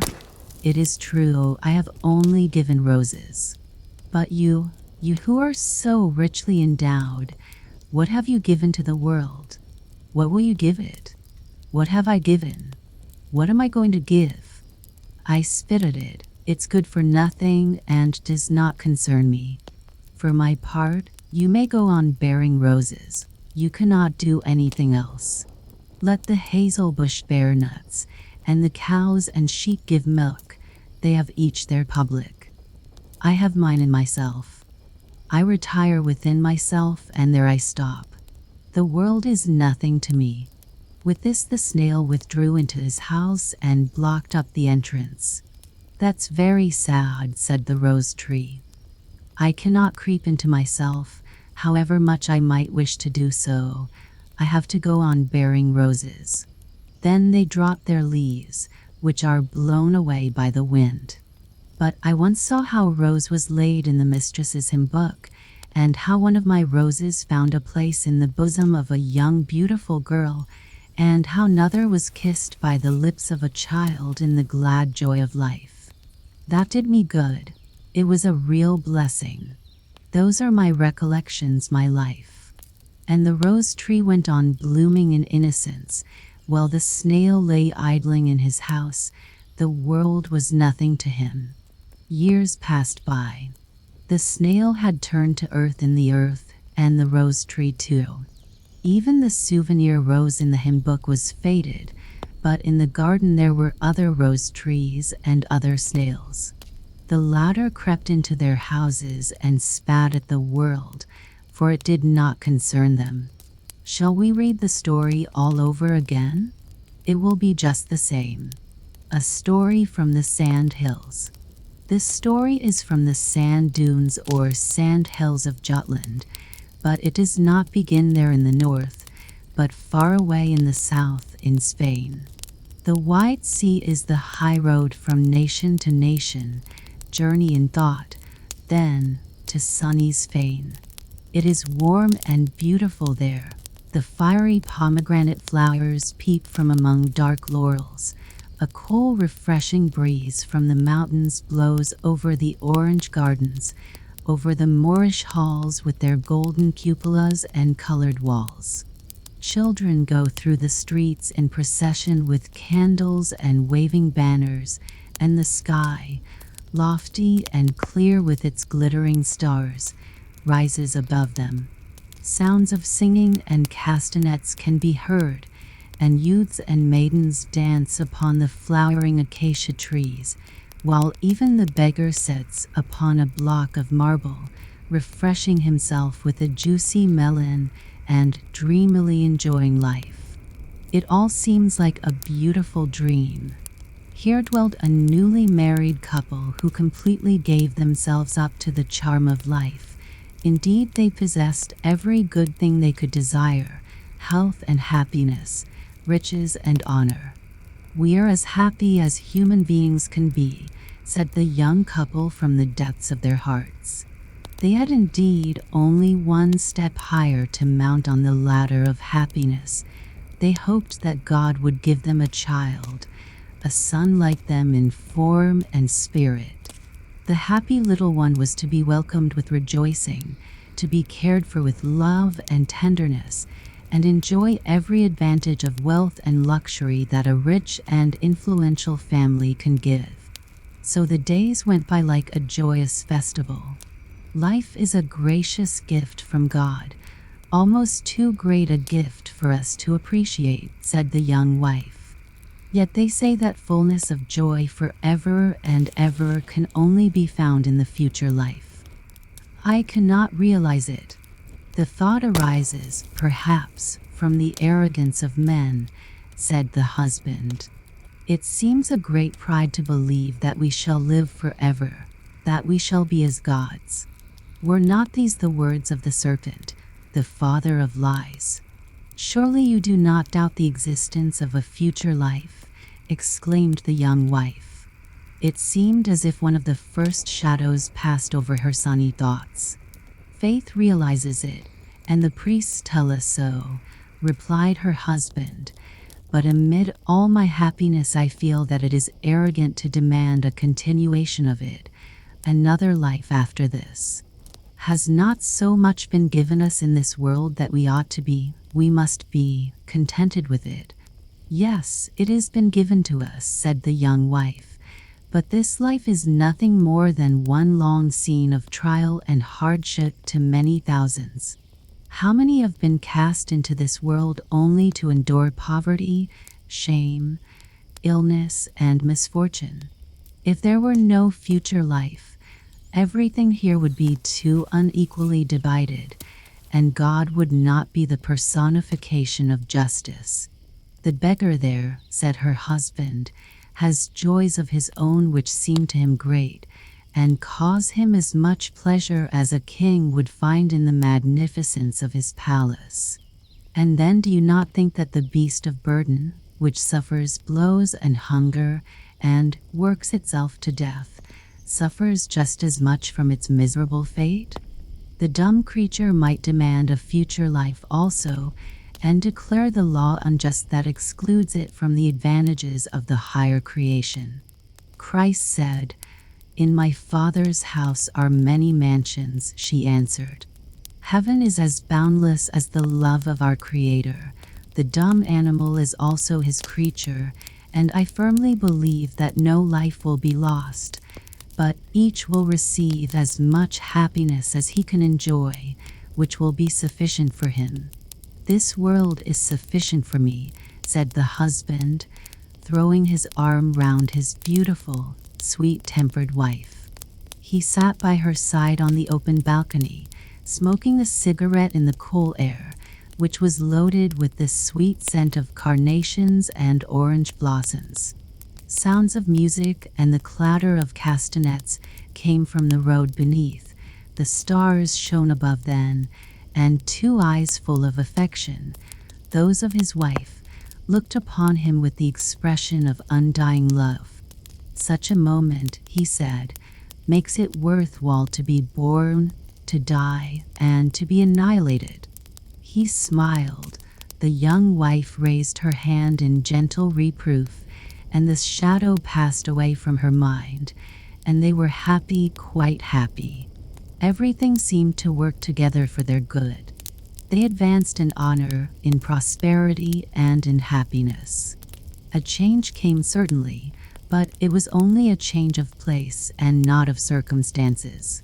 The young man was sent by his sovereign as ambassador to the Russian court.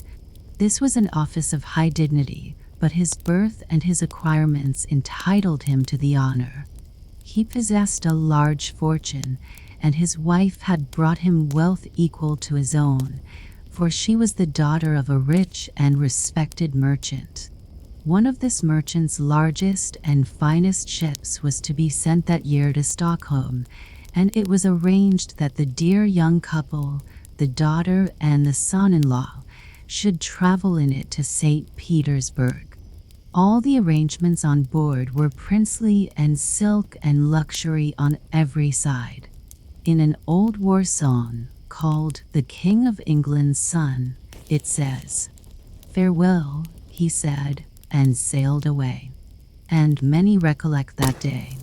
The ropes were of silk, the anchor of gold, and everywhere riches and wealth untold. These words would aptly describe the vessel from Spain, for here was the same luxury, and the same parting thought naturally arose. God grant that we once more may meet in sweet, unclouded peace and joy. There was a favorable wind blowing as they left the Spanish coast, and it would be but a short journey, for they hoped to reach their destination in a few weeks. But when they came out upon the wide ocean, the wind dropped, the sea became smooth and shining, and the stars shone brightly. Many festive evenings were spent on board. At last the travelers began to wish for wind, for a favorable breeze, but their wish was useless. Not a breath of air stirred, or if it did arise, it was contrary. Weeks passed by in this way, 2 whole months, and then at length a fair wind blew from the southwest. The ship sailed on the high seas between Scotland and Jutland. Then the wind increased, just as it did in the old song of "The King of England's Son." Mid storm and wind and pelting hail, their efforts were of no avail. The golden anchor forth they threw. Towards Denmark the west wind blew. This all happened a long time ago. King Christian VI, who sat on the Danish throne, was still a young man. Much has happened since then, much has altered or been changed. Sea and moorland have been turned into green meadows, stretches of heather have become arable land, and in the shelter of the peasants' cottages, apple trees and rose bushes grow, though they certainly require much care, as the sharp west wind blows upon them. In West Jutland one may go back in thought to old times, farther back than the days when Christian VI rolled. The purple heather still extends for miles, with its barrows and aerial spectacles, intersected with sandy, uneven roads, just as it did then. Towards the west, where broad streams run into the bays, are marshes and meadows encircled by lofty, sandy hills, which, like a chain of Alps, raise their pointed summits near the sea. They are only broken by high ridges of clay, from which the sea, year by year, bites out great mouthfuls, so that the overhanging banks fall down as if by the shock of an earthquake. Thus it is there today, and thus it was long ago, when the happy pair were sailing in the beautiful ship. It was a Sunday, towards the end of September. The sun was shining, and the chiming of the church bells in the Bay of Nissim was carried along by the breeze like a chain of sounds. The churches there are almost entirely built of hewn blocks of stone, each like a piece of rock. The North Sea might foam over them, and they would not be disturbed. Nearly all of them are without steeples, and the bells are hung outside between two beams. The service was over, and the congregation passed out into the churchyard, where not a tree or bush was to be seen. No flowers were planted there, and they had not placed a single wreath upon any of the graves. It is just the same now. Rough mounds show where the dead have been buried, and rank grass, tossed by the wind, grows thickly over the whole churchyard. Here and there a grave has a sort of monument, a block of half-decayed wood, rudely cut in the shape of a coffin. The blocks are brought from the forest of West Jutland, but the forest is the sea itself, and the inhabitants find beams and planks and fragments which the waves have cast upon the beach. One of these blocks had been placed by loving hands on a child's grave, and one of the women who had come out of the church walked up to it. She stood there, her eyes resting on the weather-beaten memorial, and a few moments afterwards her husband joined her. They were both silent, but he took her hand, and they walked together across the purple heath, over moor and meadow towards the sandhills. For a long time they went on without speaking. "It was a good sermon today," the man said at last. "If we had not God to trust in, we should have nothing." "Yes," replied the woman, "He sends joy and sorrow, and He is a right to send them. Tomorrow our little son would have been 5 years old if we had been permitted to keep him." "It is no use fretting, wife," said the man. "The boy is well provided for. He is where we hope and pray to go to." They said nothing more, but went out towards their houses among the sand hills. All at once, in front of one of the houses where the sea grass did not keep the sand down with its twining roots, what seemed to be a column of smoke rose up. A gust of wind rushed between the hills, hurling the particles of sand high into the air. Another gust, and the strings of fish hung up to dry flopped and beat violently against the walls of the cottage. Then everything was quiet once more, and the sun shone with renewed heat. The man and his wife went into the cottage. They had soon taken off their Sunday clothes and come out again, hurrying over the dunes which stood there like great waves of sand suddenly arrested in their course, while the sand weeds and dune grass with its bluish stalks spread a changing color over them. A few neighbors also came out and helped each other to draw the boats higher up on the beach. The wind now blew more keenly. It was chilly and cold, and when they went back over the sand hills, sand and little sharp stones blew into their faces. The waves rose high, crested with white foam, and the wind cut off their crests, scattering the foam far and wide. Evening came. There was a swelling roar in the air, a wailing or moaning like the voices of despairing spirits that sounded above the thunder of the waves. The fisherman's little cottage was on the very margin, and the sand rattled against the window panes. Every now and then a violent gust of wind shook the house to its foundation. It was dark, but about midnight the moon would rise. Later on the air became clearer, but the storm swept over the perturbed sea with undiminished fury. The fisher folks had long since gone to bed, but in such weather there was no chance of closing an eye. Presently there was a tapping at the window. The door was opened, and a voice said, "There's a large ship stranded on the farthest reef." In a moment the fisher people sprung from their beds and hastily dressed themselves. The moon had risen, and it was light enough to make the surrounding objects visible to those who could open their eyes in the blinding clouds of sand. The violence of the wind was terrible, and it was only possible to pass among the sand hills if one crept forward between the gusts. The salt spray flew up from the sea like down, and the ocean foamed like a roaring cataract towards the beach. Only a practiced eye could discern the vessel out in the offing.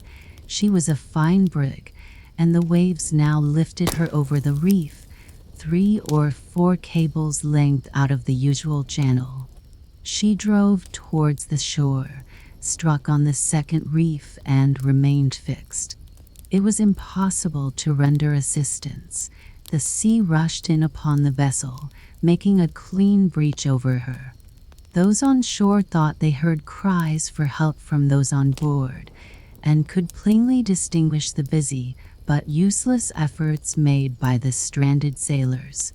Now wave came rolling onward. It fell with enormous force on the bowsprit, tearing it from the vessel, and the stern was lifted high above the water. 2 people were seen to embrace and plunge together into the sea, and the next moment one of the largest waves that rolled towards the sand hills threw a body on the beach. It was a woman. The sailors said that she was quite dead, but the women thought they saw signs of life in her, so the stranger was carried across the sand hills to the fisherman's cottage. How beautiful and fair she was! She must be a great lady, they said. They laid her upon the humble bed. There was not a yard of linen on it, only a woolen coverlet to keep the occupant warm. Life returned to her, but she was delirious and knew nothing of what had happened or where she was, and it was better so, for everything she loved and valued lay buried in the sea. The same thing happened to her ship as to the one spoken of in the song about the King of England's son. Alas, how terrible to see! The gallant bark sank rapidly. Fragments of the wreck and pieces of wood were washed ashore. They were all that remained of the vessel. The wind still blew violently on the coast. For a few moments the strange lady seemed to rest, but she awoke in pain and uttered cries of anguish and fear. She opened her wonderfully beautiful eyes and spoke a few words, but nobody understood her, and lo, as a reward for the sorrow and suffering she had undergone, she held in her arms a newborn babe. The child that was to have rested upon a magnificent couch, draped with silken curtains, in a luxurious home, it was to have been welcomed with joy to a life rich in all the good things of this world. And now heaven had ordained that it should be born in this humble retreat, that it should not even receive a kiss from its mother, for when the fisherman's wife laid the child upon the mother's bosom, it rested on a heart that beat no more. She was dead.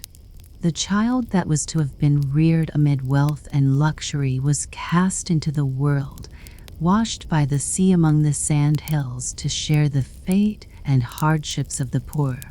Here we are reminded again of the song about the King of England's son, for in it mention is made of the custom prevalent at the time, when knights and squires plundered those who had been saved from shipwreck.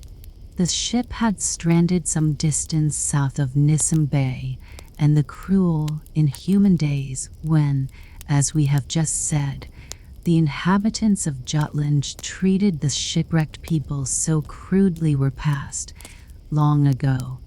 Affectionate sympathy and self-sacrifice for the unfortunate existed then, just as it does in our own time in many a bright example. The dying mother and the unfortunate child would have found kindness and help wherever they had been cast by the winds. But nowhere would it have been more sincere than in the cottage of the poor fisherman's wife, who had stood, only the day before, beside her child's grave, who would have been 5 years old that day if God had spared it to her. No one knew who the dead stranger was. They could not even form a conjecture. The fragments of wreckage gave no clue to the matter. No tidings reached Spain of the fate of the daughter and son-in-law. They did not arrive at their destination, and violent storms had raged during the past weeks. At last the verdict was given: foundered at sea, all lost. But in the fisherman's cottage among the sand hills near Hunsby, there lived a little scion of the rich Spanish family.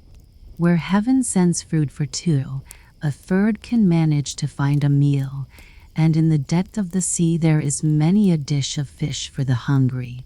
They called the boy Lurden. It must certainly be a Jewish child. Its skin is so dark, the people said. It might be an Italian or a Spaniard, remarked the clergyman. But to the fisherman's wife these nations seemed all the same, and she consoled herself with the thought that the child was baptized as a Christian. The boy throve.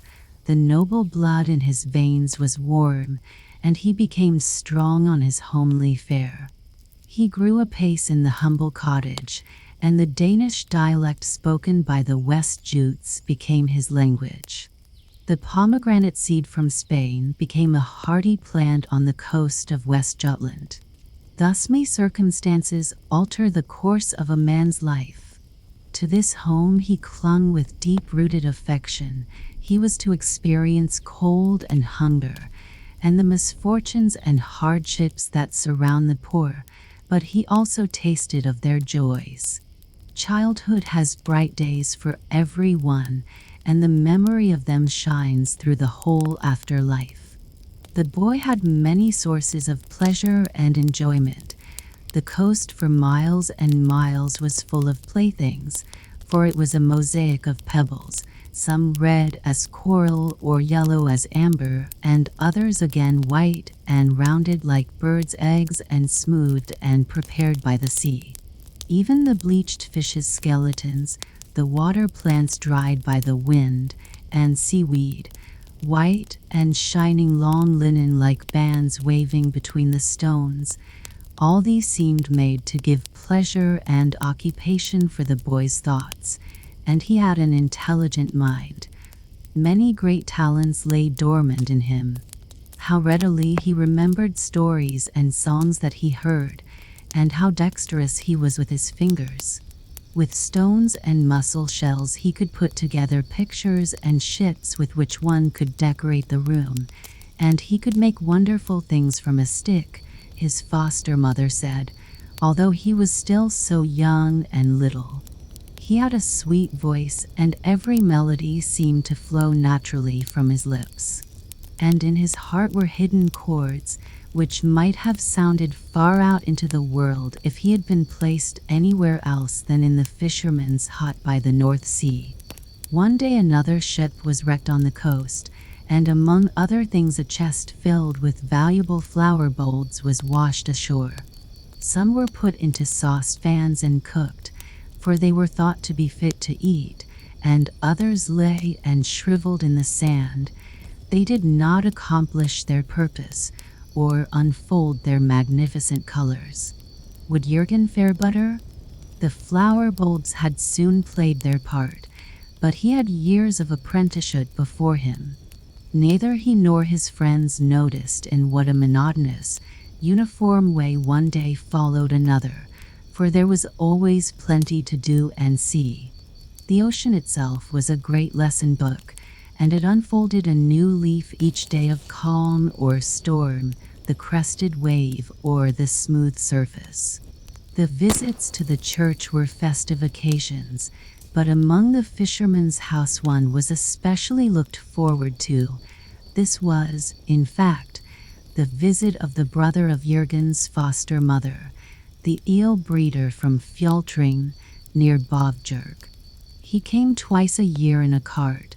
painted red with blue and white tulips upon it, and full of eels. It was covered and locked like a box. 2 dun oxen drew it, and Jürgen was allowed to guide them. The eel breeder was a witty fellow, a merry guest, and brought a measure of brandy with him. They all received a small glassful or a cupful if there were not enough glasses. Even Jürgen had about a thimbleful, that he might digest the fat eel. As the eel breeder said, he always told one story over and over again, and if his hearers laughed, he would immediately repeat it to them.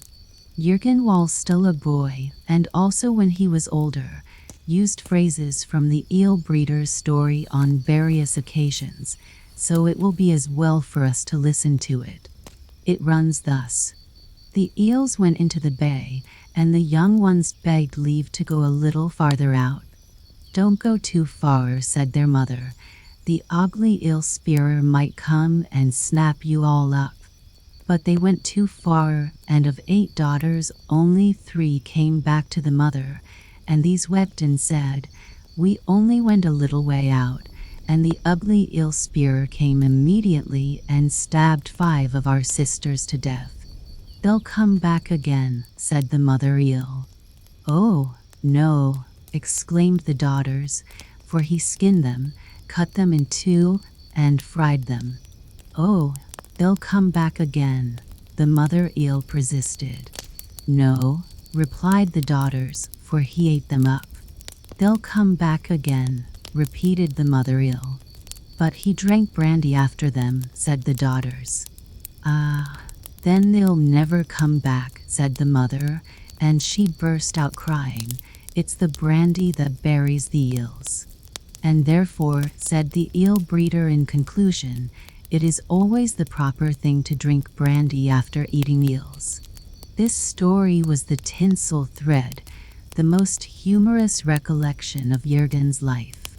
He also wanted to go a little way farther out and up the bay, that is to say, out into the world in a ship, but his mother said, like the eel breeder, "There are so many bad people, eel spearers." He wished to go a little way past the sand hills, out into the dunes, and at last he did. For happy days, the brightest of his childhood, fell to his lot, and the whole beauty and splendor of Jutland, all the happiness and sunshine of his home, were concentrated in these. He went to a festival, but it was a burial feast.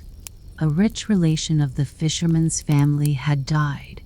The farm was situated far eastward in the country and a little towards the north. Jürgen's foster parents went there, and he also went with them from the dunes, over heath and moor, where the Skjeruma takes its course through green meadows and contains many eels. Mother eels live there with their daughters, who are caught and eaten up by wicked people. But do not men sometimes act quite as cruelly towards their own fellow men? Was not the knight Zerbug murdered by wicked people?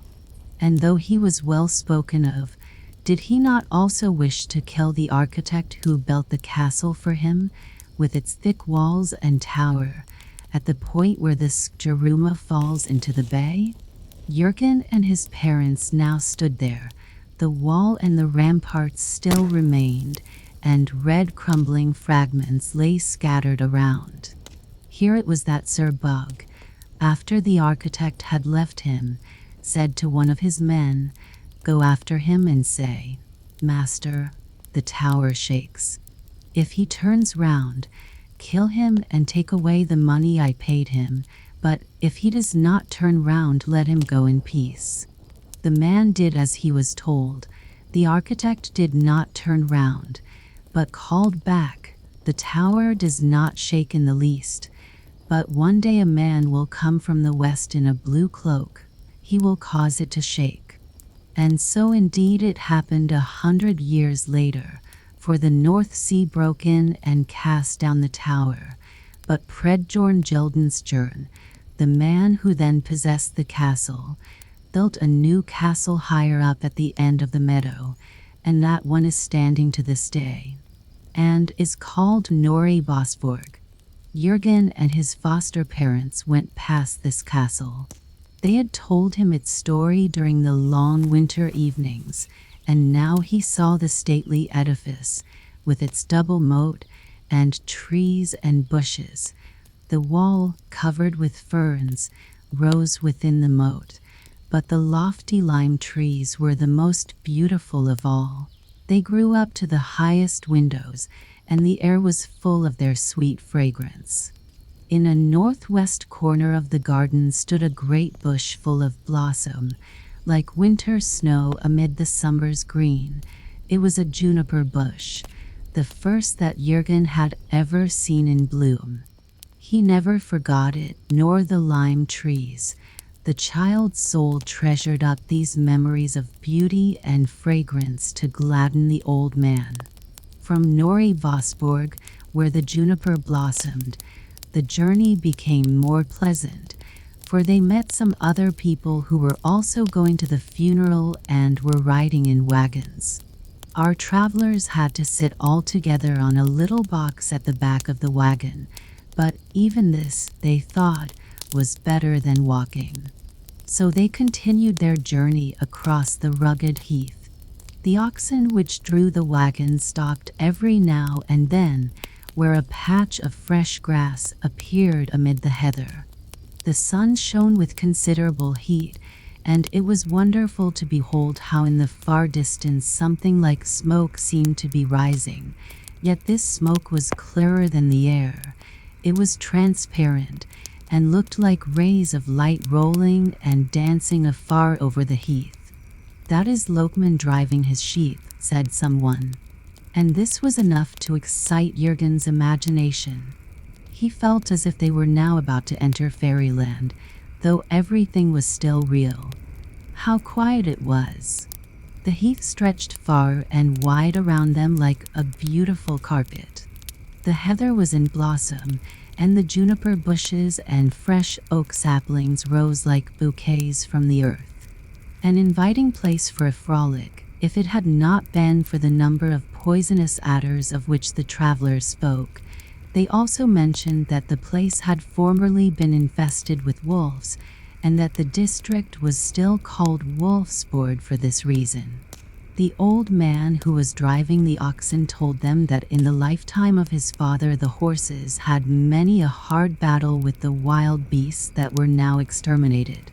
One morning, when he himself had gone out to bring in the horses, he found one of them standing with its 4 feet on a wolf it had killed, but the savage animal had torn and lacerated the brave horse's legs. The journey over the heath and the deep sand was only too quickly at an end. They stopped before the house of mourning, where they found plenty of guests within and without. Wagon after wagon stood side by side, while the horses and oxen had been turned out to graze on the scanty pasture. Great sand hills like those at home by the North Sea rose behind the house and extended far and wide. How had they come here, so many miles inland? They were as large and high as those on the coast, and the wind had carried them there. There was also a legend attached to them. Psalms were sung, and a few of the old people shed tears. With this exception, the guests were cheerful enough, it seemed to Jürgen, and there was plenty to eat and drink. There were eels of the fattest, requiring brandy to bury them, as the eel breeder said, and certainly they did not forget to carry out his maxim here. Jürgen went in and out the house, and on the 3rd day he felt as much at home as he did in the fisherman's cottage among the sand hills, where he had passed his early days. Here on the heath were riches unknown to him until now, for flowers, blackberries, and bilberries were to be found in profusion, so large and sweet that when they were crushed beneath the tread of passers-by the heather was stained with their red juice. Here was a barrow and yonder another. Then columns of smoke rose into the still air. It was a heath fire, They told him how brightly it blazed in the dark evening. The fourth day came, and the funeral festivities were at an end. They were to go back from the land dunes to the sand dunes. "Ours are better," said the old fisherman, Jürgen's foster father. "These have no strength." And they spoke of the way in which the sand dunes had come inland, and it seemed very easy to understand. This is how they explained it. A dead body had been found on the coast, and the peasants buried it in the churchyard. From that time the sand began to fly about, and the sea broke in with violence. A wise man in the district advised them to open the grave and see if the buried man was not lying sucking his thumb, for if so he must be a sailor, and the sea would not rest until it had got him back. The grave was opened, and he really was found with his thumb in his mouth. So they laid him upon a cart and harnessed 2 oxen to it, and the oxen ran off with this sailor over heath and moor to the ocean, as if they had been stung by an adder. Then the sand ceased to fly inland, but the hills that had been piled up still remained. All this Jürgen listened to and treasured up in his memory of the happiest days of his childhood, the days of the burial feast. How delightful it was to see fresh places and to mix with strangers. And he was to go still farther, for he was not yet 14 years old when he went out in a ship to see the world. He encountered bad weather, heavy seas, unkindness, and hard men. Such were his experiences, for he became ship boy. Cold nights, bad living, and blows had to be endured. Then he felt his noble Spanish blood boil within him, and bitter, angry words rose to his lips, but he gulped them down.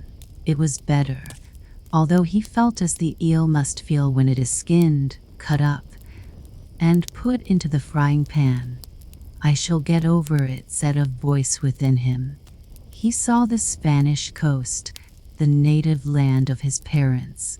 He even saw the town where they had lived in joy and prosperity, but he knew nothing of his home or his relations, and his relations knew just as little about him.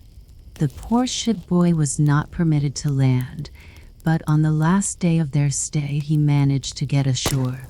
There were several purchases to be made, and he was sent to carry them on board. Jürgen stood there in his shabby clothes, which looked as if they had been washed in the ditch and dried in the chimney. He, who had always dwelt among the sand hills, now saw a great city for the first time. How lofty the houses seemed, and what a number of people there were in the streets. Some pushing this way, some that, a perfect maelstrom of citizens and peasants, monks and soldiers, the jingling of bells on the trappings of asses and mules, the chiming of church bells, calling, shouting, hammering, and knocking, all going on at once.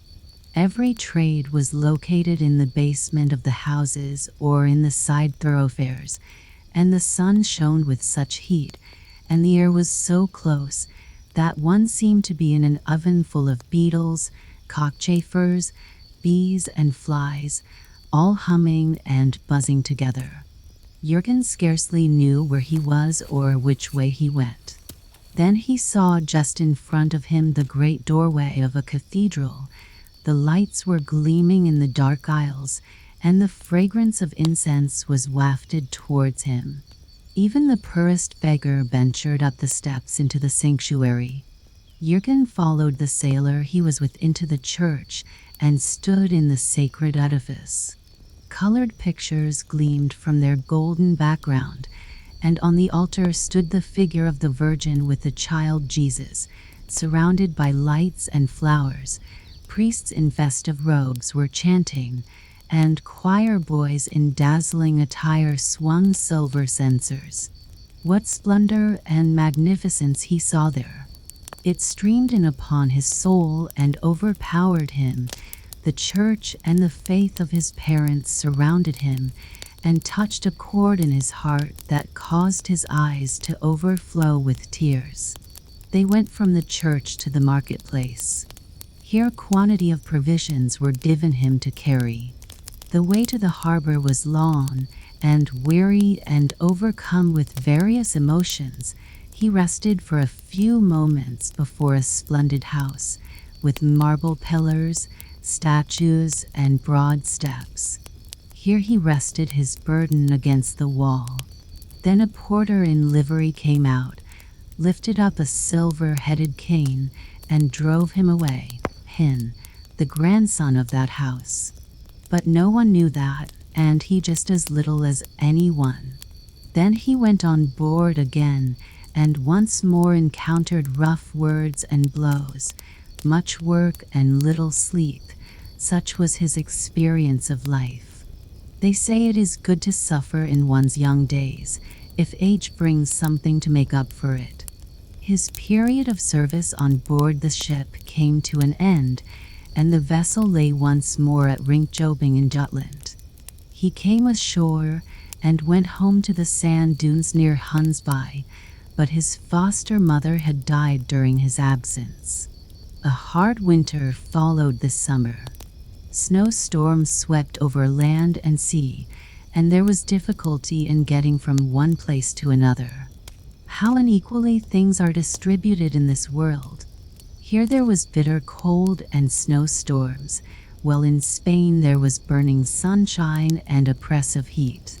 Yet, when a clear frosty day came, and Jürgen saw the swans flying in numbers from the sea towards the land, across to Norrie Vosborg, it seemed to him that people could breathe more freely here. The summer also in this part of the world was splendid. In imagination he saw the heath blossom and become purple with rich juicy berries, and the elder bushes and lime trees at Norrie Vosborg in flower. He made up his mind to go there again. Spring came, and the fishing began. Jürgen was now an active helper in this, for he had grown during the last year, and was quick at work. He was full of life, and knew how to swim, to tread water, and to turn over and tumble in the strong tide. They often warned him to beware of the sharks, which seize the best swimmer, draw him down, and devour him, but such was not to be Jürgen's fate. At a neighbor's house in the dunes there was a boy named Martin, with whom Jürgen was on very friendly terms, and they both took service in the same ship to Norway, and also went together to Holland. They never had a quarrel, but a person can be easily excited to quarrel when he is naturally hot-tempered, for he often shows it in many ways, and this is just what Jürgen did one day when they fell out about the merest trifle. They were sitting behind the cabin door, eating from a Delft plate, which they had placed between them. Jürgen held his pocket knife in his hand and raised it towards Martin, and at the same time became ashy pale, and his eyes had an ugly look. Martin only said, "Ah, you are one of that sort, are you? Fond of using the knife." The words were scarcely spoken when Jürgen's hand sank down. He did not answer a syllable, but went on eating, and afterwards returned to his work. When they were resting again, he walked up to Martin and said, "Hit me in the face. I deserve it. But sometimes I feel as if I had a pot in me that boils over." "There, let the thing rest," replied Martin. And after that they were almost better friends than ever, when afterwards they returned to the dunes and began telling their adventures. This was told among the rest. Martin said that Jürgen was certainly passionate, but a good fellow after all. They were both young and healthy, well grown and strong, but Jürgen was the cleverer of the two. In Norway the peasants go into the mountains and take the cattle there to find pasture. On the west coast of Jutland huts have been erected among the sand hills. They are built of pieces of wreck and thatched with turf and heather. There are sleeping places round the walls, and here the fishermen live and sleep during the early spring. Every fisherman has a female helper, or manager as she is called, who baits his hooks, prepares warm beer for him when he comes ashore, and gets the dinner cooked and ready for him by the time he comes back to the hut tired and hungry. Besides this, the managers bring up the fish from the boats, cut them open, prepare them, and have generally a great deal to do. Jürgen, his father, and several other fishermen and their managers inhabited this same hut. Martin lived in the next one. One of the girls, whose name was Else, had known Jürgen from childhood. They were glad to see each other, and were of the same opinion on many points, but in appearance they were entirely opposite, for he was dark, and she was pale and fair, and had flaxen hair, and eyes as blue as the sea in sunshine. As they were walking together one day, Jürgen held her hand very firmly in his, and she said to him, "Jürgen, I have something I want to say to you. Let me be your manager, for you are like a brother to me. But Martin, whose housekeeper I am, he is my lover, but you need not tell this to the others." It seemed to Jürgen as if the loose sand was giving way under his feet. He did not speak a word, but nodded his head, and that meant yes. It was all that was necessary, but he suddenly felt in his heart that he hated Martin, and the more he thought, the more he felt convinced that Martin had stolen away from him the only being he ever loved, and that this was Else. He had never thought of Else in this way before, but now it all became plain to him. When the sea is rather rough, and the fishermen are coming home in their great boats, it is wonderful to see how they cross the reefs. One of them stands upright in the bow of the boat, and the others watch him sitting with the oars in their hands. Outside the reef it looks as if the boat was not approaching land, but going back to sea. Then the man who is standing up gives them the signal that the great wave is coming, which is to float them across the reef. The boat is lifted high into the air, so that the keel is seen from the shore. The next moment nothing can be seen. Mast, keel, and people are all hidden. It seems as though the sea had devoured them. But in a few moments they emerge like a great sea animal climbing up the waves, and the oars move as if the creature had legs. The second and third reef are passed in the same manner. Then the fishermen jump into the water and push the boat towards the shore. Every wave helps them, and at length they have it drawn up, beyond the reach of the breakers. A wrong order given in front of the reef, the slightest hesitation, and the boat would be lost. Then it would be all over with me and Martin too. This thought passed through Jürgen's mind one day while they were out at sea, where his foster father had been taken suddenly ill. The fever had seized him.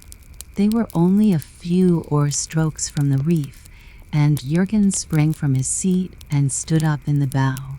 "Father, let me come," he sighed, and he glanced at Martin and across the waves. Every oar bent with the exertions of the rowers as the great wave came towards them, and he saw his father's pale face, and dared not obey the evil impulse that had shot through his brain. The boat came safely across the reef to land, but the evil thought remained in his heart, and roused up every little fiber of bitterness which he remembered between himself and Martin since they had known each other. But he could not weave the fibers together, nor did he endeavor to do so. He felt that Martin had robbed him, and this was enough to make him hate his former friend. Several of the fishermen saw this, but Martin did not. He remained as obliging and talkative as ever. In fact, he talked rather too much.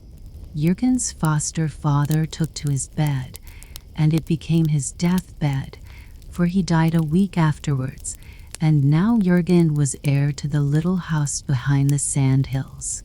It was small, certainly, but still it was something, and Martin had nothing of the kind. "You will not go to sea again, Jürgen, I suppose," observed one of the old fishermen. "You will always stay with us now." But this was not Jürgen's intention. He wanted to see something of the world. The eel breeder of Fjaltring had an uncle at Old Skagen, who was a fisherman, but also a prosperous merchant with ships upon the sea. He was said to be a good old man, and it would not be a bad thing to enter his service. Old Skagen lies in the extreme north of Jutland, as far away from the Hunsby Dunes as one can travel in that country, and this is just what pleased Jürgen, for he did not want to remain till the wedding of Martin and Else, which would take place in a week or two. The old fisherman said it was foolish to go away, for now that Jürgen had a home, Else would very likely be inclined to take him instead of Martin. Jürgen gave such a vague answer that it was not easy to make out what he meant. The old man brought Else to him, and she said, "You have a home now, you ought to think of that." And Jürgen thought of many things. The sea has heavy waves, but there are heavier waves in the human heart. Many thoughts, strong and weak, rushed through Jürgen's brain, and he said to Else, "If Martin had a house like mine, which of us would you rather have?" "But Martin has no house and cannot get one." "Suppose he had one?" "Well, then I would certainly take Martin, for that is what my heart tells me, but one cannot live upon love." Jürgen turned these things over in his mind all night. Something was working within him. He hardly knew what it was, but it was even stronger than his love for Else, and so he went to Martin's, and what he said and did there was well considered. He let the house to Martin on most liberal terms, saying that he wished to go to sea again, because he loved it. And Else kissed him when she heard of it, for she loved Martin best. Jürgen proposed to start early in the morning, and on the evening before his departure, when it was already getting rather late, he felt a wish to visit Martin once more. He started, and among the dunes met the old fisherman, who was angry at his leaving the place. The old man made jokes about Martin, and declared there must be some magic about that fellow, of whom the girls were so fond.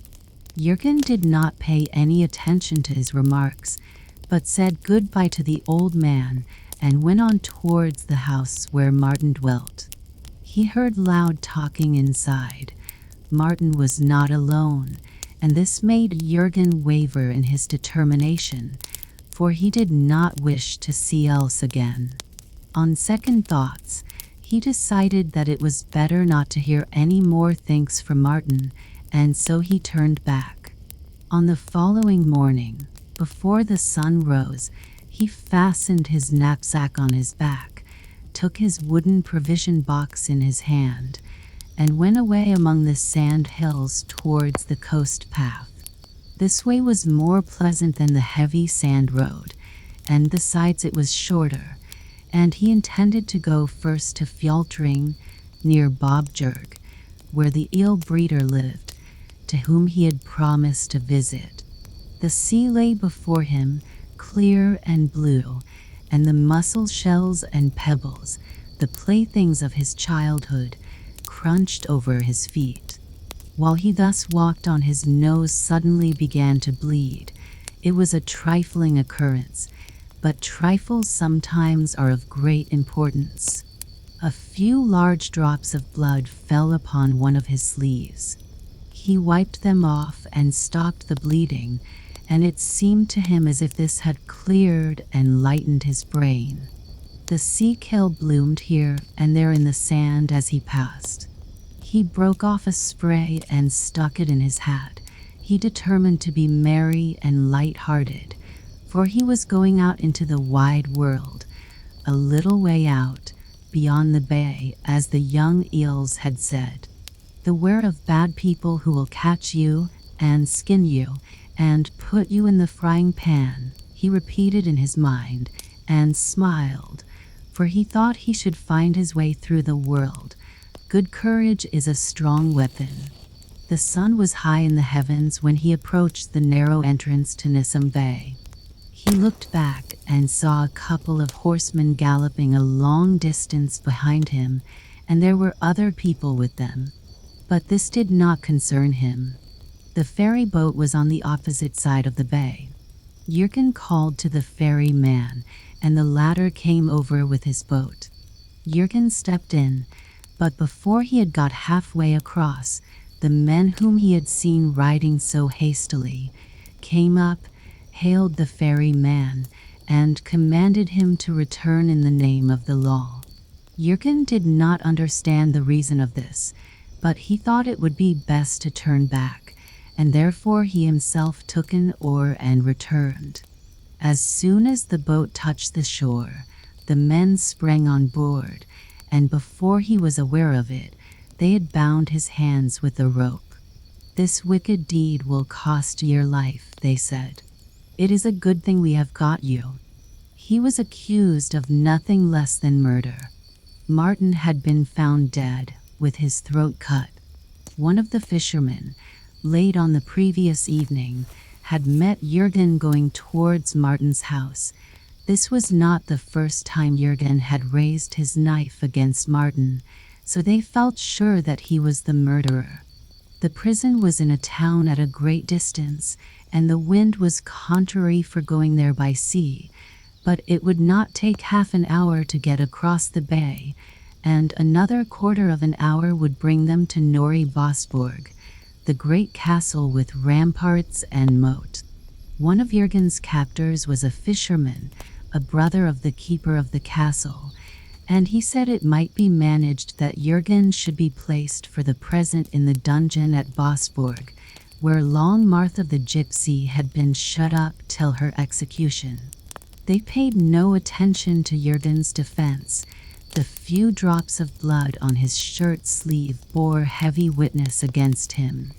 But he was conscious of his innocence, and as there was no chance of clearing himself at present, he submitted to his fate. The party landed just at the place where Sir Bug's castle had stood, and where Jürgen had walked with his foster parents after the burial feast, during the 4 happiest days of his childhood. He was led by the well-known path over the meadow to Vosborg.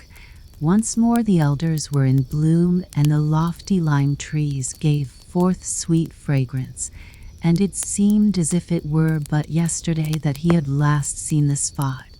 In each of the 2 wings of the castle there was a staircase which led to a place below the entrance, from whence there is access to a low, vaulted cellar. In this dungeon Long Martha had been imprisoned, and from here she was led away to the scaffold. She had eaten the hearts of 5 children, and had imagined that if she could obtain 2 more, she would be able to fly and make herself invisible. In the middle of the roof of the cellar there was a little narrow air hole, but no window. The flowering lime trees could not breathe refreshing fragrance into that abode, where everything was dark and moldy. There was only a rough bench in the cell, but a good conscience is a soft pillow, and therefore Jürgen could sleep well.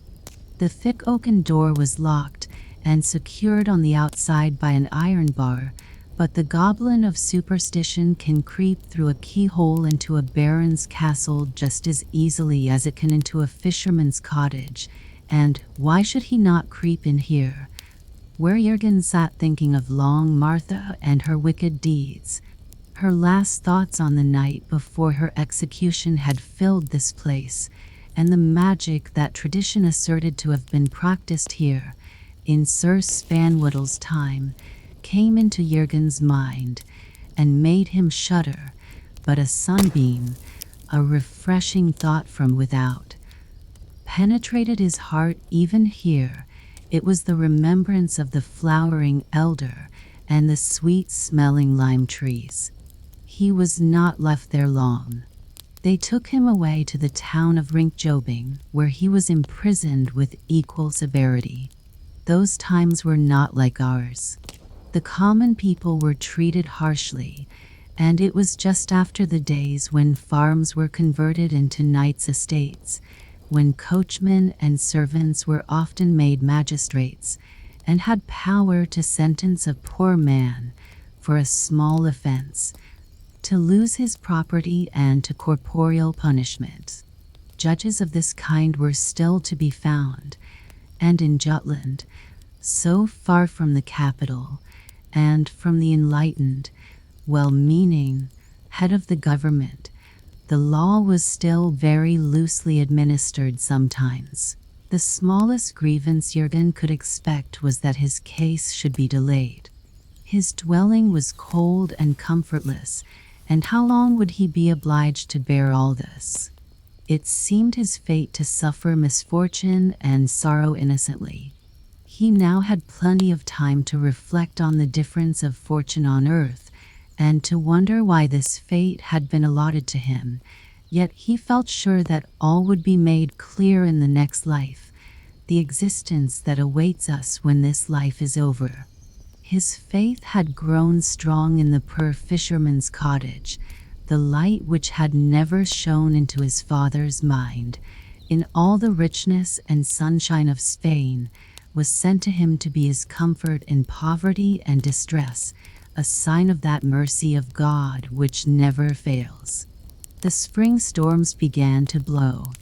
The rolling and moaning of the North Sea could be heard for miles inland when the wind was blowing, and then it sounded like the rushing of 1,000 wagons over a hard road with a mine underneath. Jürgen heard these sounds in his prison, and it was a relief to him.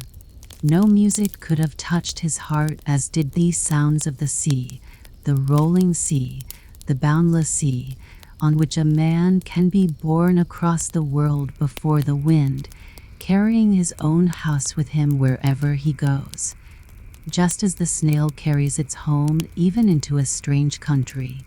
He listened eagerly to its deep murmur, and then the thought arose, free, free. How happy to be free, even barefooted and in ragged clothes. Sometimes, when such thoughts crossed his mind, the fiery nature rose within him, and he beat the wall with his clenched fists. Weeks, months, a whole year had gone by, when Niels the thief, called also a horse dealer, was arrested, and now better times came, and it was seen that Jürgen had been wrongly accused. On the afternoon before Jürgen's departure from home, and before the murder, Niels the thief had met Martin at a beer house in the neighborhood of Ringkjobing. A few glasses were drank, not enough to clog the brain, but enough to loosen Martin's tongue. He began to boast and to say that he had obtained a house and intended to marry, and when Niels asked him where he was going to get the money, he slapped his pocket proudly and said, "The money is here, where it ought to be."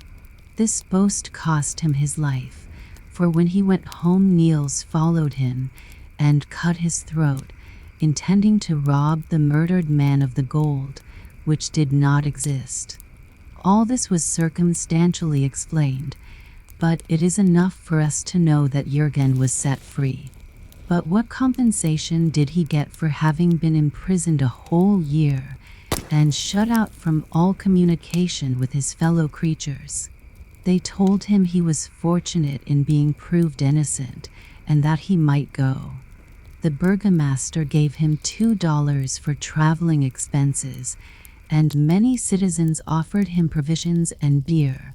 There were still good people. They were not all hard and pitiless. But the best thing of all was that the merchant Braun of Skagen, into whose service Jürgen had proposed entering the year before, was just at that time on business in the town of Ringkjobing. Braun heard the whole story. He was kind-hearted and understood what Jürgen must have felt and suffered. Therefore he made up his mind to make it up to the poor lad and convince him that there were still kind folks in the world. So Jürgen went forth from prison as if to paradise to find freedom, affection, and trust. He was to travel this path now, for no goblet of life is all bitterness. No good man would pour out such a draught for his fellow man, and how should he do it, who is love personified? Let everything be buried and forgotten, said Braun, the merchant. Let us draw a thick line through last year. We will even burn the almanac. In 2 days we will start for dear, friendly, peaceful Skjagen. People call it an out-of-the-way corner, but it is a good warm chimney corner, and its windows open toward every part of the world. What a journey that was! It was like taking fresh breath out of the cold dungeon air into the warm sunshine. The heather bloomed in pride and beauty, and the shepherd boy sat on a barrow and blew his pipe, which he had carved for himself out of a sheep bone. Fata Morgana, the beautiful aerial phenomenon of the wilderness, appeared with hanging gardens and waving forests, and the wonderful cloud called Lokman driving his sheep also was seen. Up towards Skjagen they went, through the land of the Wendels, whence the men with long beards, the Longobardi or Lombards, had emigrated in the reign of King Sneo, when all the children and old people were to have been killed. Till the noble Dane Gamberg proposed that the young people should emigrate. Jürgen knew all this. He had some little knowledge, and although he did not know the land of the Lombards beyond the lofty Alps, he had an idea that it must be there, for in his boyhood he had been in the south, in Spain. He thought of the plenteousness of the southern fruit, of the red pomegranate flowers, of the humming, buzzing, and toiling in the great beehive of a city he had seen. But home is the best place after all, and Jürgen's home was Denmark. At last they arrived at Vendelskage, as Skjagen is called in Old Norwegian and Icelandic writings. At that time Old Skjagen, with the eastern and western town, extended for miles, with sand hills and arable land as far as the lighthouse near Grennen. Then, as now, the houses were strewn among the wind-raised sand hills, a wilderness in which the wind sports with the sand, and where the voice of the seagull and wild swan strikes harshly on the ear. In the southwest, a mile from Grennen, lies Old Skjagen. Merchant Braun dwelt here, and this was also to be Jürgen's home for the future. The dwelling house was tarred, and all the small outbuildings had been put together from pieces of wreck. There was no fence, for indeed there was nothing to fence and except the long rows of fishes which were hung upon lines, one above the other, to dry in the wind. The entire coast was strewn with spoiled herrings, for there were so many of these fish that a net was scarcely thrown into the sea before it was filled. They were caught by carloads, and many of them were either thrown back into the sea or left to lie on the beach. The old man's wife and daughter and his servants also came to meet him with great rejoicing. There was a great squeezing of hands and talking and questioning. And the daughter, what a sweet face and bright eyes she had. The inside of the house was comfortable and roomy. Fritters, that a king would have looked upon as a dainty dish, were placed on the table, and there was wine from the Skjagen vineyard, that is, the sea, for there the grapes come ashore ready pressed and prepared in barrels and in bottles. When the mother and daughter heard who Jürgen was, and how innocently he had suffered, they looked at him in a still more friendly way, and pretty Clara's eyes had a look of a special interest as she listened to his story. Jürgen found a happy home in Old Skjagen. It did his heart good, for it had been sorely tried. He had drunk the bitter goblet of love which softens or hardens the heart according to circumstances. Jurgen's heart was still soft, it was young, and therefore it was a good thing that Miss Clara was going in 3 weeks' time to Christiansand in Norway, in her father's ship, to visit an aunt and to stay there the whole winter. On the Sunday before she went away, they all went to church, to the Holy Communion. The church was large and handsome, and had been built centuries before by Scotchmen and Dutchmen. It stood some little way out of the town. It was rather ruinous certainly, and the road to it was heavy, through deep sand, but the people gladly surmounted these difficulties to get to the house of God, to sing psalms and to hear the sermon. The sand had heaped itself up round the walls of the church, but the graves were kept free from it. It was the largest church north of the Jordan. The Virgin Mary, with a golden crown on her head and the child Jesus in her arms, stood lifelike on the altar. The holy apostles had been carved in the choir, and on the walls there were portraits of the old burgomasters and councillors of Skagen. The pulpit was of carved work. The sun shone brightly into the church, and its radiance fell on the polished brass chandelier and on the little ship that hung from the vaulted roof.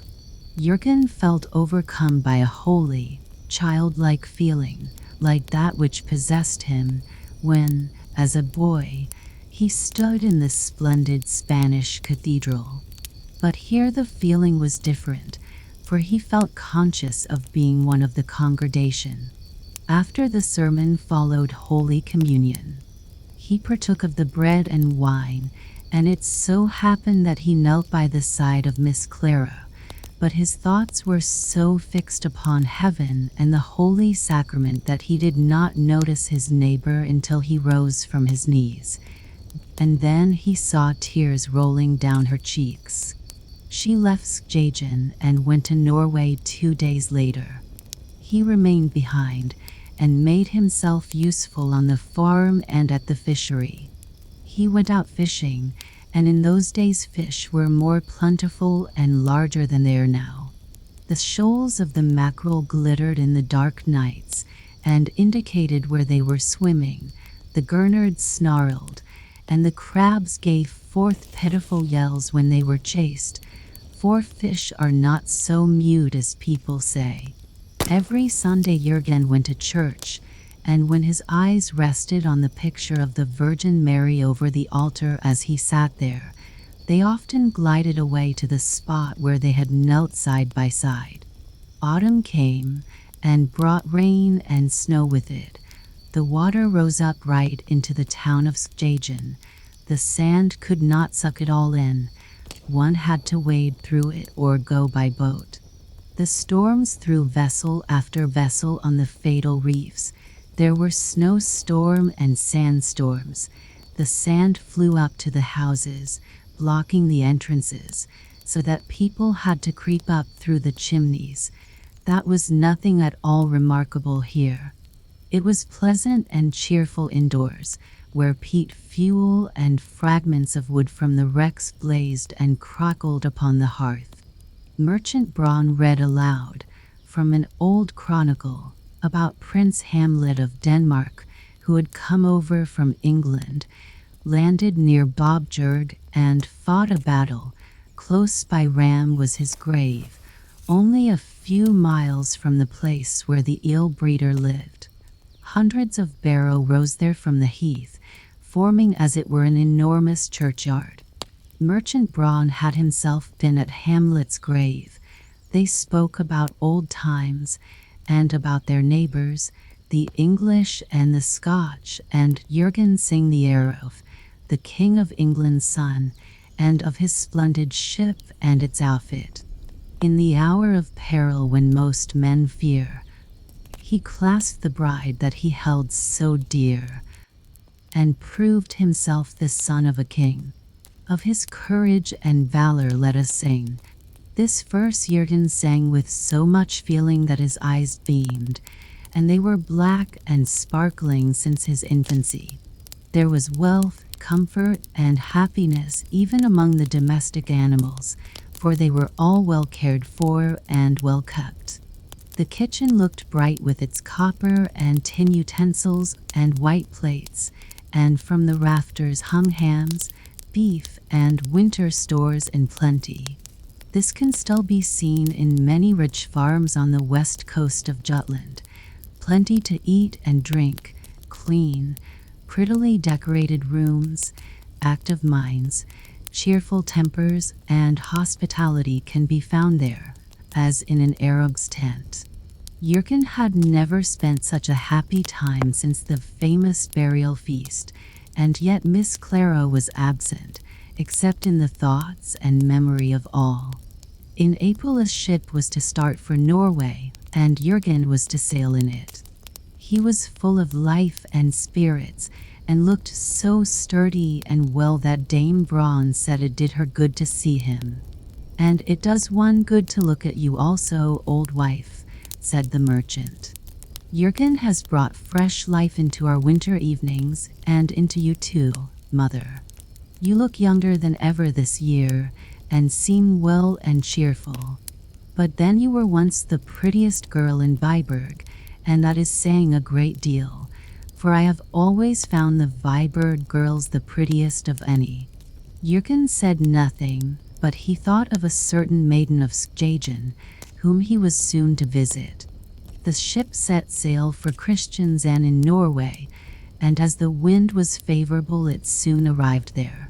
One morning Merchant Braun went out to the lighthouse, which stands a little way out of Old Skagen, not far from Grennen. The light was out, and the sun was already high in the heavens when he mounted the tower. The sandbanks extend a whole mile from the shore, beneath the water. Outside these banks, many ships could be seen that day, and with the aid of his telescope the old man thought he descried his own ship, the Karen Braun. Yes, certainly, there she was, sailing homewards with Clara and Jürgen on board. Clara sat on deck and saw the sand hills gradually appearing in the distance. The church and lighthouse looked like a heron and a swan rising from the blue waters. If the wind held good, they might reach home in about an hour. So near they were to home and all its joys, so near to death and all its terrors. A plank in the ship gave way, and the water rushed in. The crew flew to the pumps and did their best to stop the leak. A signal of distress was hoisted, but they were still fully a mile from the shore. Some fishing boats were in sight, but they were too far off to be of any use. The wind blew towards the land. The tide was in their favor, but it was all useless. The ship could not be saved. Jürgen threw his right arm round Clara and pressed her to him. With what a look she gazed up into his face, as with a prayer to God for help he breasted the waves, which rushed over the sinking ship. She uttered a cry, but she felt safe and certain that he would not leave her to sink. And in this hour of terror and danger Jürgen felt as the king's son did, as told in the old song. In the hour of peril when most men fear, he clasped the bride that he held so dear. How glad he felt that he was a good swimmer. He worked his way onward with his feet and one arm, while he held the young girl up firmly with the other. He rested on the waves, he trod the water, in fact, did everything he could think of, in order not to fatigue himself and to reserve strength enough to reach land. He heard Clara sigh and felt her shudder convulsively, and he pressed her more closely to him. Now and then a wave rolled over them, the current lifted them. The water, although deep, was so clear that for a moment he imagined he saw the shoals of mackerel glittering, or Leviathan himself ready to swallow them. Now the clouds cast a shadow over the water. Then again came the playing sunbeams. Flocks of loudly screaming birds passed over him, and the plump and lazy wild ducks, which allow themselves to be drifted by the waves, rose up terrified at the sight of the swimmer. He began to feel his strength decreasing, but he was only a few cable lengths distance from the shore, and help was coming, for a boat was approaching him. At this moment he distinctly saw a white staring figure under the water. A wave lifted him up, and he came nearer to the figure. He felt a violent shock, and everything became dark around him. On the sand reef lay the wreck of a ship, which was covered with water at high tide. The white figure had rested against the anchor, the sharp iron edge of which rose just above the surface. Jürgen had come in contact with this. The tide had driven him against it with great force. He sank down stunned with the blow, but the next wave lifted him and the young girl up again. Some fishermen, coming with the boat, seized them and dragged them into it. The blood streamed down over Jürgen's face. He seemed dead, but still held the young girl so tightly that they were obliged to take her from him by force. She was pale and lifeless. They laid her in the boat and rowed as quickly as possible to the shore.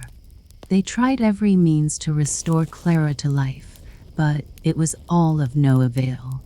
Jürgen had been swimming for some distance with a corpse in his arms and had exhausted his strength for one who was dead.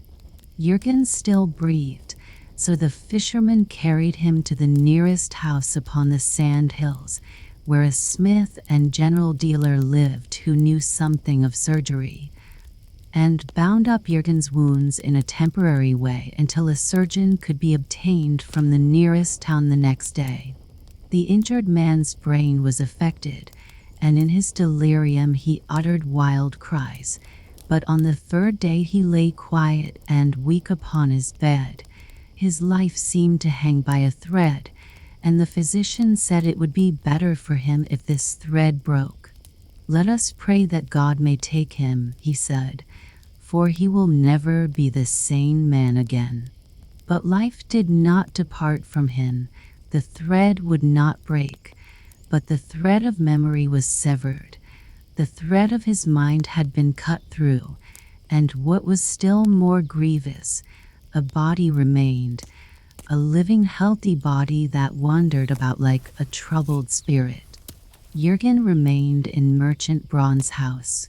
"He was hurt while endeavoring to save our child," said the old man, "and now he is our son."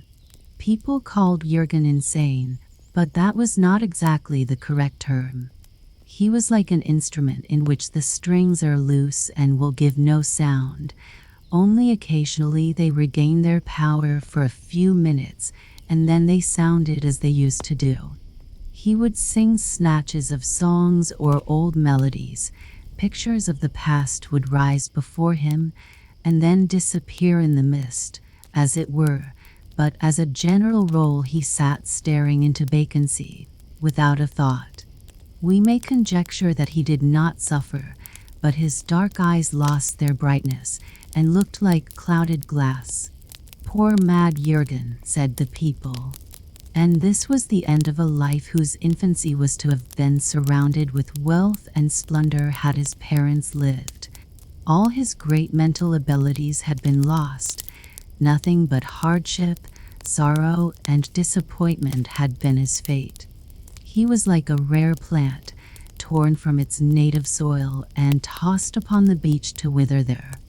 And was this one of God's creatures, fashioned in his own likeness, to have no better fate? Was he to be only the plaything of fortune? No. The all-loving Creator would certainly repay him in the life to come for what he had suffered and lost here. The Lord is good to all, and his mercy is over all his works. The pious old wife of the merchant repeated these words from the Psalms of David in patience and hope, and the prayer of her heart was that Jürgen might soon be called away to enter into eternal life. In the churchyard where the walls were surrounded with sand, Clara lay buried. Jürgen did not seem to know this. It did not enter his mind, which could only retain fragments of the past. Every Sunday he went to church with the old people and sat there silently, staring vacantly before him. One day, when the psalms were being sung, he sighed deeply, and his eyes became bright. They were fixed upon a place near the altar where he had knelt with his friend who was dead. He murmured her name and became deadly pale, and tears rolled down his cheeks. They led him out of church. He told those standing round him that he was well and had never been ill. He, who had been so grievously afflicted, the outcast, thrown upon the world, could not remember his sufferings. The Lord our Creator is wise and full of loving kindness. Who can doubt it? In Spain, where balmy breezes blow over the Moorish cupolas and gently stir the orange and myrtle groves, where singing and the sound of the castanets are always heard, the richest merchant in the place, a childless old man, sat in a luxurious house, while children marched in procession through the streets with waving flags and lighted tapers. If he had been able to press his children to his heart, his daughter, or her child, that had, perhaps, never seen the light of day, far less the kingdom of heaven, how much of his wealth would he not have given? Poor child! Yes, poor child, a child still, yet more than 30 years old, for Jürgen had arrived at this age in old Skagen. The shifting sands had covered the graves in the courtyard, quite up to the church walls, but still, the dead must be buried among their relatives and the dear ones who had gone before them. Merchant Braun and his wife now rested with their children under the white sand. It was in the spring, the season of storms. The sand from the dunes was whirled up in clouds. The sea was rough, and flocks of birds flew like clouds in the storm, screaming across the sand hills. Shipwreck followed upon shipwreck on the reefs between Old Skagen and the Hunsby Dunes. One evening Jürgen sat in his room alone. All at once his mind seemed to become clearer, and a restless feeling came over him, such as had often, in his younger days, driven him out to wander over the sand hills or on the heath. "Home, home," he cried. No one heard him. He went out and walked towards the dunes. Sand and stones blew into his face and whirled round him. He went in the direction of the church. The sand was banked up the walls, half covering the windows, but it had been cleared away in front of the door, and the entrance was free and easy to open, so Jürgen went into the church. The storm raged over the town of Skagen. There had not been such a terrible tempest within the memory of the inhabitants, nor such a rough sea. But Jürgen was in the temple of God, and while the darkness of night reigned outside, a light arose in his soul that was never to depart from it. The heavy weight that pressed on his brain burst asunder. He fancied he heard the organ, but it was only the storm and the moaning of the sea. He sat down on one of the seats, and lo, the candles were lighted one by one, and there was brightness and grandeur such as he had only seen in the Spanish cathedral. The portraits of the old citizens became alive, stepped down from the walls against which they had hung for centuries, and took seats near the church door. The gates flew open, and all the dead people from the churchyard came in and filled the church, while beautiful music sounded. Then the melody of the psalm burst forth, like the sound of the waters, and Jürgen saw that his foster parents from the Hunsby Dunes were there, also old merchant Braun with his wife and their daughter Clara, who gave him her hand. They both went up to the altar where they had knelt before, and the priest joined their hands and united them for life. Then music was heard again. It was wonderfully sweet, like a child's voice, full of joy and expectation, swelling to the powerful tones of a full organ, sometimes soft and sweet, then like the sounds of a tempest, delightful and elevating to hear, yet strong enough to burst the stone tombs of the dead. Then the little ship that hung from the roof of the choir was let down and looked wonderfully large and beautiful with its silken sails and rigging. The ropes were of silk, the anchor of gold, and everywhere riches and pomp untold. As the old song says, the young couple went on board, accompanied by the whole congregation, for there was room and enjoyment for them all. Then the walls and arches of the church were covered with flowering junipers and lime trees breathing forth fragrance. The branches waved, creating a pleasant coolness. They bent and parted, and the ship sailed between them through the air and over the sea. Every candle in the church became a star, and the wind sang a hymn in which they all joined. Through love to glory, no life is lost. The future is full of blessings and happiness. Hallelujah. These were the last words Jürgen uttered in this world, for the thread that bound his immortal soul was severed, and nothing but the dead body lay in the dark church, while the storm raged outside, covering it with loose sand. The next day was Sunday, and the congregation and their pastor went to the church. The road had always been heavy, but now it was almost unfit for use, and when they at last arrived at the church, a great heap of sand lay piled up in front of them. The whole church was completely buried in sand. The clergyman offered a short prayer and said that God had closed the door of his house here, and that the congregation must go and build a new one for him somewhere else. So they sung a hymn in the open air and went home again. Jürgen could not be found anywhere in the town of Skagen, nor on the dunes, though they searched for him everywhere. They came to the conclusion that one of the great waves, which had rolled far up on the beach, had carried him away, but his body lay buried in a great sepulchre, the church itself. The Lord had thrown down a covering for his grave during the storm, and the heavy mound of sand lies upon it to this day.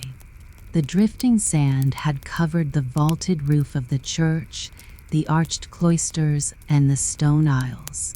The white thorn and the dog rose now blossom above the place where the church lies buried, but the spire, like an enormous monument over a grave, can be seen for miles round. No king has a more splendid memorial. Nothing disturbs the peaceful sleep of the dead. I was the first to hear the story, for the storm sung it to me among the sand hills. The Saucy Boy. Once upon a time there was an old poet, one of those right good old poets. One evening, as he was sitting at home, there was a terrible storm going on outside. The rain was pouring down, but the old poet sat comfortably in his chimney corner, where the fire was burning and the apples were roasting. There will not be a dry thread left on the poor people who are out in this weather, he said. Oh, open the door. I am so cold and wet through, called a little child outside. It was crying and knocking at the door, whilst the rain was pouring down and the wind was rattling all the windows. Poor creature, said the poet, and got up and opened the door. Before him stood a little boy. He was naked, and the water flowed from his long fair locks. He was shivering with cold, If he had not been let in, he would certainly have perished in the storm. "Poor little thing," said the poet, and took him by the hand. "Come to me.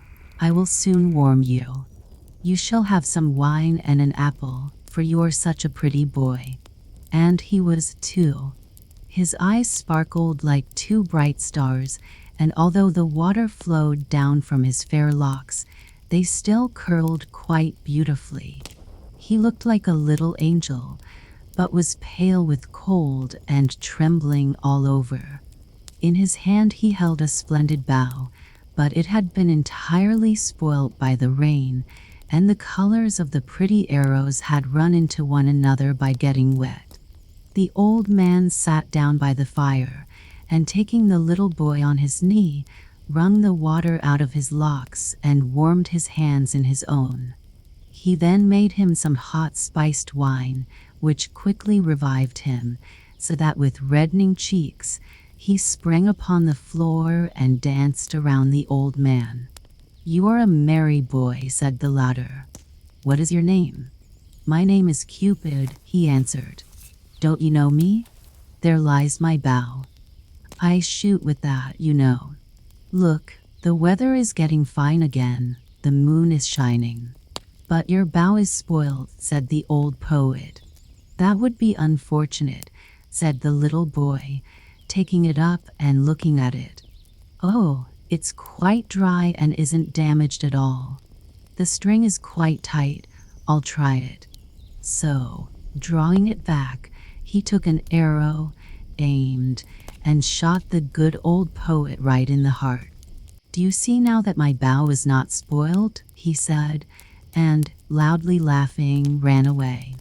What a naughty boy to shoot the old poet like that, who had taken him into his warm room, had been so good to him, and had given him the nicest wine and the best apple. The good old man lay upon the floor crying. He was really shot in the heart. "Oh," he cried, "what a naughty boy this Cupid is. I shall tell all the good children about this, so that they take care never to play with him, lest he hurt them."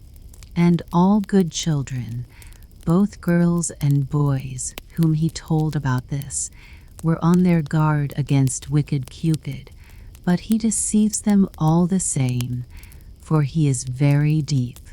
When the students come out of class, he walks beside them with a book under his arm and wearing a black coat. They cannot recognize him. And then, if they take him by the arm, believing him to be a student too, he sticks an arrow into their chest. And when the girls go to church to be confirmed, he is amongst them too. In fact, he is always after people. He sits in the large chandelier in the theater and blazes away, so that people think it is a lamp, but they soon find out their mistake. He walks about in the castle garden and on the promenades. Yes, once he shot your father and your mother in the heart too. Just ask them, and you will hear what they say. "Oh, he is a bad boy, this Cupid, and you must never have anything to do with him, for he is after everyone."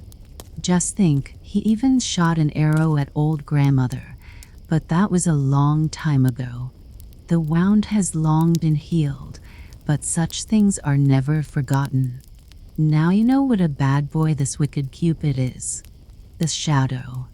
In very hot climates, where the heat of the sun has great power, people are usually as brown as mahogany, and in the hottest countries they are Negroes with black skins.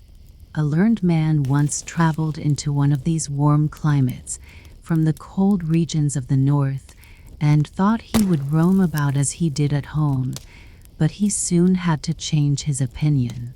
He found that, like all sensible people, he must remain in the house during the whole day, with every window and door closed, so that it looked as if all in the house were asleep or absent. The houses of the narrow street in which he lived were so lofty that the sun shone upon them from morning till evening, and it became quite unbearable. This learned man from the cold regions was young as well as clever, but it seemed to him as if he were sitting in an oven, and he became quite exhausted and weak, and grew so thin that his shadow shriveled up and became much smaller than it had been at home. The sun took away even what was left of it, and he saw nothing of it till the evening after sunset. It was really a pleasure, as soon as the lights were brought into the room, to see the shadow stretch itself against the wall, even to the ceiling, so tall was it, and it really wanted a good stretch to recover its strength. The learned man would sometimes go out into the balcony to stretch himself also, and as soon as the stars came forth in the clear, beautiful sky, he felt revived. People at this hour began to make their appearance in all the balconies in the street, for in warm climates every window has a balcony in which they can breathe the fresh evening air, which is very necessary, even to those who are used to a heat that makes them as brown as mahogany, so that the street presented a very lively appearance.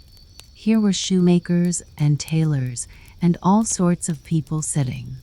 In the street beneath, they brought out tables and chairs, lighted candles by hundreds, talked and sang, and were very merry. There were people walking, carriages driving, and mules trotting along, with their bells on the harness, tingle, tingle as they went. Then the dead were carried to the grave with the sound of solemn music and the tolling of the church bells. It was indeed a scene of varied life in the street.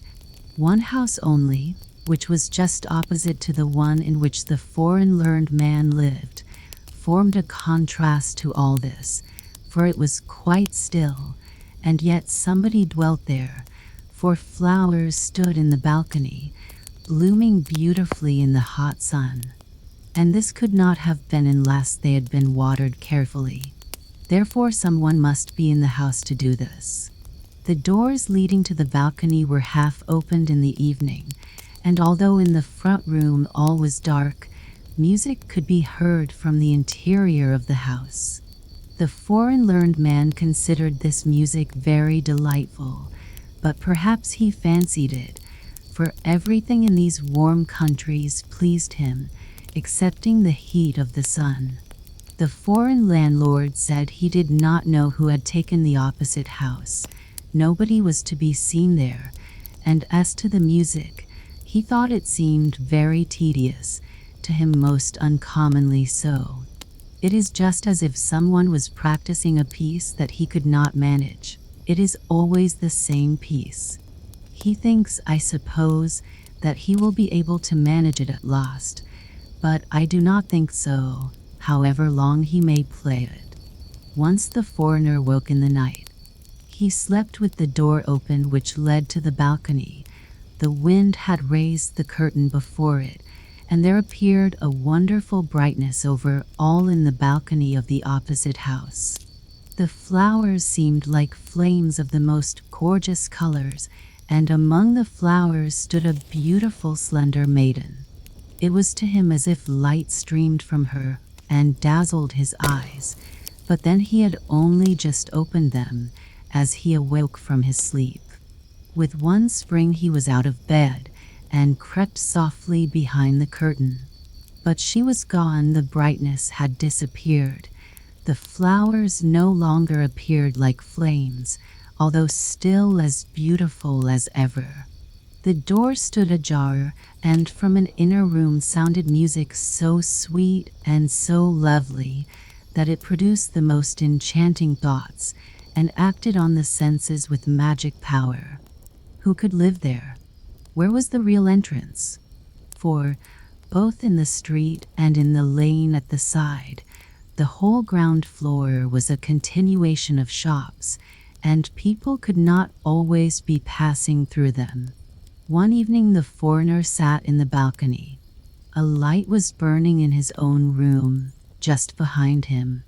It was quite natural, therefore, that his shadow should fall on the wall of the opposite house, so that as he sat amongst the flowers on his balcony, when he moved, his shadow moved also. "I think my shadow is the only living thing to be seen opposite," said the learned man. "See how pleasantly it sits among the flowers. The door is only ajar. The shadow ought to be clever enough to step in and look about him, and then to come back and tell me what he has seen. You could make yourself useful in this way," said he, jokingly. "Be so good as to step in now, will you?" And then he nodded to the shadow, and the shadow nodded in return. "Now go, but don't stay away altogether." Then the foreigner stood up, and the shadow on the opposite balcony stood up also. The foreigner turned round, the shadow turned, and if anyone had observed, they might have seen it go straight into the half-opened door of the opposite balcony. As the learned man re-entered his own room and let the curtain fall, the next morning he went out to take his coffee and read the newspapers. "How is this?" he exclaimed as he stood in the sunshine. "I have lost my shadow. So it really did go away yesterday evening, and it has not returned. This is very annoying." And it certainly did vex him, not so much because the shadow was gone, but because he knew there was a story of a man without a shadow. All the people at home in his country knew this story, and when he returned and related his own adventures, they would say it was only an imitation, and he had no desire for such things to be said of him. So he decided not to speak of it at all, which was a very sensible determination. In the evening he went out again on his balcony, taking care to place the light behind him, for he knew that a shadow always wants his master for a screen, but he could not entice him out. He made himself little, and he made himself tall, but there was no shadow, and no shadow came. He said hem, ahem, but it was all useless. That was very vexatious, but in warm countries everything grows very quickly, and after a week had passed, he saw, to his great joy, that a new shadow was growing from his feet when he walked in the sunshine, so that the root must have remained. After 3 weeks, he had quite a respectable shadow, which, during his return journey to northern lands, continued to grow, and became at last so large that he might very well have spared half of it. When this learned man arrived at home, he wrote books about the true, the good, and the beautiful, which are to be found in this world, and so days and years passed, many, many years. One evening, as he sat in his study, a very gentle tap was heard at the door. "Come in," said he, but no one came. He opened the door, and there stood before him a man so remarkably thin that he felt seriously troubled at his appearance. He was, however, very well dressed and looked like a gentleman. "To whom have I the honor of speaking?" said he. "Ah, I hoped you would recognize me," said the elegant stranger. "I have gained so much that I have a body of flesh and clothes to wear. You never expected to see me in such a condition. Do you not recognize your old shadow? Ah, you never expected that I should return to you again. All has been prosperous with me since I was with you last. I have become rich in every way, and, were I inclined to purchase my freedom from service, I could easily do so." And as he spoke, he rattled between his fingers a number of costly trinkets, which hung to a thick gold watch chain he wore round his neck. Diamond rings sparkled on his fingers, and it was all real. "I cannot recover from my astonishment," said the learned man. "What does all this mean?" "Something rather unusual," said the shadow, "but you're yourself an uncommon man, and you know very well that I have followed in your footsteps ever since your childhood. As soon as you found that I have traveled enough to be trusted alone, I went my own way, and I am now in the most brilliant circumstances. But I felt a kind of longing to see once more before you die, and I wanted to see this place again, for there is always a clinging to the land of one's birth. I know that you have now another shadow. Do I owe you anything? If so, have the goodness to say what it is. No. Is it really you? Said the learned man. Well, this is most remarkable. I never supposed it possible that a man's old shadow could become a human being. Just tell me what I owe you, said the shadow, for I do not like to be in debt to any man. How can you talk in that manner? Said the learned man. What question of debt can there be between us? You are as free as anyone. I rejoice exceedingly to hear of your good fortune. Sit down, old friend, and tell me a little of how it happened, and what you saw in the house opposite to me while we were in those hot climates. Yes, I will tell you all about it, said the shadow, sitting down, but then you must promise me never to tell in the city, wherever you may meet me, that I have been your shadow. I am thinking of being married, for I have more than sufficient to support a family. Make yourself quite easy, said the learned man. I will tell no one who you really are. Here is my hand, I promise, and a word is sufficient between man and man. Between man and a shadow, said the shadow, for he could not help saying so. It was really most remarkable how very much he had become a man in appearance. He was dressed in a suit of the very finest black cloth, polished boots, and an opera crush hat, which could be folded together so that nothing could be seen but the crown and the rim, besides the trinkets, the gold chain, and the diamond rings already spoken of. The shadow was, in fact, very well dressed, and this made a man of him. Now I will relate to you what you wish to know, said the shadow, placing his foot with the polished leather boot as firmly as possible on the arm of the new shadow of the learned man, which lay at his feet like a poodle dog. This was done, it might be from pride, or perhaps that the new shadow might cling to him, but the prostrate shadow remained quite quiet and at rest, in order that it might listen, for it wanted to know how a shadow could be sent away by its master, and become a man itself. Do you know, said the shadow, that in the house opposite to you lived the most glorious creature in the world? It was poetry. I remained there 3 weeks, and it was more like 3,000 years, for I read all that has ever been written in poetry or prose, and I may say, in truth, that I saw and learned everything. Poetry, exclaimed the learned man. Yes, she lives as a hermit in great cities. Poetry. Well, I saw her once for a very short moment while sleep weighed down my eyelids. She flashed upon me from the balcony like the radiant aurora borealis, surrounded with flowers like flames of fire. Tell me, you were on the balcony that evening. You went through the door, and what did you see? I found myself in an anteroom, said the shadow. You still sat opposite to me, looking into the room.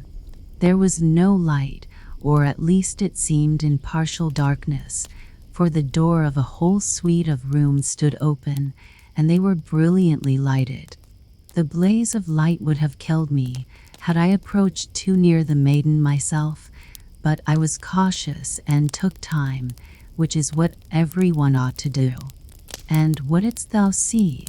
Asked the learned man. I saw everything, as ye shall hear, but it really is not pride on my part, as a free man and possessing the knowledge that I do, besides my position, not to speak of my wealth. I wish you would say you to me instead of thou. I beg your pardon, said the learned man. It is an old habit, which it is difficult to break. You are quite right. I will try to think of it. But now tell me everything that you saw." "Everything," said the shadow, "for I saw and know everything." "What was the appearance of the inner rooms?" asked the scholar. "Was it there like a coal grove or like a holy temple? Were the chambers like a starry sky seen from the top of a high mountain?" "It was all that you describe," said the shadow, "but I did not go quite in. I remained in the twilight of the anteroom, but I was in a very good position. I could see and hear all that was going on in the court of poetry." "But what did you see? Did the gods of ancient times pass through the rooms? Did old heroes fight their battles over again? Were there lovely children at play who related their dreams?" "I tell you I have been there, and therefore you may be sure that I saw everything that was to be seen. If you had gone there, you would not have remained a human being, whereas I became one, and at the same moment I became aware of my inner being, my inborn affinity to the nature of poetry. It is true I did not think much about it while I was with you, but you will remember that I was always much larger at sunrise and sunset, and in the moonlight even more visible than yourself, but I did not then understand my inner existence. In the ante-room it was revealed to me. I became a man. I came out in full maturity. But you had left the warm countries. As a man, I felt ashamed to go about without boots or clothes, and that exterior finish by which man is known. So I went my own way. I can tell you, for you will not put it in a book. I hid myself under the cloak of a cake woman, but she little thought who she concealed. It was not till evening that I ventured out. I ran about the streets in the moonlight. I drew myself up to my full height upon the walls, which tickled my back very pleasantly. I ran here and there, looked through the highest windows into the rooms and over the roofs. I looked in and saw what nobody else could see or indeed ought to see. In fact, it is a bad world, and I would not care to be a man, but that men are of some importance. I saw the most miserable things going on between husbands and wives, parents and children, sweet, incomparable children.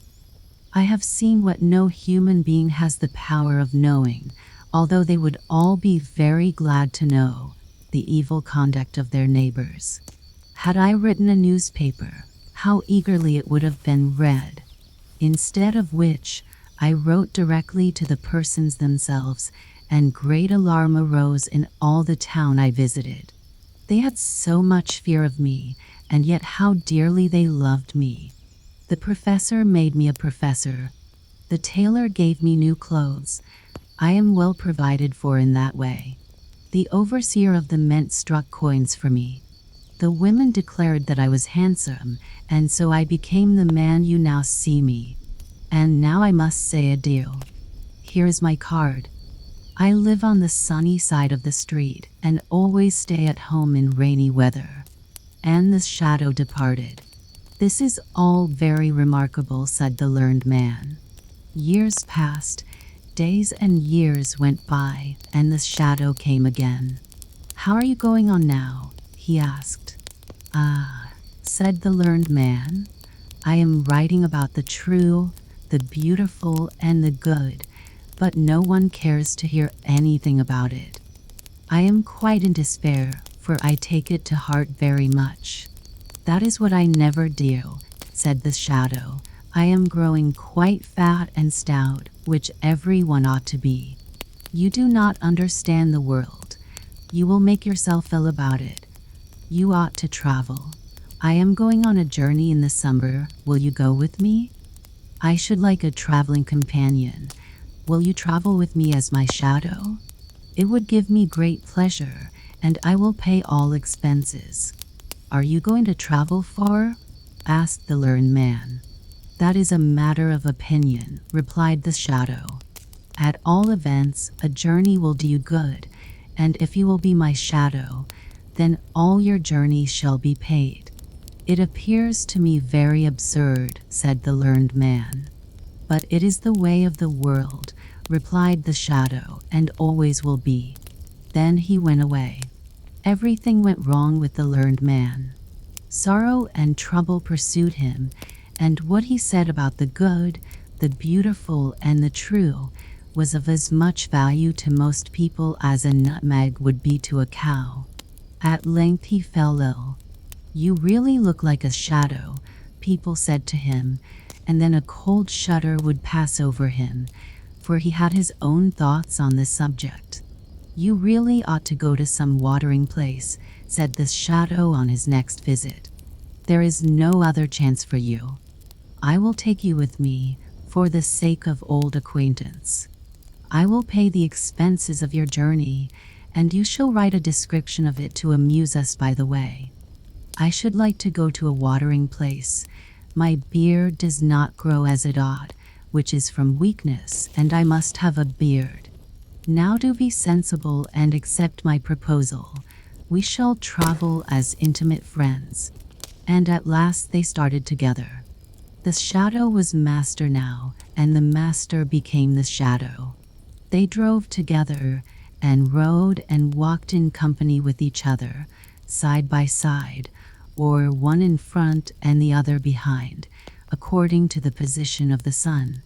The shadow always knew when to take the place of honor, but the learned man took no notice of it, for he had a good heart, and was exceedingly mild and friendly. One day the master said to the shadow, "We have grown up together from our childhood, and now that we have become traveling companions, shall we not drink to our good fellowship, and say thee and now to each other?" "What you say is very straightforward and kindly meant," said the shadow, who was now really master. "I will be equally kind and straightforward. You are a learned man, and know how wonderful human nature is. There are some men who cannot endure the smell of brown paper. It makes them ill. Others will feel a shuddering sensation to their very marrow if a nail is scratched on a pane of glass. I myself have a similar kind of feeling when I hear anyone say thou to me. I feel crushed by it, as I used to feel in my former position with you. You will perceive that this is a matter of feeling, not pride. I cannot allow you to say thou to me. I will gladly say it to you, and therefore your wish will be half fulfilled." Then the shadow addressed his former master as thou. "It is going rather too far," said the latter, "that I am to say you when I speak to him, and he is to say thou to me." However, he was obliged to submit. They arrived at length at the baths, where there were many strangers, and among them a beautiful princess, whose real disease consisted in being too sharp-sighted, which made everyone very uneasy. She saw at once that the newcomer was very different to everyone else. "They say he is here to make his beard grow," she thought, "but I know the real cause. He is unable to cast a shadow." Then she became very curious on the matter, and one day, while on the promenade, she entered into conversation with the strange gentleman. Being a princess, she was not obliged to stand upon much ceremony, so she said to him without hesitation, "Your illness consists in not being able to cast a shadow. Your Royal Highness must be on the high road to recovery from your illness," said he. "I know your complaint arose from being too sharp-sighted, and in this case it has entirely failed. I happen to have a most unusual shadow. Have you not seen a person who is always at my side? Persons often give their servants finer cloth for their liveries than for their own clothes, and so I have dressed out my shadow like a man. Nay, you may observe that I have even given him a shadow of his own. It is rather expensive, but I like to have things about me that are peculiar." "How's this?" thought the princess. "Am I really cured? This must be the best watering place in existence. Water in our times has certainly wonderful power, but I will not leave this place yet, just as it begins to be amusing." This foreign prince, for he must be a prince, pleases me above all things. I only hope his beard won't grow, or he will leave at once." In the evening, the princess and the shadow danced together in the large assembly rooms. She was light, but he was lighter still. She had never seen such a dancer before. She told him from what country she had come, and found he knew it and had been there, but not while she was at home. He had looked into the windows of her father's palace, both the upper and the lower windows. He had seen many things, and could therefore answer the princess and make allusions which quite astonished her. She thought he must be the cleverest man in all the world, and felt the greatest respect for his knowledge. When she danced with him again, she fell in love with him, which the shadow quickly discovered, for she had with her eyes looked him through and through. They danced once more, and she was nearly telling him, but she had some discretion. She thought of her country, her kingdom, and the number of people over whom she would one day have to rule. "He is a clever man," she thought to herself, which is a good thing, "and he dances admirably, which is also good. But has he well-grounded knowledge? That is an important question, and I must try him." Then she asked him a most difficult question. She herself could not have answered it, and the shadow made a most unaccountable grimace. "You cannot answer that," said the princess. "I learned something about it in my childhood," he replied, "and believe that even my very shadow, standing over there by the door, could answer it." "Your shadow," said the princess. "Indeed, that would be very remarkable." "I do not say so positively," observed the shadow, "but I am inclined to believe that he can do so. He has followed me for so many years, and has heard so much from me, that I think it is very likely. But your Royal Highness must allow me to observe that he is very proud of being considered a man, and to put him in a good humor, so that he may answer correctly, he must be treated as a man." "I shall be very pleased to do so," said the princess. So she walked up to the learned man, who stood in the doorway, and spoke to him of the sun and the moon, of the green forests, and of people near home and far off, and the learned man conversed with her pleasantly and sensibly. "What a wonderful man he must be, to have such a clever shadow," thought she. "If I were to choose him, it would be a real blessing to my country and my subjects, and I will do it." So the princess and the shadow were soon engaged to each other, but no one was to be told a word about it, till she returned to her kingdom. "No one shall know," said this shadow, "not even my own shadow," and he had very particular reasons for saying so. After a time, the princess returned to the land over which she reigned, and this shadow accompanied her. "Listen, my friend," said this shadow to the learned man. "Now that I am as fortunate and as powerful as any man can be, I will do something unusually good for you. You shall live in my palace, drive with me in the royal carriage, and have $100,000 a year, but you must allow everyone to call you a shadow, and never venture to say that you have been a man. And once a year, when I sit in my balcony in the sunshine, you must lie at my feet as becomes a shadow to do, for I must tell you I am going to marry the princess, and our wedding will take place this evening." "Now, really, this is too ridiculous," said the learned man. "I cannot and will not submit to such folly.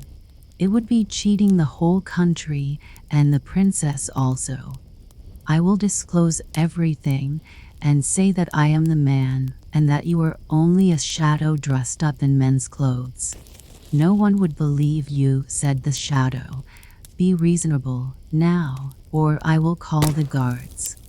"I will go straight to the princess," said the learned man. "But I shall be there first," replied the shadow, "and you will be sent to prison." And so it turned out, for the guards readily obeyed him, as they knew he was going to marry the king's daughter.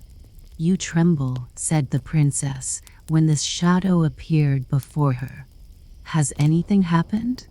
"You must not be ill today, for this evening our wedding will take place." "I have gone through the most terrible affair that could possibly happen," said the shadow. "Only imagine, my shadow has gone mad. I suppose such a poor, shallow brain could not bear much. He fancies that he has become a real man, and that I am his shadow." "How very terrible," cried the princess. "Is he locked up?" "Oh, yes, certainly, for I fear he will never recover." "Poor shadow," said the princess. "It is very unfortunate for him. It would really be a good deed to free him from his frail existence. And, indeed, when I think how often people take the part of the lower class against the higher in these days, it would be policy to put him out of the way quietly. It is certainly rather hard upon him, for he was a faithful servant," said the shadow, and he pretended to sigh. "Yours is a noble character," said the princess, and bowed herself before him. In the evening the whole town was illuminated, and cannons fired, boom, and the soldiers presented arms. It was indeed a grand wedding. The princess and the shadow stepped out on the balcony to show themselves, and to receive one cheer more. But the learned man heard nothing of all these festivities, for he had already been executed. The shepherdess and the sheep. Have you ever seen an old wooden cupboard quite black with age, and ornamented with carved foliage and curious figures? Well, just such a cupboard stood in a parlor, and had been left to the family as a legacy by the great-grandmother. It was covered from top to bottom with carved roses and tulips. The most curious scrolls were drawn upon it, and out of them peeped little stags' heads, with antlers. In the middle of the cupboard door was the carved figure of a man most ridiculous to look at. He grinned at you, for no one could call it laughing. He had goat's legs, little horns on his head, and a long beard. The children in the room always called him Major General Field Sergeant Commander Bellygoat's Legs. It was certainly a very difficult name to pronounce, and there are very few who ever receive such a title, but then it seemed wonderful how he came to be carved at all. Yet there he was, always looking at the table under the looking-glass, where stood a very pretty little shepherdess made of china. Her shoes were gilt, and her dress had a red rose or an ornament. She wore a hat and carried a crook that were both gilded, and looked very bright and pretty. Close by her side stood a little chimney sweep, as black as coal, and also made of china. He was, however, quite as clean and neat as any other china figure. He only represented a black chimney sweep, and the china workers might just as well have made him a prince, had they felt inclined to do so. He stood holding his ladder quite handily, and his face was as fair and rosy as a girl's. Indeed, that was rather a mistake. It should have had some black marks on it. He and the shepherdess had been placed close together, side by side, and, being so placed, they became engaged to each other, for they were very well suited, being both made of the same sort of china, and being equally fragile. Close to them stood another figure, 3 times as large as they were, and also made of china. He was an old Chinaman who could nod his head, and used to pretend that he was the grandfather of the shepherdess, although he could not prove it. He, however, assumed authority over her, and therefore when Major General Field Sergeant Commander Bellygoat's Legs asked for the little shepherdess to be his wife, He nodded his head to show that he consented. "You will have a husband," said the old Chinaman to her, "who I really believe is made of mahogany. He will make you a lady of Major General Field Sergeant Commander Bellygoat's legs. He has the whole cupboard full of silver plate, which he keeps locked up in secret drawers." "I won't go into the dark cupboard," said the little shepherdess. "I have heard that he has 11 China wives there already." "Then he shall be the 12th," said the old Chinaman. "Tonight, as soon as you hear a rattling in the old cupboard, you shall be married, as true as I am a Chinaman." And then he nodded his head and fell asleep. Then the little shepherdess cried and looked at her sweetheart, the china chimney sweep. "I must entreat you," said she, "to go out with me into the wide world, for we cannot stay here." "I will do whatever you wish," said the little chimney sweep. "Let us go immediately. I think I shall be able to maintain you with my profession." "If we were but safely down from the table," said she, "I shall not be happy till we are really out in the world." Then he comforted her and showed her how to place her little foot on the carved edge and gilt leaf ornaments of the table. He brought his little ladder to help her, and so they contrived to reach the floor. But when they looked at the old cupboard, they saw it was all in an uproar. The carved stags pushed out their heads, raised their antlers, and twisted their necks. The Major General sprung up in the air and cried out to the old Chinaman, "They are running away! They are running away!" The two were rather frightened at this, so they jumped into the drawer of the window seat. Here were 3 or 4 packs of cards not quite complete, and a doll's theater, which had been built up very neatly. A comedy was being performed in it, and all the queens of diamonds, clubs, and hearts, and spades sat in the first row fanning themselves with tulips, and behind them stood all the knaves, showing that they had heads above and below as playing cards generally have. The play was about 2 lovers who were not allowed to marry, and the shepherdess wept because it was so like her own story. "I cannot bear it," said she. "I must get out of the drawer." But when they reached the floor and cast their eyes on the table, there was the old Chinaman awake and shaking his whole body, till all at once down he came on the floor, plump. "The old Chinaman is coming," cried the little shepherdess in a fright, and down she fell on one knee. "I have thought of something," said the chimney sweep. "Let us get into the great potpourri jar which stands in the corner. There we can lie on rose leaves and lavender, and throw salt in his eyes if he comes near us."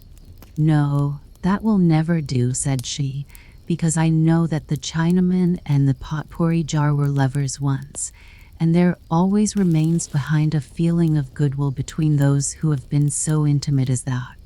No, there is nothing left for us but to go out into the wide world." "Have you really courage enough to go out into the wide world with me?" said the chimney sweep. "Have you thought how large it is, and that we can never come back here again?" "Yes, I have," she replied. When the chimney sweep saw that she was quite firm, he said, "My way is through the stove and up the chimney. Have you courage to creep with me through the firebox and the iron pipe? When we get to the chimney, I shall know how to manage very well. We shall soon climb too high for anyone to reach us, and we shall come through a hole in the top out into the wide world." So he led her to the door of the stove. "It looks very dark," said she.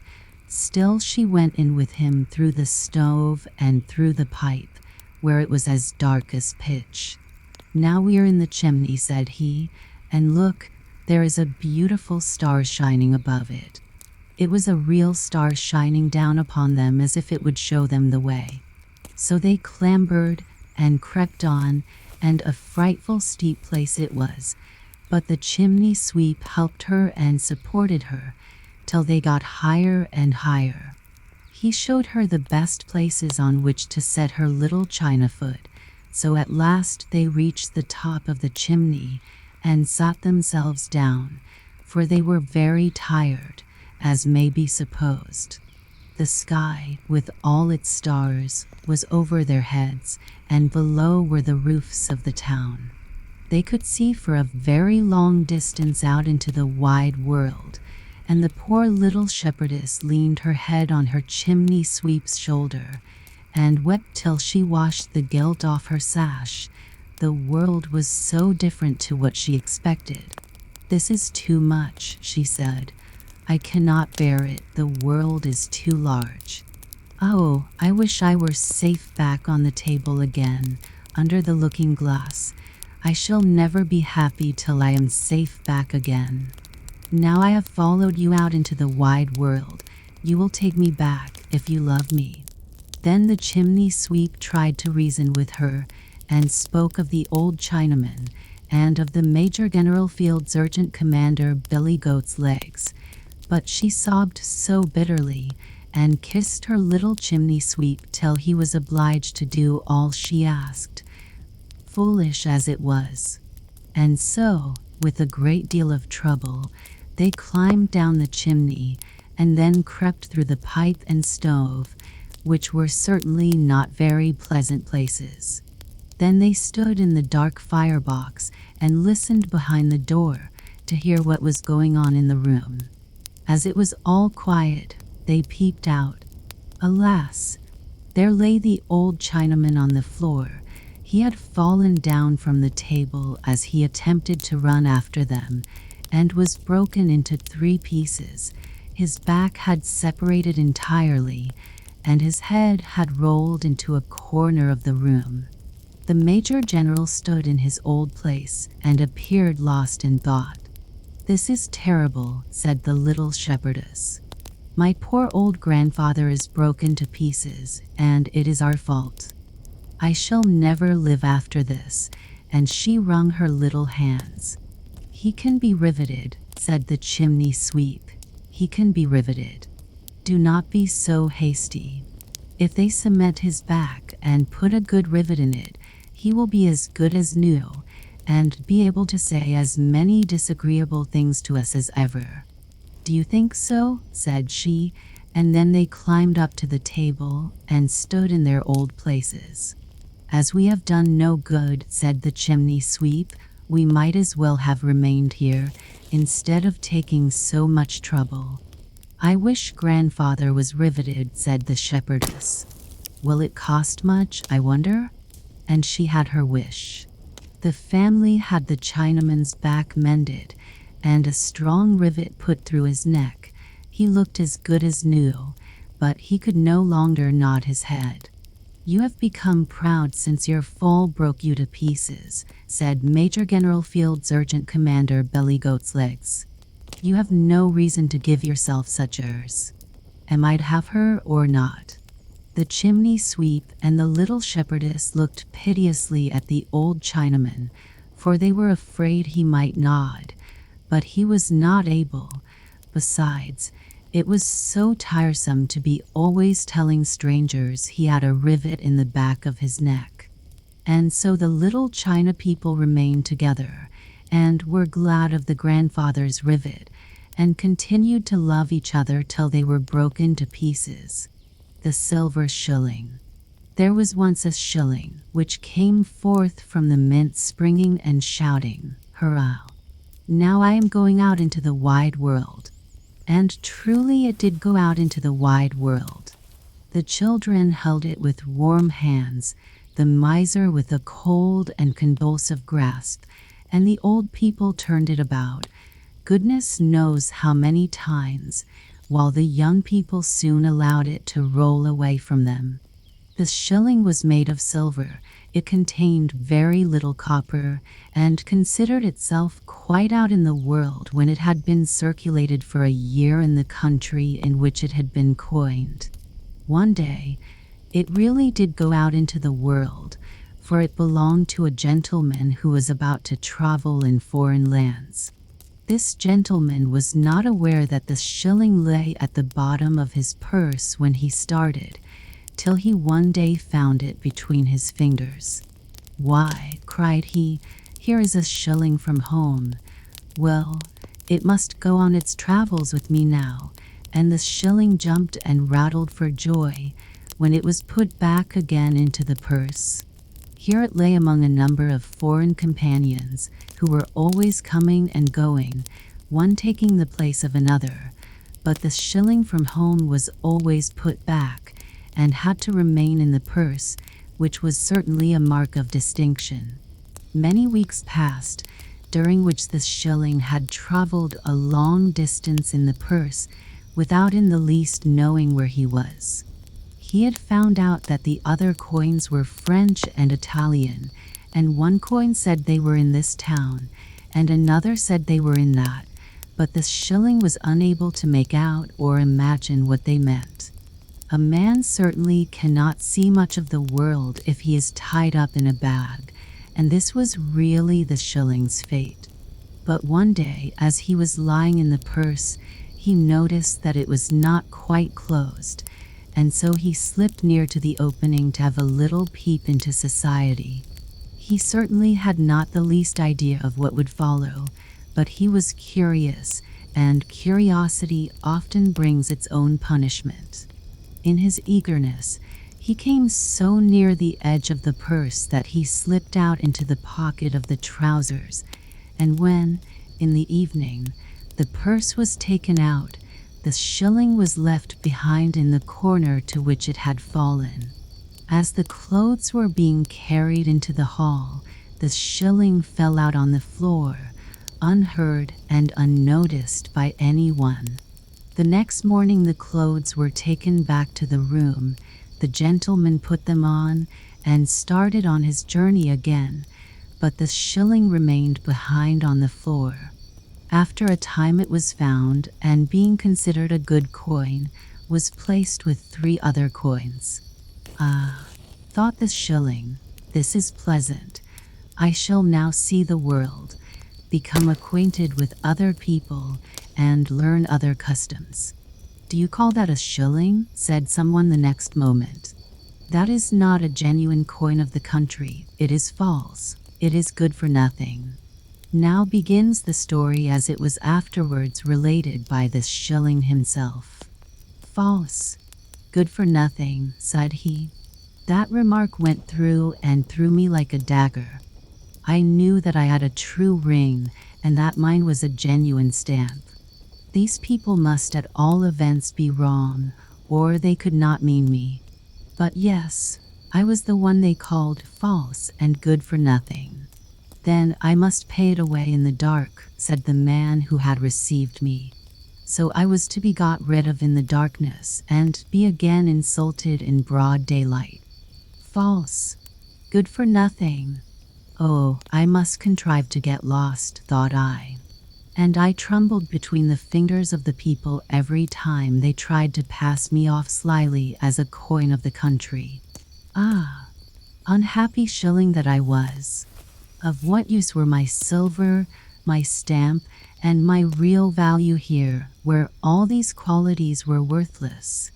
In the eyes of the world, a man is valued just according to the opinion formed of him.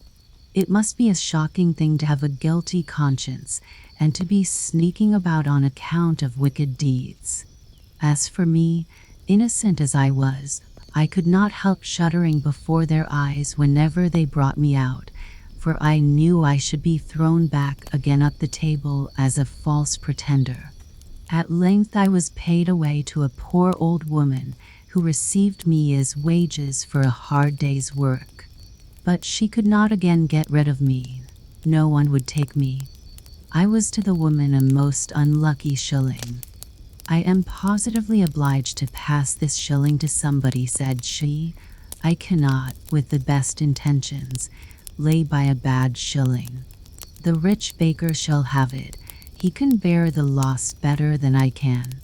But, after all, it is not a right thing to do." "Ah," sighed I to myself, "am I also to be a burden on the conscience of this poor woman?" Am I then in my old days so completely changed?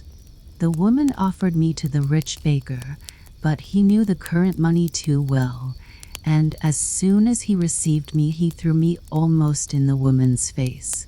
She could get no bread for me, and I felt quite grieved to the heart that I should be cause of so much trouble to another, and be treated as a cast-off coin. I who, in my young days, felt so joyful in the certainty of my own value, and knew so well that I bore a genuine stamp. I was as sorrowful now as a poor shilling can be when nobody will have him. The woman took me home again with her, and looking at me very earnestly, she said, "No, I will not try to deceive anyone with thee again. I will bore a hole through thee, that everyone may know that thou art a false and worthless thing. And yet, why should I do that? Very likely thou art a lucky shilling. A thought has just struck me that it is so, and I believe it.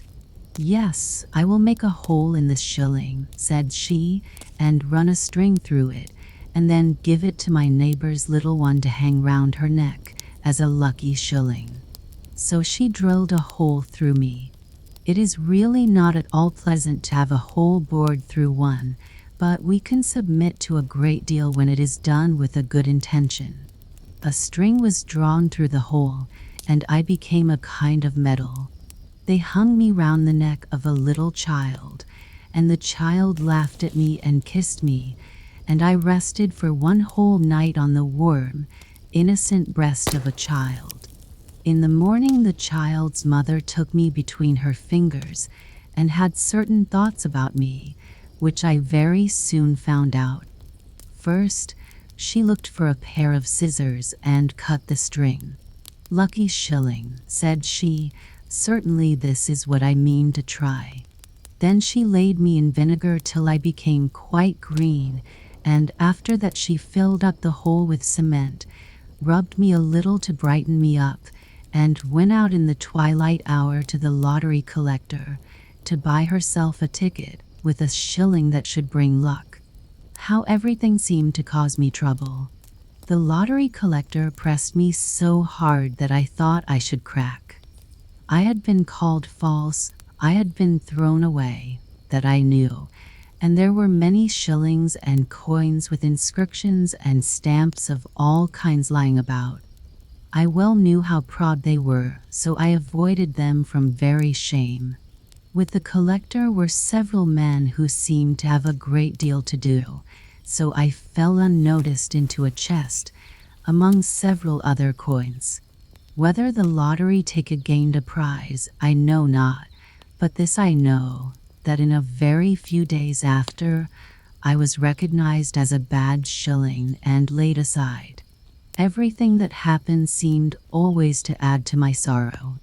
Even if a man has a good character, it is of no use for him to deny what is said of him, for he is not considered an impartial judge of himself. A year passed, and in this way I had been changed from hand to hand, always abused, always looked at with displeasure, and trusted by no one, but I trusted in myself, and had no confidence in the world. Yes, that was a very dark time. At length one day I was passed to a traveler, a foreigner, the very same who had brought me away from home, and he was simple and true-hearted enough to take me for current coin. But would he also attempt to pass me? And should I again hear the outcry, "False, good for nothing"? The traveler examined me attentively. "I took thee for good coin," said he. Then suddenly a smile spread all over his face. I have never seen such a smile on any other faces on his. "Now this is singular," said he. "It is a coin from my own country, a good, true shilling from home.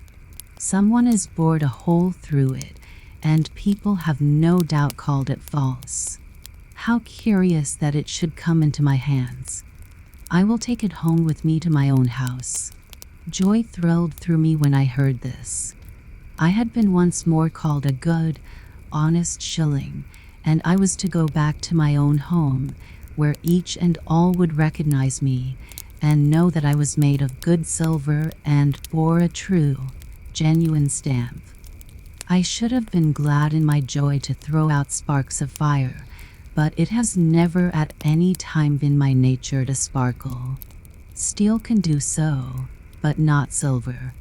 I was wrapped up in fine, white paper, that I might not mix with the other coins and be lost, and on special occasions, when people from my own country happened to be present, I was brought forward and spoken of very kindly. They said I was very interesting, and it was really quite worthwhile to notice that those who are interesting have often not a single word to say for themselves.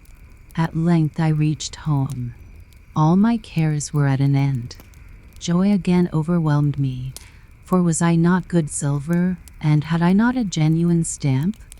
I had no more insults or disappointments to endure, although, indeed, there was a hole through me, as if I were false.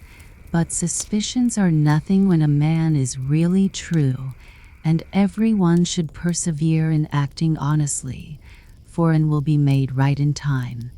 That is my firm belief, said the shilling. The shirt collar.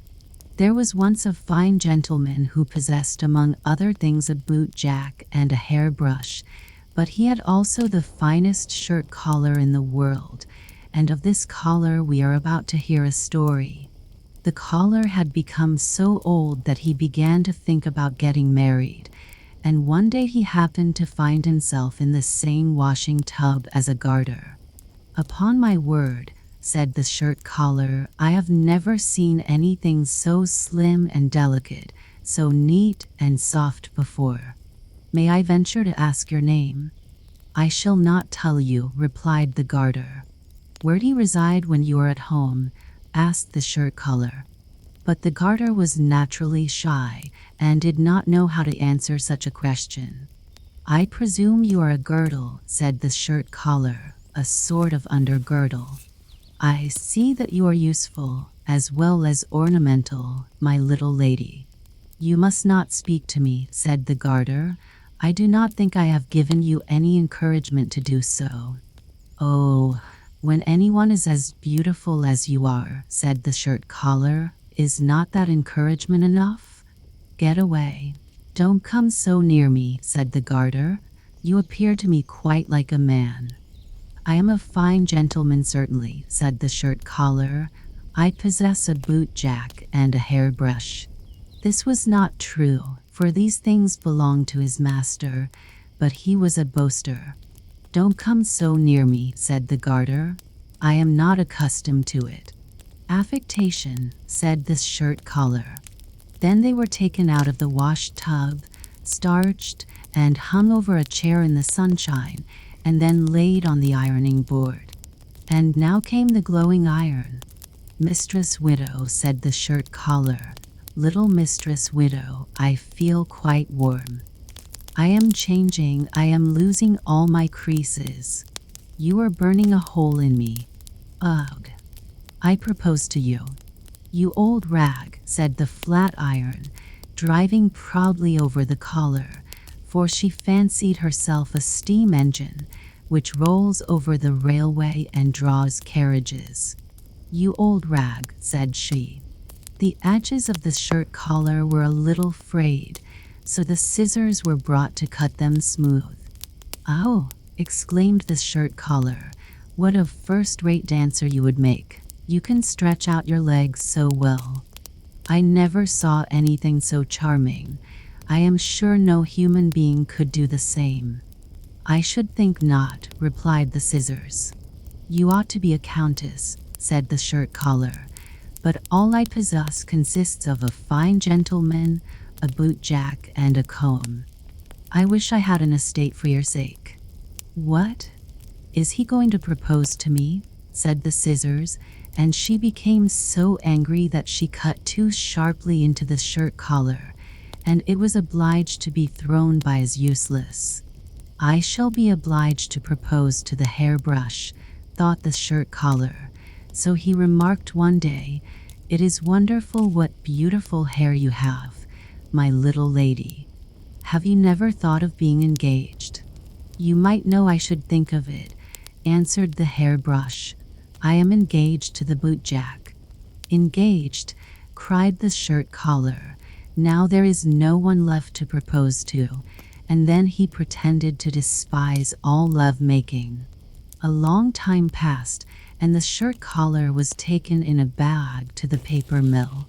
Here was a large company of rags, the fine ones lying by themselves, separated from the coarser, as it ought to be. They had all many things to relate, especially the shirt collar, who was a terrible boaster. "I have had an immense number of love affairs," said the shirt collar. "No one left me any peace. It is true I was a very fine gentleman, quite stuck up. I had a bootjack and a brush that I never used. You should have seen me then, when I was turned down. I shall never forget my first love. She was a girdle, so charming and fine and soft, and she threw herself into a washing tub for my sake. There was a widow too, who was warmly in love with me, but I left her alone, and she became quite black. The next was a first-rate dancer. She gave me the wound from which I still suffer. She was so passionate. Even my own hairbrush was in love with me, and lost all her hair through neglected love. Yes, I have had great experience of this kind, but my greatest grief was for the garter. The girdle, I meant to say, that jumped into the wash tub. I have a great deal on my conscience, and it is really time I should be turned into white paper." And the shirt collar came to this at last. All the rags were made into white paper, and the shirt collar became the very identical piece of paper which we now see, and on which this story is printed. It happened as a punishment to him for having boasted so shockingly of things which were not true. And this is a warning to us to be careful how we act, for we may some day find ourselves in the rag bag, to be turned into white paper, on which our whole history may be written, even its most secret actions. And it would not be pleasant to have to run about the world in the form of a piece of paper, telling everything we have done, like the boasting shirt collar. The snowman. "It is so delightfully cold," said the snowman, "that it makes my whole body crockle. This is just the kind of wind to blow life into one. How that great red thing up there is staring at me." He meant the sun, who is just setting. "It shall not make me wink. I shall manage to keep the pieces." He had 2 triangular pieces of tile in his head. Instead of eyes, his mouth was made of an old broken rake, and was, of course, furnished with teeth. He had been brought into existence amidst the joyous shouts of boys, the jingling of sleigh bells, and the slashing of whips. The sun went down, and the full moon rose, large, round, and clear, shining in the deep blue. "There it comes again, from the other side," said the snowman, who supposed the sun was showing himself once more. "Ah, I have cured him of staring, though. Now he may hang up there and shine, that I may see myself. If I only knew how to manage to move away from this place, I should so like to move. If I could, I would slide along yonder on the ice, as I have seen the boys do, but I don't understand how. I don't even know how to run." "Away, away," barked the old yard dog. He was quite hoarse and could not pronounce bow wow properly. He had once been an indoor dog and lay by the fire, and he had been hoarse ever since. The sun will make you run some day. I saw him, last winter, make your predecessor run, and his predecessor before him. Away, away, they all have to go." "I don't understand you, comrade," said the snowman. Is that thing up yonder to teach me to run? I saw it running itself a little while ago, and now it is come creeping up from the other side." "You know nothing at all," replied the yard dog. "But then, you've only lately been patched up. What you see yonder is the moon, and the one before it was the sun.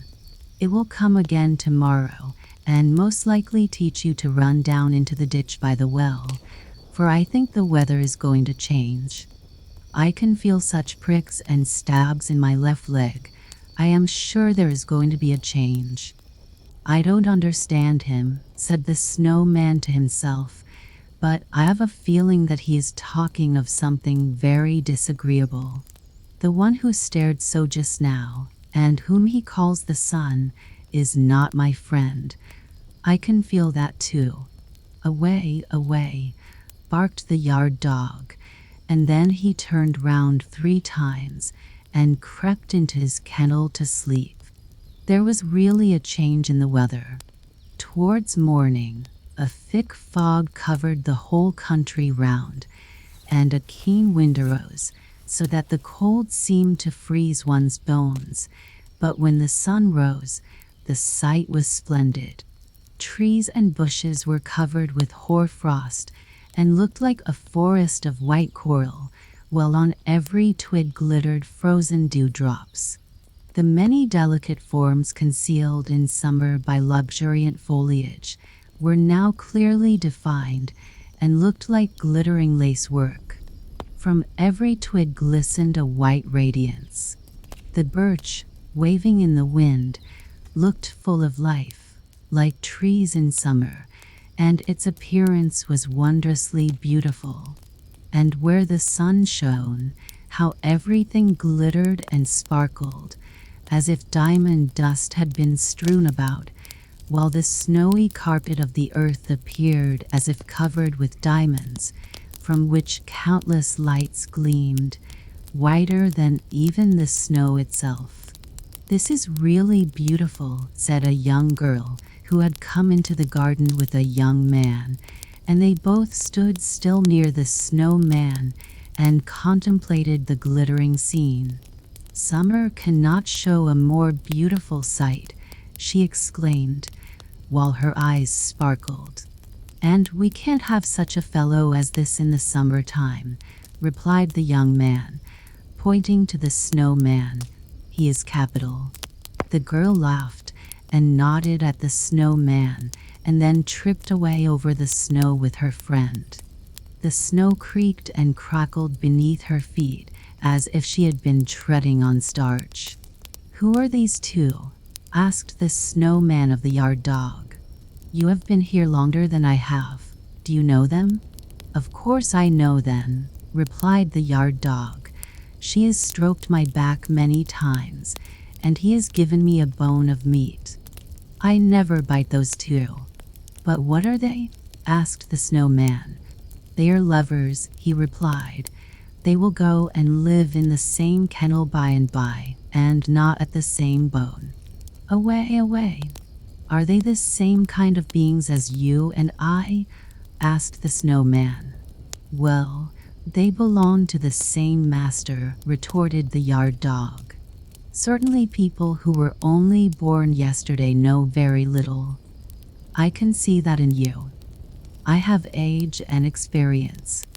I know everyone here in the house, and I know there was once a time when I did not lie out here in the cold, fastened to a chain." "Away, away. The cold is delightful," said the snowman. "But do tell me, only you must not clank your chain so, for it jars all through me when you do that." "Away, away," barked the yard dog. "I'll tell you. They said I was a pretty little fellow once. Then I used to lie in a velvet-covered chair up at the master's house and sit in the mistress's lap. They used to kiss my nose and wipe my paws with an embroidered handkerchief, and I was called Ami, dear Ami, sweet Ami. But after a while I grew too big for them, and they sent me away to the housekeeper's room, so I came to live on the lower story. You can look into the room from where you stand and see where I was master once, for I was indeed master to the housekeeper. It was certainly a smaller room than those upstairs, but I was more comfortable, for I was not being continually taken hold of and pulled about by the children as I had been. I received quite as good food, or even better. I had my own cushion, and there was a stove. It is the finest thing in the world at this season of the year. I used to go under the stove and lie down quite beneath it. I still dream about stove. Away, away. Does a stove look beautiful?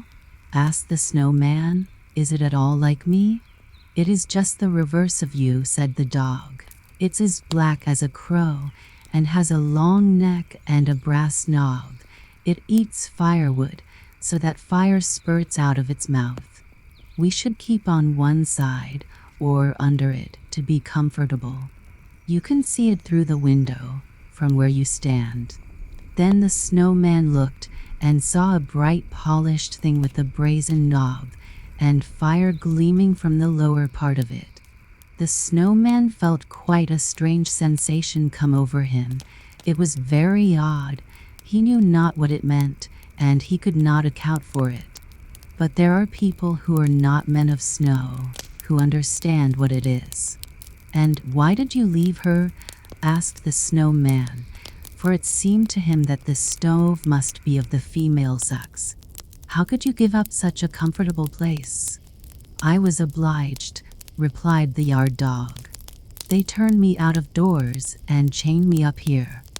I had bitten the youngest of my master's sons in the leg because he kicked away the bone I was gnawing. Bone for bone, I thought, but they were so angry, and from that time I have been fastened with a chain and lost my bone. Don't you hear how hoarse I am? Away, away. I can't talk any more like other dogs. Away, away. That is the end of it all. But the snowman was no longer listening. He was looking into the housekeeper's room on the lower story, where the stove stood on its 4 iron legs, looking about the same size as the snowman himself. What a strange crackling I feel within me, he said. Shall I ever get in there? It is an innocent wish, and innocent wishes are sure to be fulfilled. I must go in there and lean against her, even if I have to break the window. You must never go in there, said the yard dog, for if you approach the stove, you'll melt away. I might as well go, said the snowman, for I think I am breaking up as it is. During the whole day the snowman stood looking in through the window, and in the twilight hour the room became still more inviting, for from the stove came a gentle glow, not like the sun or the moon.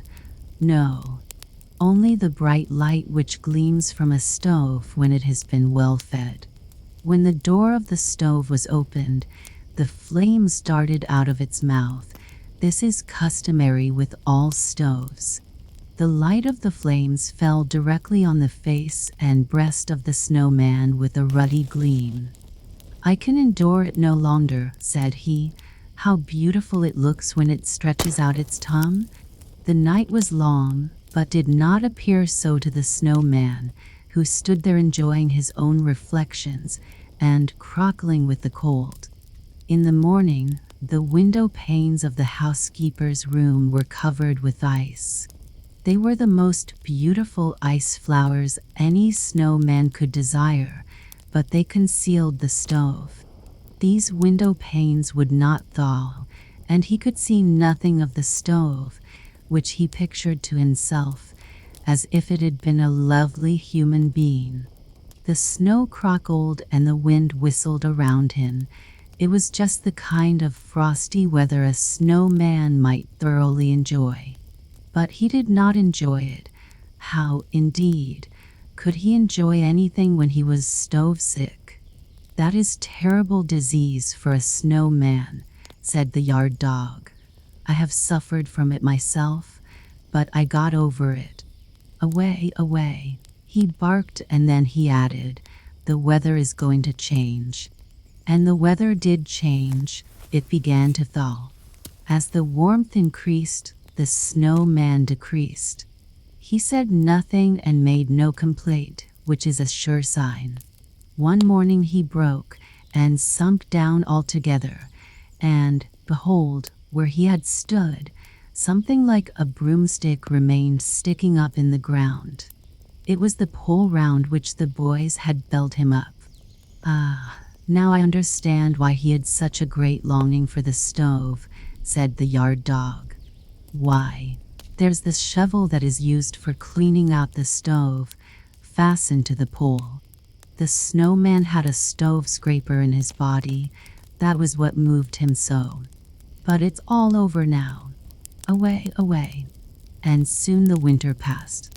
Away, away, barked the hoarse yard dog. But the girls in the house sang, "Come from your fragrant home, green time. Stretch your soft branches, willow tree. The months are bringing the sweet springtime, when the lark in the sky sings joyfully. Come, gentle sun, while the cuckoo sings. And I'll mock his note in my wanderings." And nobody thought any more of the snowman, the snow queen, in 7 stories. Story the first, which describes a looking glass and the broken fragments. You must attend to the commencement of the story, for when we get to the end we shall know more than we do now about a very wicked hobgoblin. He was one of the very worst, for he was a real demon. One day, when he was in a merry mood, he made a looking glass which had the power of making everything good or beautiful that was reflected in it almost shrink to nothing, while everything that was worthless and bad looked increased in size and worse than ever. The most lovely landscapes appeared like boiled spinach, and the people became hideous, and looked as if they stood on their heads and had no bodies. Their countenances were so distorted that no one could recognize them, and even one freckle on the face appeared to spread over the whole of the nose and mouth. The demon said this was very amusing. When a good or pious thought passed through the mind of anyone, it was misrepresented in the glass, and then how the demon laughed at his cunning invention.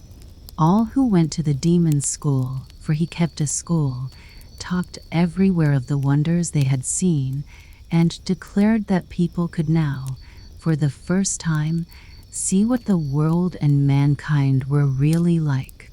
They carried the glass about everywhere, till at last there was not a land nor a people who had not been looked at through this distorted mirror.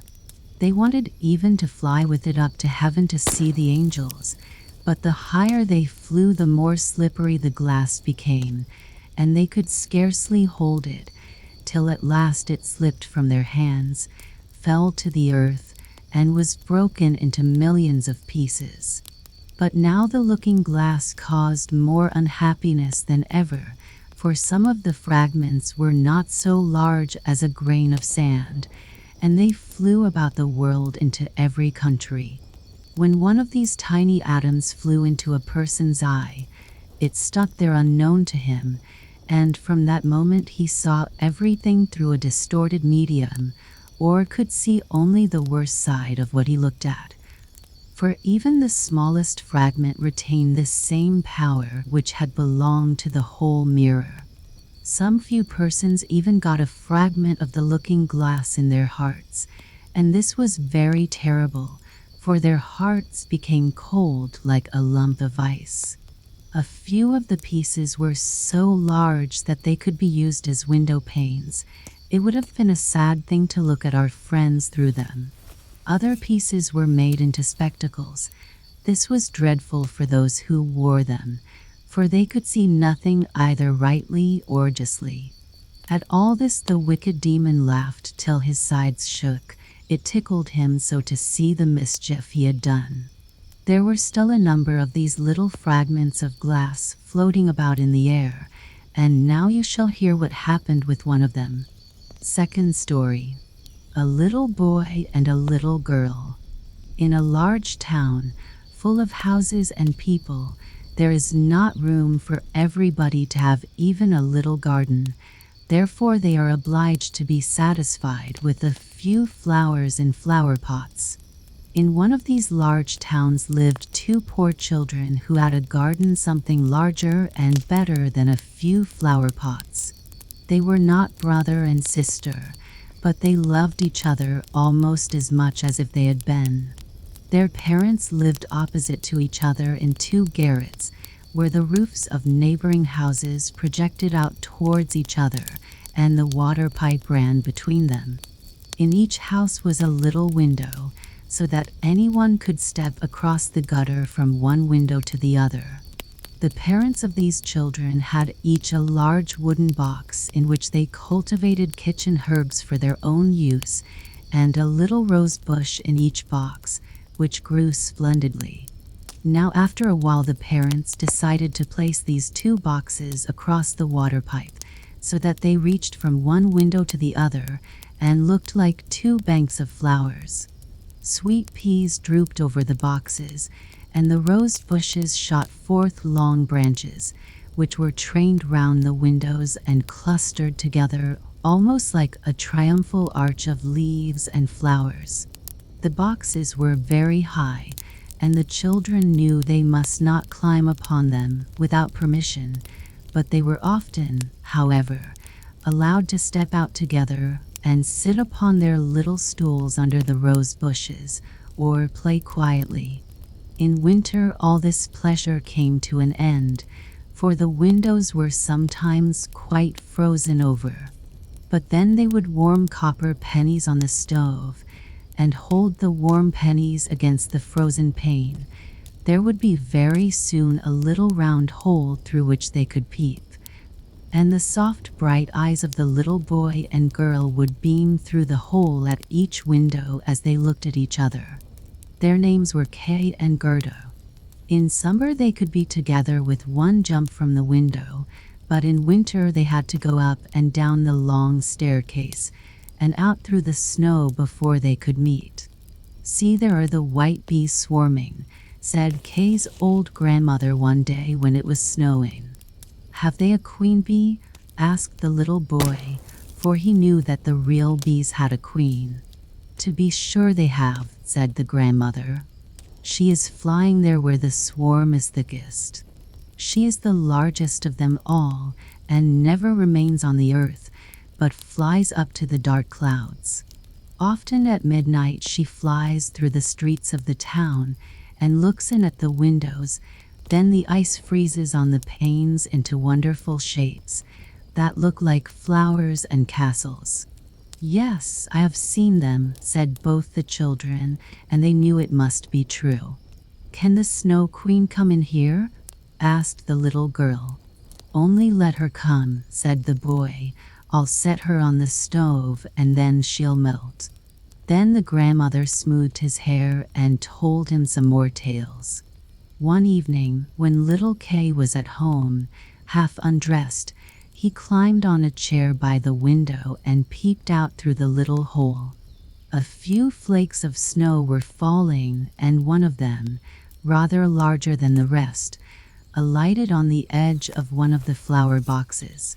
This snowflake grew larger and larger, till at last it became the figure of a woman, dressed in garments of white gauze, which looked like millions of starry snowflakes linked together. She was fair and beautiful, but made of ice, shining and glittering ice. Still she was alive, and her eyes sparkled like bright stars, but there was neither peace nor rest in their glance. She nodded towards the window and waved her hand. The little boy was frightened and sprang from the chair. At the same moment it seemed as if a large bird flew by the window. On the following day there was a clear frost, and very soon came the spring.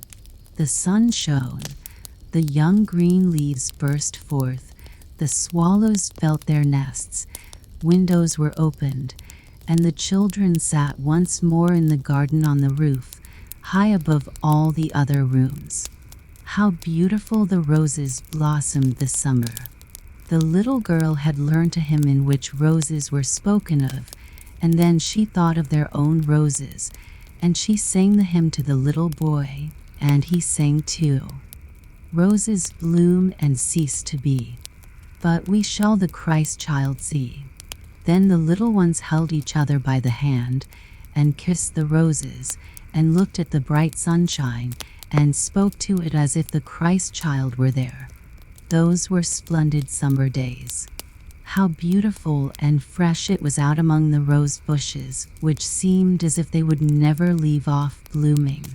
One day Kay and Gerda sat looking at a book full of pictures of animals and birds, and then just as the clock in the church tower struck 12, Kay said, "Oh, something has struck my heart," and soon after, "There is something in my eye." The little girl put her arm round his neck and looked into his eye, but she could see nothing. "I think it is gone," he said. But it was not gone. It was one of those bits of the looking glass, that magic mirror of which we have spoken, the ugly glass which made everything great and good appear small and ugly, while all that was wicked and bad became more visible, and every little fault could be plainly seen. Poor little Kay had also received a small grain in his heart, which very quickly turned to a lump of ice. He felt no more pain, but the glass was there still. "Why do you cry?" said he at last. "It makes you look ugly." "There is nothing the matter with me now. Oh, see," he cried suddenly, "that rose is worm-eaten, and this one is quite crooked. After all, they are ugly roses, just like the box in which they stand." And then he kicked the boxes with his foot and pulled off the 2 roses. "Kay, what are you doing?" cried the little girl. And then, when he saw how frightened she was, he tore off another rose and jumped through his own window away from little Gerda. When she afterwards brought out the picture book, he said it was only fit for babies in long clothes, and when grandmother told any stories, he would interrupt her with "but," or, when he could manage it, he would get behind her chair, put on a pair of spectacles, and imitate her very cleverly to make people laugh. By and by he began to mimic the speech and gait of persons in the street. All that was peculiar or disagreeable in a person he would imitate directly, and people said, "That boy will be very clever. He has a remarkable genius." But it was the piece of glass in his eye and the coldness in his heart that made him act like this. He would even tease little Gerda, who loved him with all her heart. His games, too, were quite different. They were not so childish. One winter's day, when it snowed, he brought out a burning glass. Then he held out the tail of his blue coat and let the snowflakes fall upon it. "Look in this glass, Gerda," said he, and she saw how every flake of snow was magnified and looked like a beautiful flower or a glittering star. "Is it not clever?" said Kay, "and much more interesting than looking at real flowers. There is not a single fault in it, and the snowflakes are quite perfect till they begin to melt." Soon after, Kay made his appearance in large thick gloves and with his sledge at his back.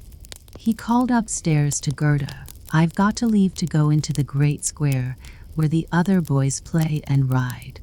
And away he went.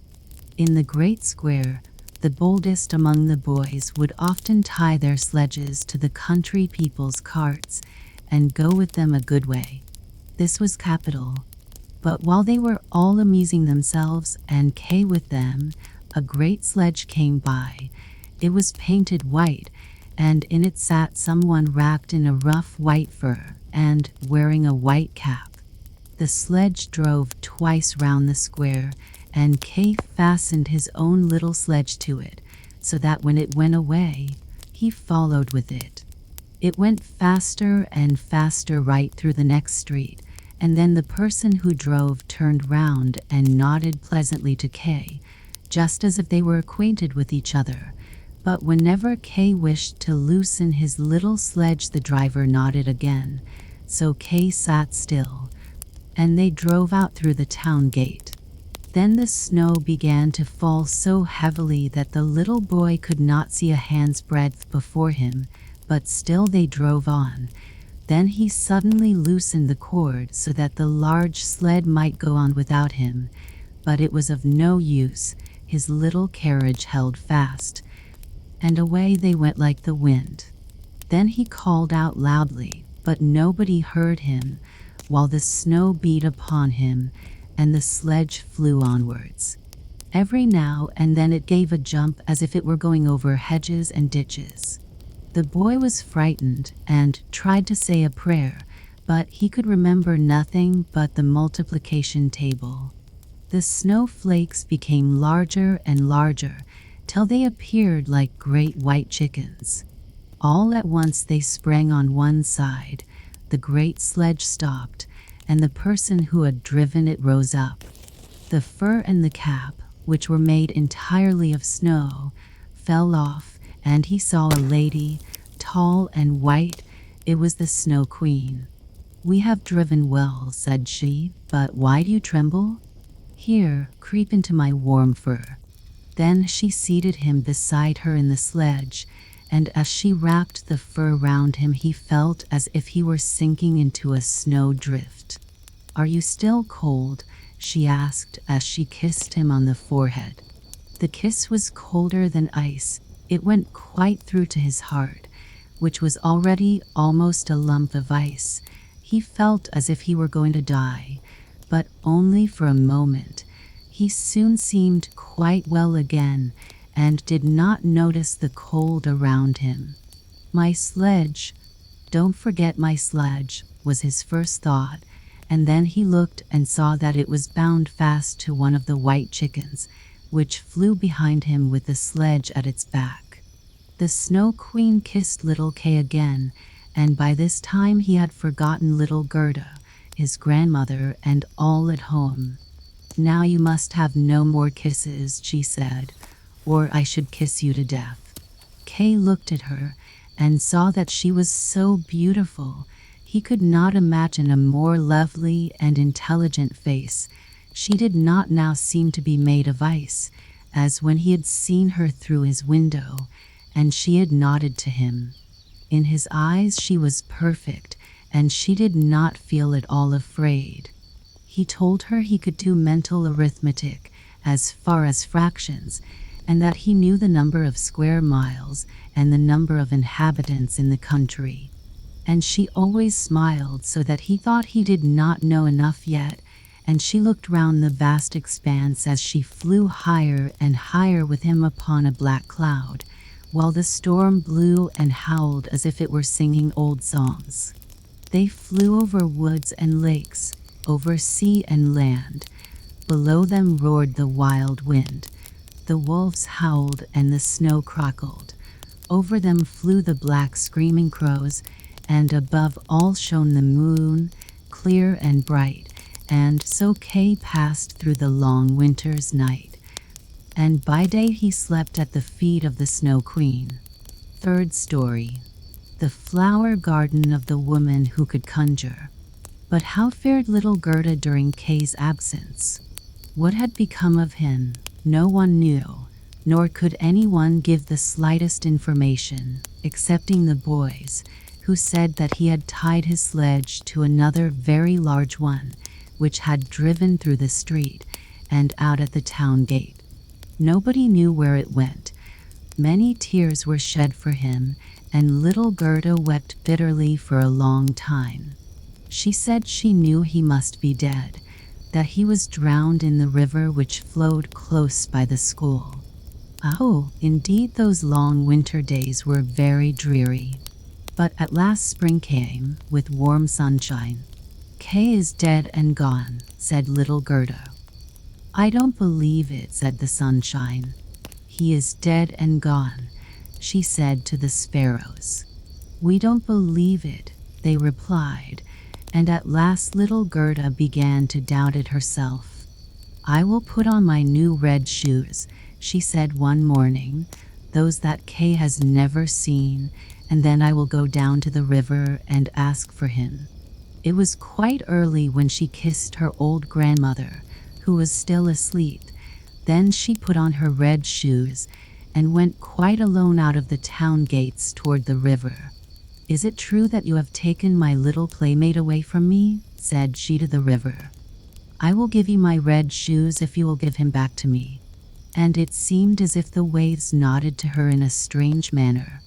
Then she took off her red shoes, which she liked better than anything else, and threw them both into the river, but they fell near the bank, and the little waves carried them back to the land, just as if the river would not take from her what she loved best, because they could not give her back little Kay. But she thought the shoes had not been thrown out far enough.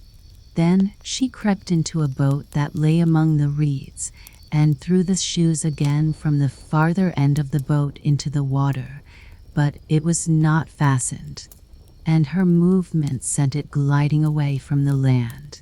When she saw this, she hastened to reach the end of the boat, but before she could so it was more than a yard from the bank, and drifting away faster than ever. Then little Gerda was very much frightened, and began to cry, but no one heard her except the sparrows, and they could not carry her to land, but they flew along by the shore, and sang, as if to comfort her, "Here we are, here we are." The boat floated with the stream.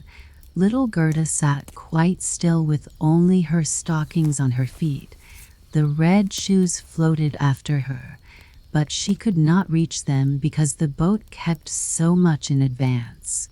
The banks on each side of the river were very pretty. There were beautiful flowers, old trees, sloping fields, in which cows and sheep were grazing, but not a man to be seen. "Perhaps the river will carry me to little Kay," thought Gerda, and then she became more cheerful, and raised her head, and looked at the beautiful green banks, and so the boat sailed on for hours. At length she came to a large cherry orchard, in which stood a small red house with strange red and blue windows. It had also a thatched roof, and outside were 2 wooden soldiers that presented arms to her as she sailed past. Gerda called out to them, for she thought they were alive, but of course they did not answer, and as the boat drifted nearer to the shore, she saw what they really were. Then Gerda called still louder, and there came a very old woman out of the house, leaning on a crutch. She wore a large hat to shade her from the sun, and on it were painted all sorts of pretty flowers. "You poor little child," said the old woman, "how did you manage to come all this distance into the wide world on such a rapid rolling stream?" And then the old woman walked in the water, seized the boat with her crutch, drew it to land, and lifted Gerda out. And Gerda was glad to feel herself on dry ground, although she was rather afraid of the strange old woman. "Come and tell me who you are," said she, "and how came you here?" Then Gerda told her everything, while the old woman shook her head and said, "Hem, hem," and when she had finished, Gerda asked if she had not seen little Kay, and the old woman told her he had not passed by that way, but he very likely would come. So she told Gerda not to be sorrowful, but to taste the cherries and look at the flowers. They were better than any picture book, for each of them could tell a story. Then she took Gerda by the hand and led her into the little house, and the old woman closed the door. The windows were very high, and as the panes were red, blue, and yellow, the daylight shone through them in all sorts of singular colors. On the table stood beautiful cherries, and Gerda had permission to eat as many as she would. While she was eating them, the old woman combed out her long flaxen ringlets with a golden comb, and the glossy curls hung down on each side of the little round pleasant face, which looked fresh and blooming as a rose. "I have long been wishing for a dear little maiden like you," said the old woman, "and now you must stay with me, and see how happily we shall live together." And while she went on combing little Gerda's hair, she thought less and less about her adopted brother Kay, for the old woman could conjure. Although she was not a wicked witch, she conjured only a little for her own amusement, and now, because she wanted to keep Gerda. Therefore she went into the garden and stretched out her crutch towards all the rose trees, beautiful though they were, and they immediately sunk into the dark earth, so that no one could tell where they had once stood. The old woman was afraid that if little Gerda saw roses, she would think of those at home, and then remember little Kay and run away. Then she took Gerda into the flower garden. How fragrant and beautiful it was! Every flower that could be thought of for every season of the year was here in full bloom. No picture book could have more beautiful colors. Gerda jumped for joy and played till the sun went down behind the tall cherry trees. Then she slept in an elegant bed with red silk pillows, embroidered with colored violets, and then she dreamed as pleasantly as a queen on her wedding day. The next day, and for many days after, Gerda played with the flowers in the warm sunshine. She knew every flower, and yet, although there were so many of them, it seemed as if one were missing, but which it was she could not tell. One day, however, as she sat looking at the old woman's hat with the painted flowers on it, she saw that the prettiest of them all was a rose. The old woman had forgotten to take it from her hat when she made all the roses sink into the earth. But it is difficult to keep the thoughts together in everything. One little mistake upsets all our arrangements. "What, are there no roses here?" cried Gerda, and she ran out into the garden and examined all the beds and searched and searched. There was not one to be found. Then she sat down and wept, and her tears fell just on the place where one of the rose trees had sunk down. The warm tears moistened the earth, and the rose tree sprouted up at once, as blooming as when it had sunk, and Gerda embraced it and kissed the roses, and thought of the beautiful roses at home, and, with them, of little Kay. "Oh, I have been detained," said the little maiden. "I wanted to seek for little Kay." "Do you know where he is?" she asked the roses. "Do you think he is dead?" And the roses answered, "No, he is not dead. We have been in the ground where all the dead lie, but Kay is not there." "Thank you," said little Gerda, and then she went to the other flowers and looked into their little cups and asked, "Do you know where little Kay is?" But each flower, as it stood in the sunshine, dreamed only of its own little fairy tale of history. Not one knew anything of Kay. Gerda heard many stories from the flowers as she asked them one after another about him. "And what?" said the tiger lily. "Hark, do you hear the drum? Turn, turn. There are only two notes. Always turn, turn. Listen to the women's song of mourning. Hear the cry of the priest. In her long red robe stands the Hindu widow by the funeral pile. The flames rise around her as she places herself on the dead body of her husband, but the Hindu woman is thinking of the living one in that circle, of him, her son, who lighted those flames. Those shining eyes trouble her heart more painfully than the flames which will soon consume her body to ashes. Can the fire of the heart be extinguished in the flames of the funeral pile?" "I don't understand that at all," said little Gerda. "That is my story," said the tiger lily. "What?" says the convolvulus. Near yonder narrow road stands an old knight's castle. Thick ivy creeps over the old ruined walls, leaf over leaf, even to the balcony, in which stands a beautiful maiden. She bends over the balustrades and looks up the road. No rose on its stem is fresher than she. No apple blossom, wafted by the wind, floats more lightly than she moves. Her rich silk rustles as she bends over and exclaims, "Will he not come?" "Is it Kay you mean?" asked Gerda. "I am only speaking of a story of my dream," replied the flower. "What?" said the little snowdrop. "Between two trees a rope is hanging. There is a piece of board upon it. It is a swing.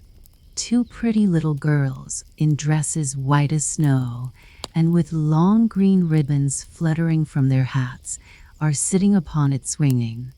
Their brother, who is taller than they are, stands in the swing.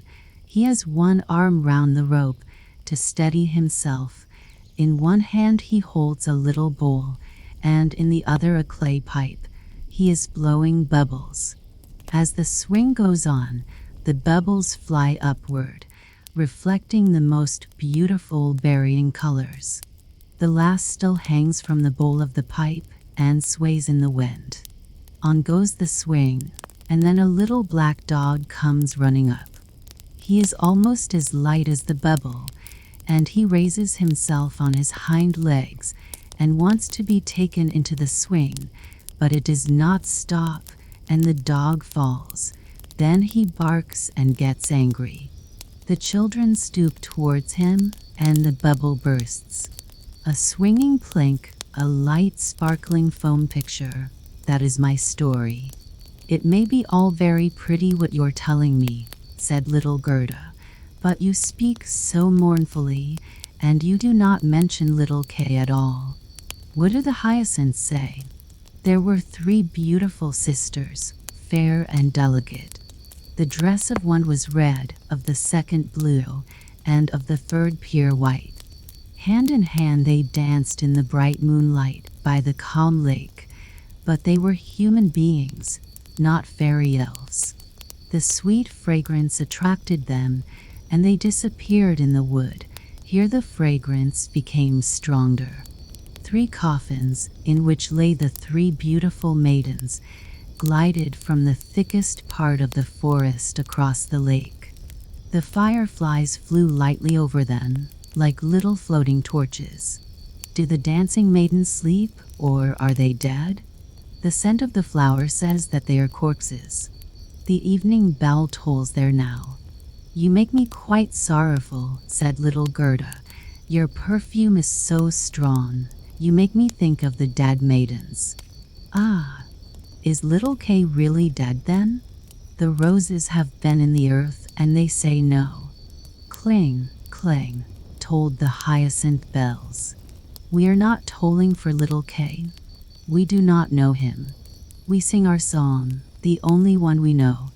Then Gerda went to the buttercups that were glittering amongst the bright green leaves. You are little bright sons, said Gerda. Tell me if you know where I can find my playfellow. And the buttercups sparkled gaily and looked again at Gerda. What song could the buttercups sing?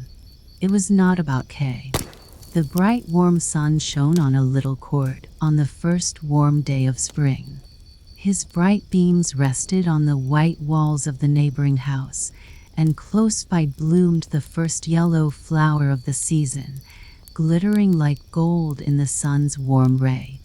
An old woman sat in her armchair at the house door, and her granddaughter, a poor and pretty servant maid, came to see her for a short visit. When she kissed her grandmother, there was gold everywhere, the gold of the heart in that holy kiss. It was a golden morning. There was gold in the beaming sunlight, gold in the leaves of the lowly flower and on the lips of the maiden. There, that is my story, said the buttercup. My poor old grandmother, sighed Gerda.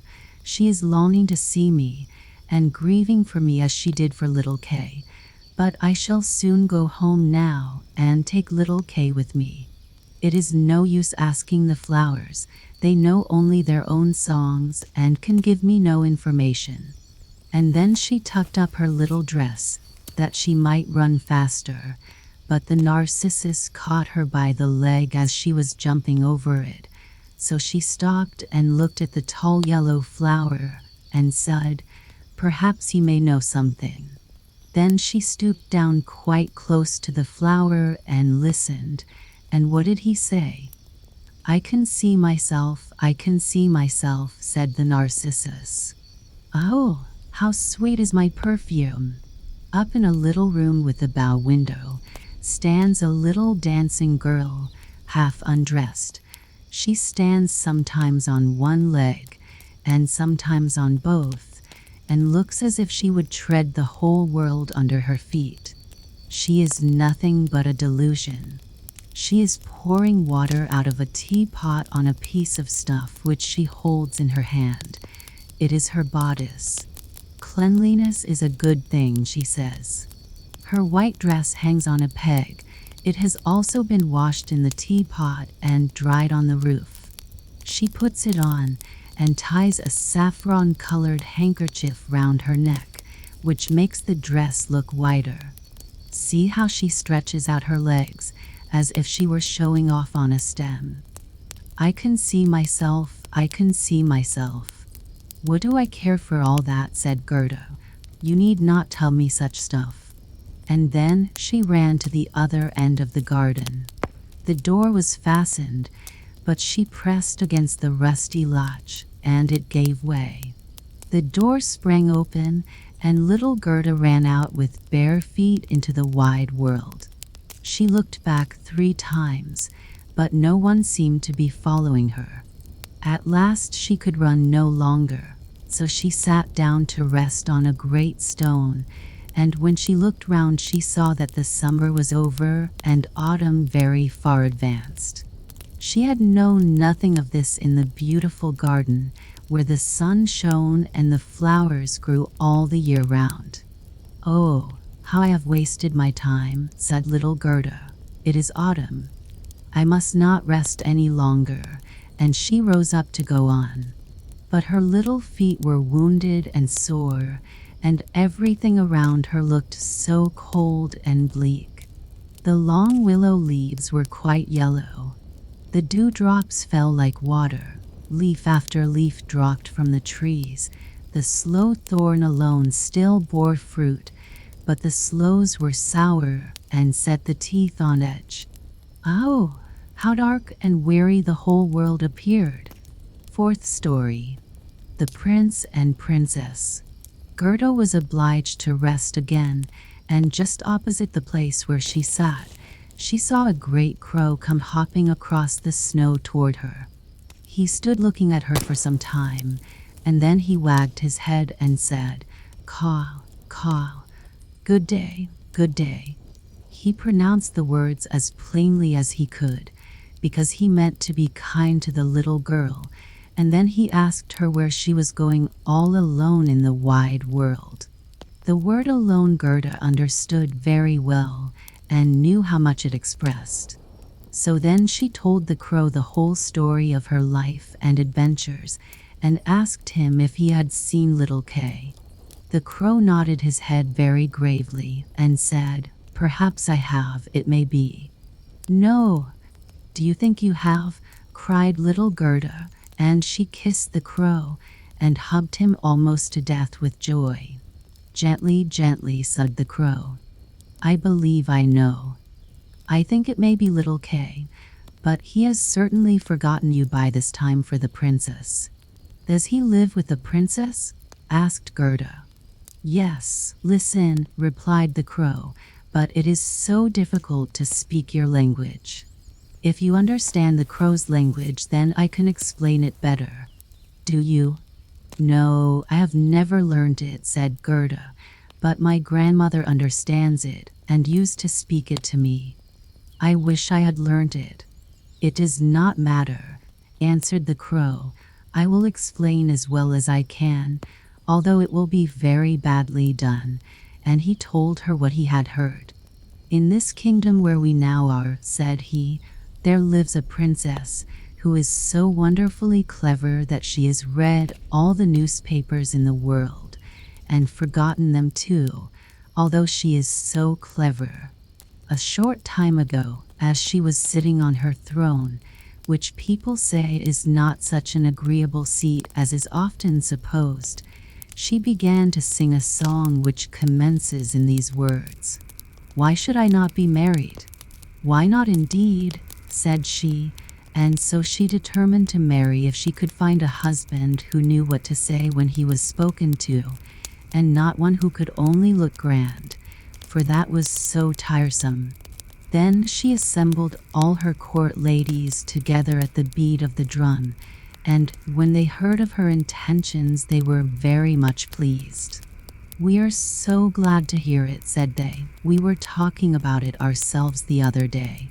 "You may believe that every word I tell you is true," said the crow, "for I have a tame sweetheart who goes freely about the palace, and she told me all this." Of course his sweetheart was a crow, for birds of a feather flock together, and one crow always chooses another crow. Newspapers were published immediately, with a border of hearts, and the initials of the princess among them. They gave notice that every young man who was handsome was free to visit the castle and speak with the princess, and those who could reply loud enough to be heard when spoken to were to make themselves quite at home at the palace. But the one who spoke best would be chosen as a husband for the princess. "Yes, yes, you may believe me, it is all as true as I sit here," said the crow. The people came in crowds. There was a great deal of crushing and running about, but no one succeeded either on the first or second day. They could all speak very well while they were outside in the streets, but when they entered the palace gates and saw the guards in silver uniforms and the footmen in their golden livery on the staircase and the great halls lighted up, they became quite confused. And when they stood before the throne on which the princess sat, they could do nothing but repeat the last words she had said, and she had no particular wish to hear her own words over again. It was just as if they had all taken something to make them sleepy while they were in the palace, for they did not recover themselves nor speak till they got back again into the street. There was quite a long line of them reaching from the town gate to the palace. "I went myself to see them," said the crow.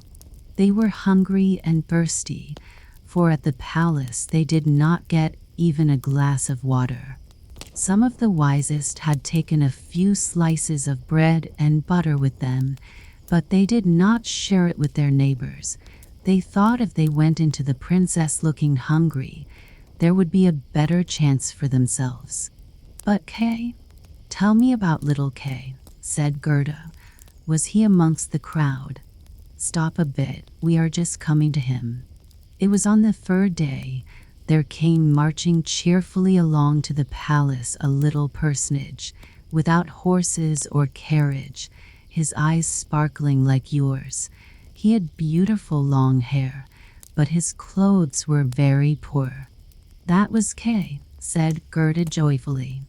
"Oh, then I have found him," and she clapped her hands. "He had a little knapsack on his back," added the crow. "No, it must have been his sledge," said Gerda, "for he went away with it." "It may have been so," said the crow. "I did not look at it very closely. But I know from my tame sweetheart that he passed through the palace gates, saw the guards in their silver uniform, and the servants in their liveries of gold on the stairs, but he was not in the least embarrassed. 'It must be very tiresome to stand on the stairs,' he said. 'I prefer to go in.' The rooms were blazing with light. Counselors and ambassadors walked about with bare feet, carrying golden vessels. It was enough to make anyone feel serious. His boots creaked loudly as he walked, and yet he was not at all uneasy. 'It must be Kay,' said Gerda. 'I know he had new boots on, I have heard them creak in grandmother's room." "They really did creak," said the crow. Yet he went boldly up to the princess herself, who was sitting on a pearl as large as a spinning wheel, and all the ladies of the court were present with their maids, and all the cavaliers with their servants. And each of the maids had another maid to wait upon her, and the cavaliers' servants had their own servants, as well as a page each. They all stood in circles round the princess, and the nearer they stood to the door, the prouder they looked. The servants' pages, who always wore slippers, could hardly be looked at. They held themselves up so proudly by the door. "It must be quite awful," said little Gerda. "But did Kay win the princess?" "If I had not been a crow," said he, "I would have married her myself, although I am engaged." He spoke just as well as I do, when I speak the crow's language, so I heard from my tame sweetheart. He was quite free and agreeable, and said he had not come to woo the princess, but to hear her wisdom, and he was as pleased with her as she was with him. "Oh, certainly that was Kay," said Gerda. "He was so clever. He could work mental arithmetic and fractions." "Oh, will you take me to the palace?" "It is very easy to ask that," replied the crow, "but how are we to manage it? However, I will speak about it to my tame sweetheart and ask her advice, for I must tell you it will be very difficult to gain permission for a little girl like you to enter the palace."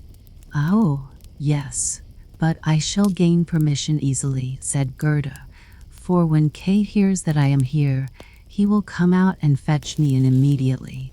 "Wait for me here by the palings," said the crow, wagging his head as he flew away.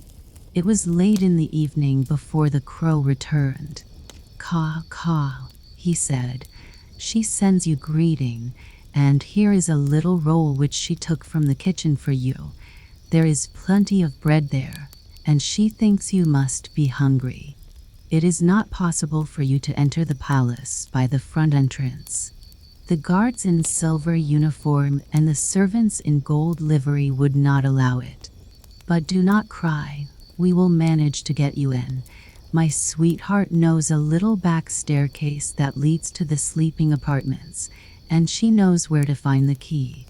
Then they went into the garden through the great avenue, where the leaves were falling one after another, and they could see the light in the palace being put out in the same manner.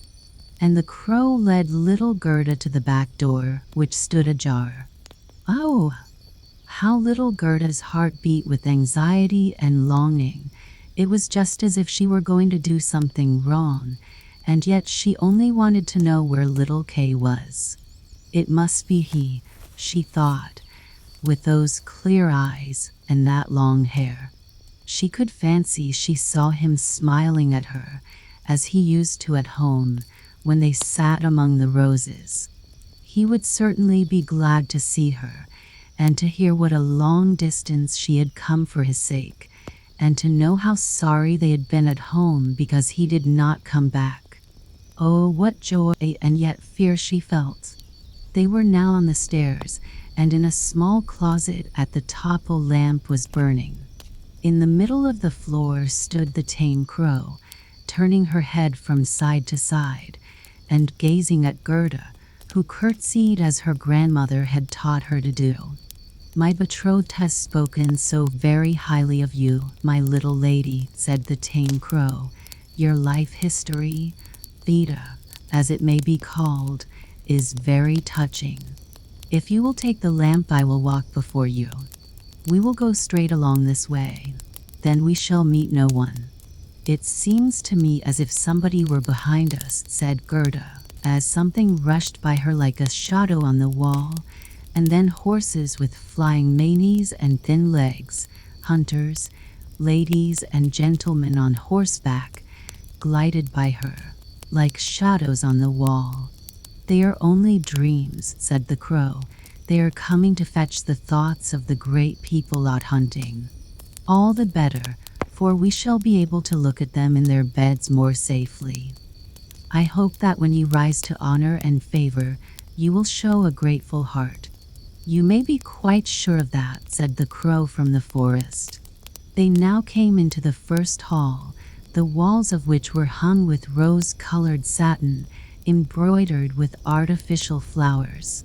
Here the dreams again flitted by them, but so quickly that Gerda could not distinguish the royal persons.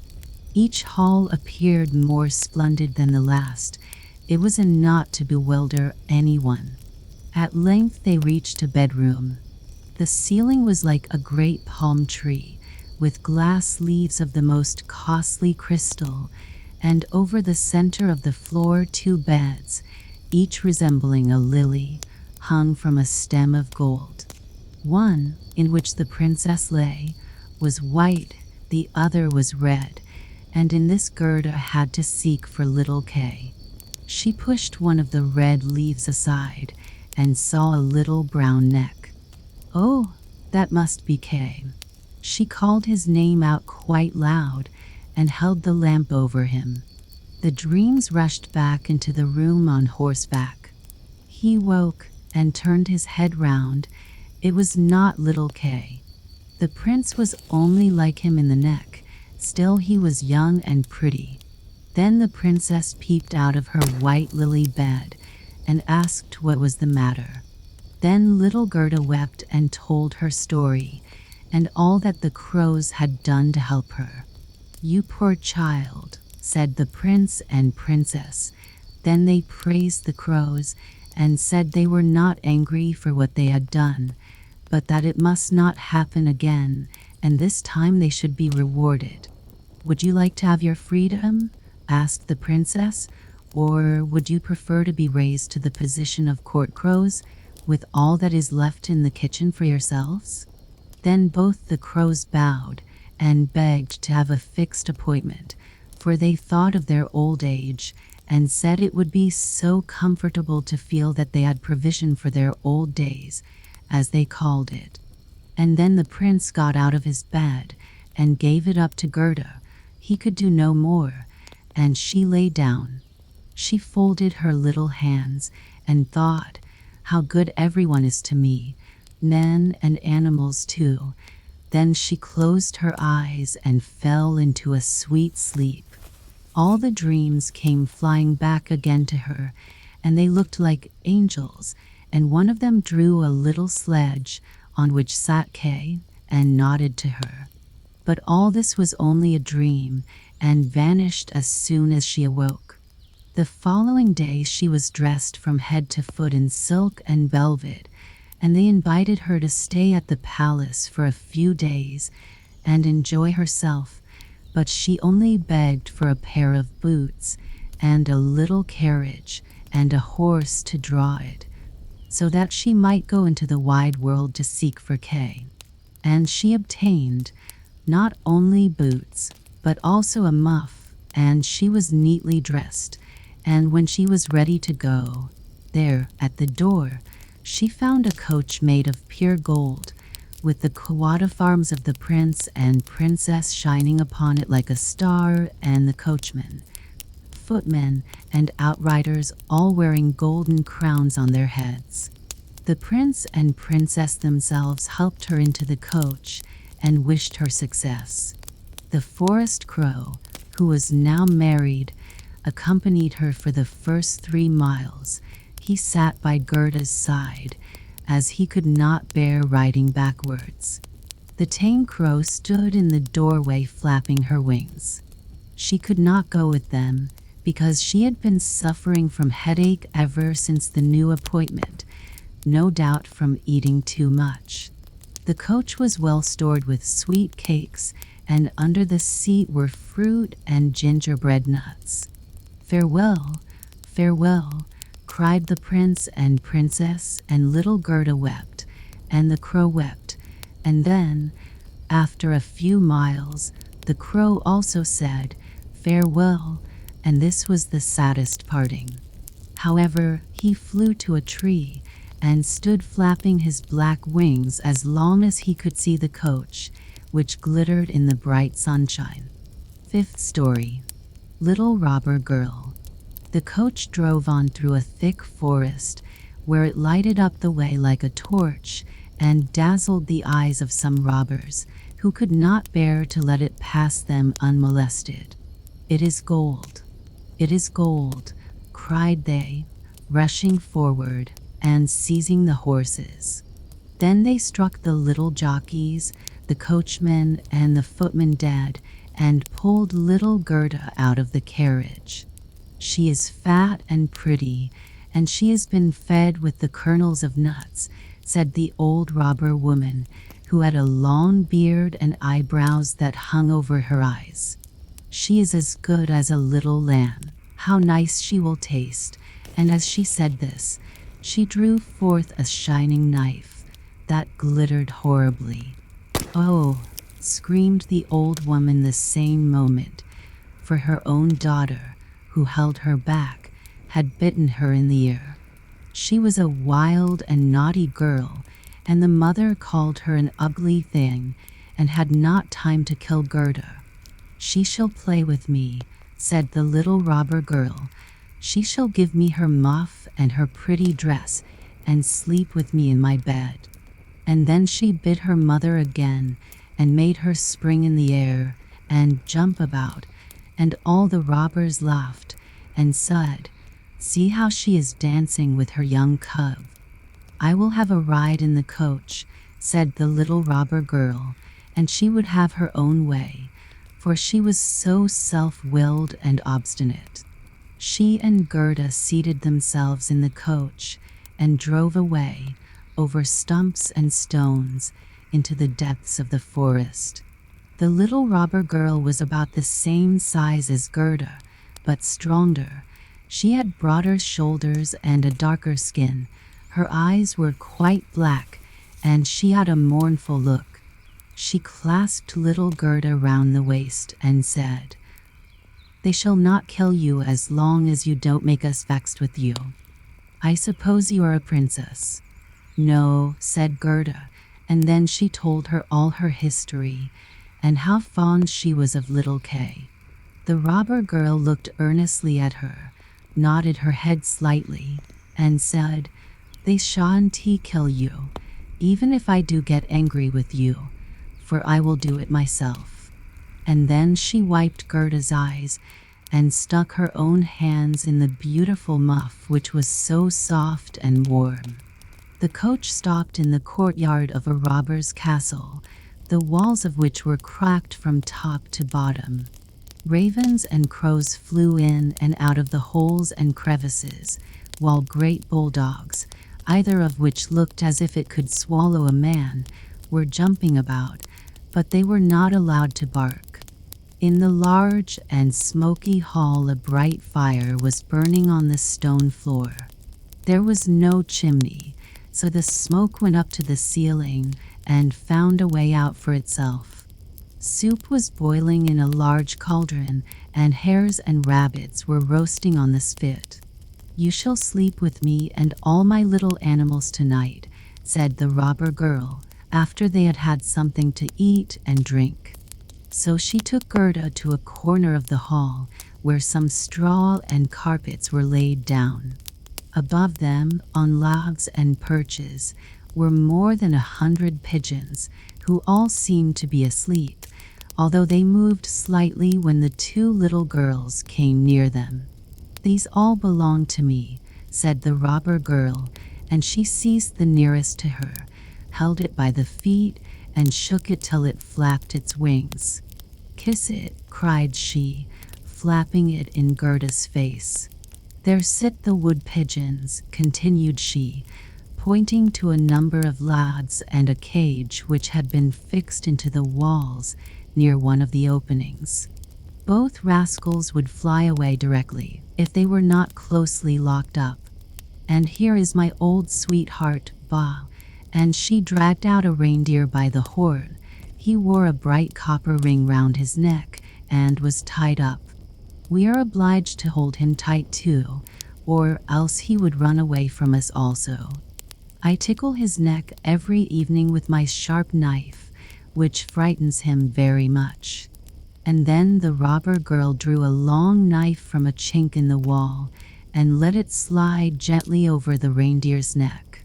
The poor animal began to kick, and the little robber girl laughed and pulled down Gerda into bed with her. "Will you have that knife with you while you are asleep?" asked Gerda, looking at it in great fright. "I always sleep with the knife by me," said the robber girl. "No one knows what may happen. But now tell me again all about little Kay and why you went out into the world." Then Gerda repeated her story over again, while the wood pigeons in the cage over her cooed and the other pigeons slept. The little robber girl put one arm across Gerda's neck and held the knife in the other, and was soon fast asleep and snoring.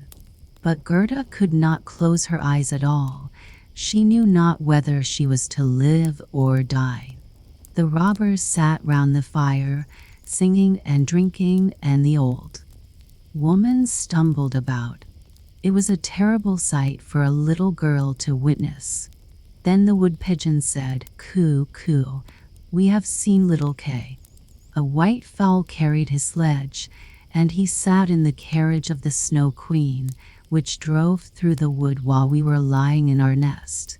She blew upon us, and all the young ones died excepting us two. "Coo, coo." "What are you saying up there?" cried Gerda. "Where was the Snow Queen going? Do you know anything about it?" "She was most likely traveling to Lapland, where there is always snow and ice." "Ask the reindeer that is fastened up there with a rope." "Yes, there is always snow and ice," said the reindeer, "and it is a glorious place. You can leap and run about freely on the sparkling ice plains. The Snow Queen has her summer tent there, but her strong castle is at the North Pole on an island called Spitzbergen." "Oh, Kay, little Kay," sighed Gerda. "Lie still," said the robber girl, "or I shall run my knife into your body." In the morning Gerda told her all that the wood pigeons had said, and the little robber girl looked quite serious and nodded her head and said, "That is all talk, that is all talk." "Do you know where Lapland is?" she asked the reindeer. "Who should know better than I do?" said the animal, while his eyes sparkled. "I was born and brought up there, and used to run about the snow-covered plains." "Now listen," said the robber girl. "All our men are gone away. Only Mother is here, and here she will stay. But at noon she always drinks out of a great bottle, and afterwards sleeps for a little while. And then I'll do something for you."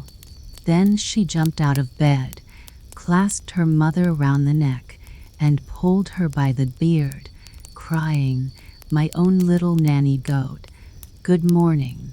Then her mother filliped her nose till it was quite red, yet she did it all for love. When the mother had drunk out of the bottle and was gone to sleep, the little robber maiden went to the reindeer and said, "I should like very much to tickle your neck a few times more with my knife, for it makes you look so funny. But never mind. I will untie your cord and set you free so that you may run away to Lapland. But you must make good use of your legs and carry this little maiden to the castle of the Snow Queen, where her playfellow is. You have heard what she told me, for she spoke loud enough and you were listening." Then the reindeer jumped for joy, and the little robber girl lifted Gerda on his back and had the forethought to tie her on, and even to give her her own little cushion to sit on. "Here are your fur boots for you," said she, "for it will be very cold.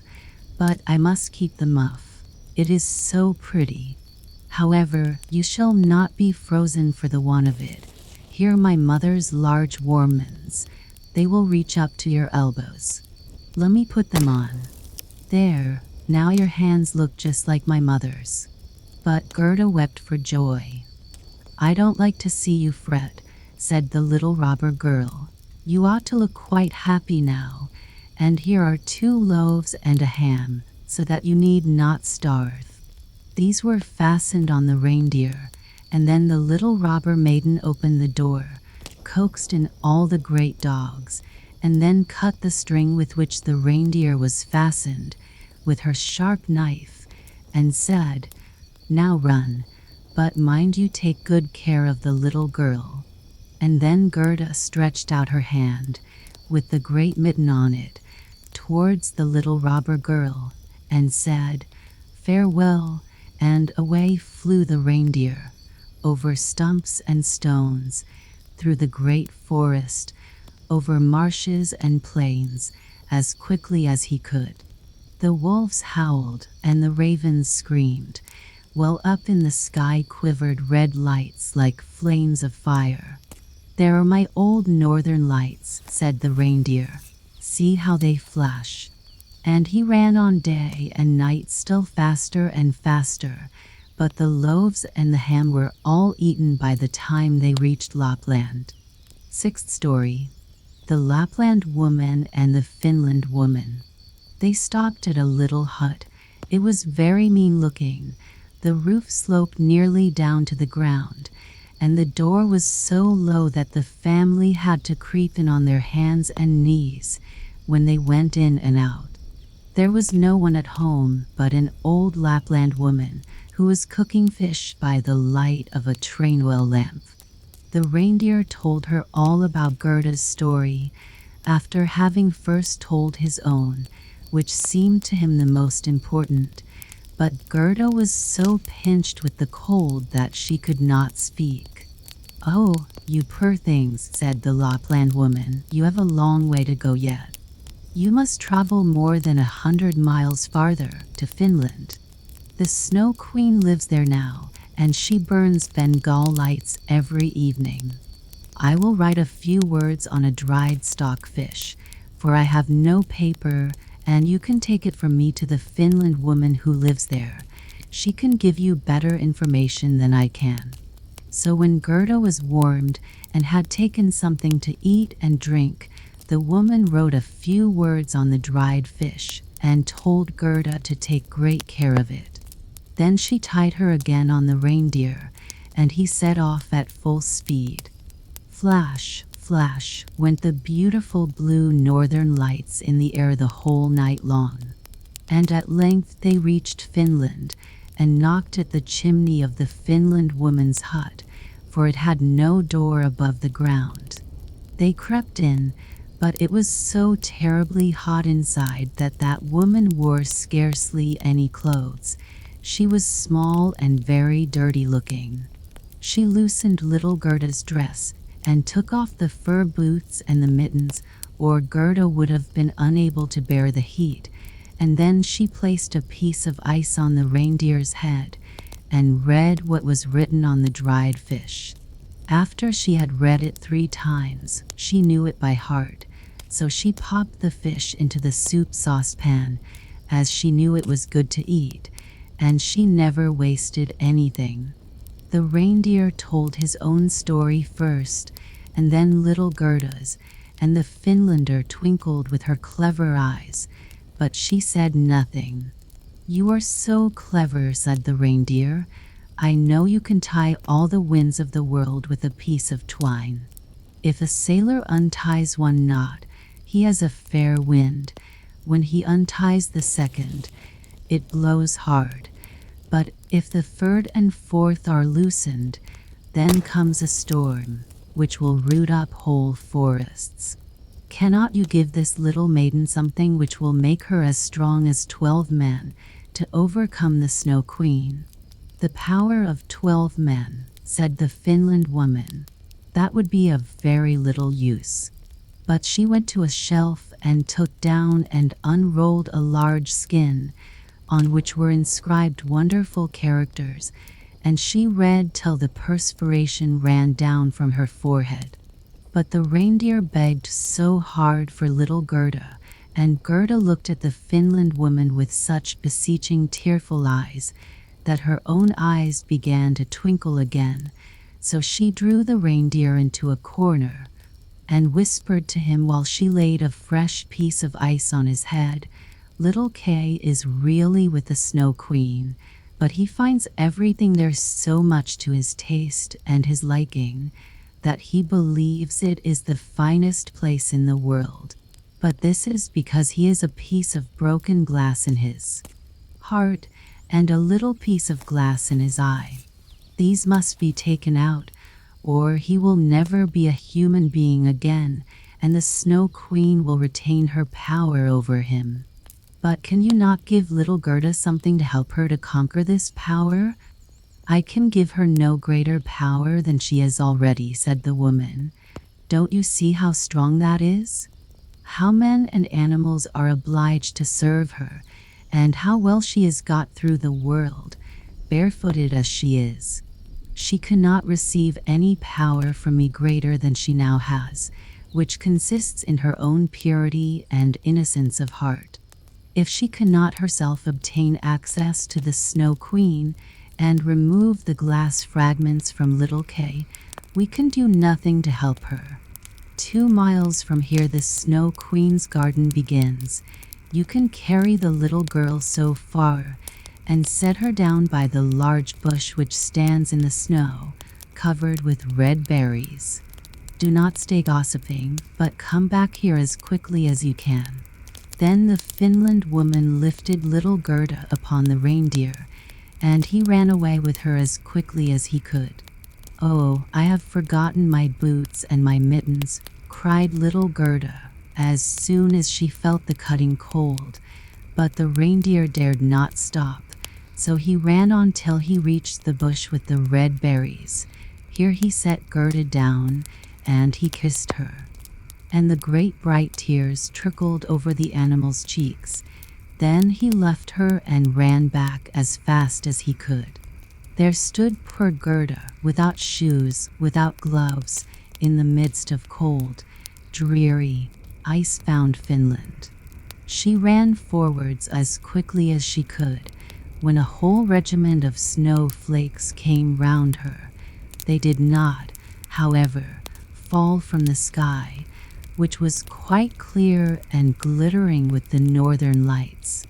The snowflakes ran along the ground, and the nearer they came to her, the larger they appeared. Gerda remembered how large and beautiful they looked through the burning glass. But these were really larger and much more terrible, for they were alive, and were the guards of the Snow Queen, and had the strangest shapes. Some were like great porcupines, others like twisted serpents with their heads stretching out, and some few were like little fat bears with their hair bristled. But all were dazzlingly white, and all were living snowflakes. Then little Gerda repeated the Lord's Prayer, and the cold was so great that she could see her own breath come out of her mouth like steam as she uttered the words. The steam appeared to increase as she continued her prayer, till it took the shape of little angels who grew larger the moment they touched the earth. They all wore helmets on their heads and carried spears and shields. Their number continued to increase more and more, and by the time Gerda had finished her prayers, a whole legion stood round her. They thrust their spears into the terrible snowflakes, so that they shivered into 100 pieces, and little Gerda could go forward with courage and safety. The angels stroked her hands and feet, so that she felt the cold less, and she hastened on to the Snow Queen's castle. But now we must see what Kay is doing. In truth, he thought not of little Gerda, and never supposed she could be standing in the front of the palace. 7th story. Of the palace of the Snow Queen and what happened there at last. The walls of the palace were formed of drifted snow, and the windows and doors of the cutting winds. There were more than 100 rooms in it, all as if they had been formed with snow blown together. The largest of them extended for several miles. They were all lighted up by the vivid light of the aurora, and they were so large and empty, so icy cold and glittering. There were no amusements here, not even a little bear's ball, when the storm might have been the music, and the bears could have danced on their hind legs and shown their good manners. There were no pleasant games of snapdragon or touch, or even a gossip over the tea table for the young lady foxes. Empty, vast, and cold were the halls of the Snow Queen. The flickering flame of the northern lights could be plainly seen, whether they rose high or low in the heavens, from every part of the castle. In the midst of its empty, endless hall of snow was a frozen lake, broken on its surface into 1,000 forms. Each piece resembled another, from being in itself perfect as a work of art, and in the center of this lake sat the Snow Queen. When she was at home, she called the lake the Mirror of Reason, and said that it was the best, and indeed the only one in the world. Little Kay was quite blue with cold, indeed almost black, but he did not feel it, for the Snow Queen had kissed away the icy shiverings, and his heart was already a lump of ice. He dragged some sharp, flat pieces of ice to and fro, and placed them together in all kinds of positions, as if he wished to make something out of them, just as we try to form various figures with little tablets of wood, which we call a Chinese puzzle. Kay's fingers were very artistic. It was the icy game of reason at which he played, and in his eyes the figures were very remarkable and of the highest importance. This opinion was owing to the piece of glass still sticking in his eye. He composed many complete figures, forming different words, but there was one word he never could manage to form, although he wished it very much. It was the word eternity. The Snow Queen had said to him, "When you can find out this, you shall be your own master, and I will give you the whole world and a new pair of skates." But he could not accomplish it. "Now I must hasten away to warmer countries," said the Snow Queen. "I will go and look into the black craters of the tops of the burning mountains, Etna and Vesuvius, as they are called. I shall make them look white, which will be good for them, and for the lemons and the grapes." And away flew the Snow Queen, leaving little Kay quite alone in the great hall, which was so many miles in length. So he sat and looked at his pieces of ice, and was thinking so deeply, and sat so still, that anyone might have supposed he was frozen. Just at this moment it happened that little Gerda came through the great door of the castle. Cutting winds were raging around her, but she offered up a prayer, and the winds sank down as if they were going to sleep, and she went on till she came to the large empty hall, and caught sight of Kay. She knew him directly. She flew to him and threw her arms round his neck, and held him fast, while she exclaimed, "Kay, dear little Kay, I have found you at last." But he sat quite still, stiff and cold. Then little Gerda wept hot tears, which fell on his breast, and penetrated into his heart, and thawed the lump of ice, and washed away the little piece of glass which had stuck there. Then he looked at her, and she sang, "Roses bloom and cease to be, but we shall the Christ child see." Then Kay burst into tears, and he wept so that the splinter of glass swam out of his eye.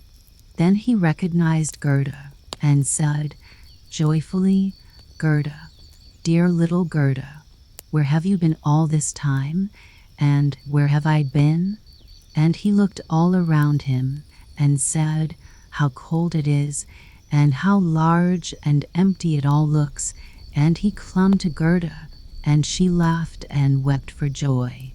It was so pleasing to see them that the pieces of ice even danced about, and when they were tired and went to lie down, they formed themselves into the letters of the word which the Snow Queen had said he must find out before he could be his own master, and have the whole world and a pair of new skates. Then Gerda kissed his cheeks, and they became blooming, and she kissed his eyes, and they shone like her own. She kissed his hands and his feet, and then he became quite healthy and cheerful. The Snow Queen might come home now when she pleased, for there stood his certainty of freedom in the words she wanted, written in shining letters of ice. Then they took each other by the hand and went forth from the great palace of ice. They spoke of the grandmother and of the roses on the roof, and as they went on the winds were at rest, and the sun burst forth. When they arrived at the bush with red berries, there stood the reindeer waiting for them, and he had brought another young reindeer with him, whose udders were full, and the children drank her warm milk and kissed her on the mouth. Then they carried Kay and Gerda first to the Finland woman, where they warmed themselves thoroughly in the hot room, and she gave them directions about their journey home. Next they went to the Lapland woman, who had made some new clothes for them and put their sleighs in order. Both the reindeer ran by their side and followed them as far as the boundaries of the country, where the first green leaves were budding. And here they took leave of the two reindeer and the Lapland woman, and all said farewell. Then the birds began to twitter, and the forest too was full of green young leaves, and out of it came a beautiful horse, which Gerda remembered, for it was one which had drawn the golden coach. A young girl was riding upon it, with a shining red cap on her head, and pistols in her belt. It was the little robber maiden, who had got tired of staying at home. She was going first to the north, and if that did not suit her, she meant to try some other part of the world. She knew Gerda directly, and Gerda remembered her. It was a joyful meeting. "You are a fine fellow to go gaddying about in this way," said she to little Kay. "I should like to know whether you deserve that anyone should go to the end of the world to find you." But Gerda patted her cheeks and asked after the prince and princess. "They're gone to foreign countries," said the robber girl. "And the crow?" asked Gerda. "Oh, the crow is dead," she replied.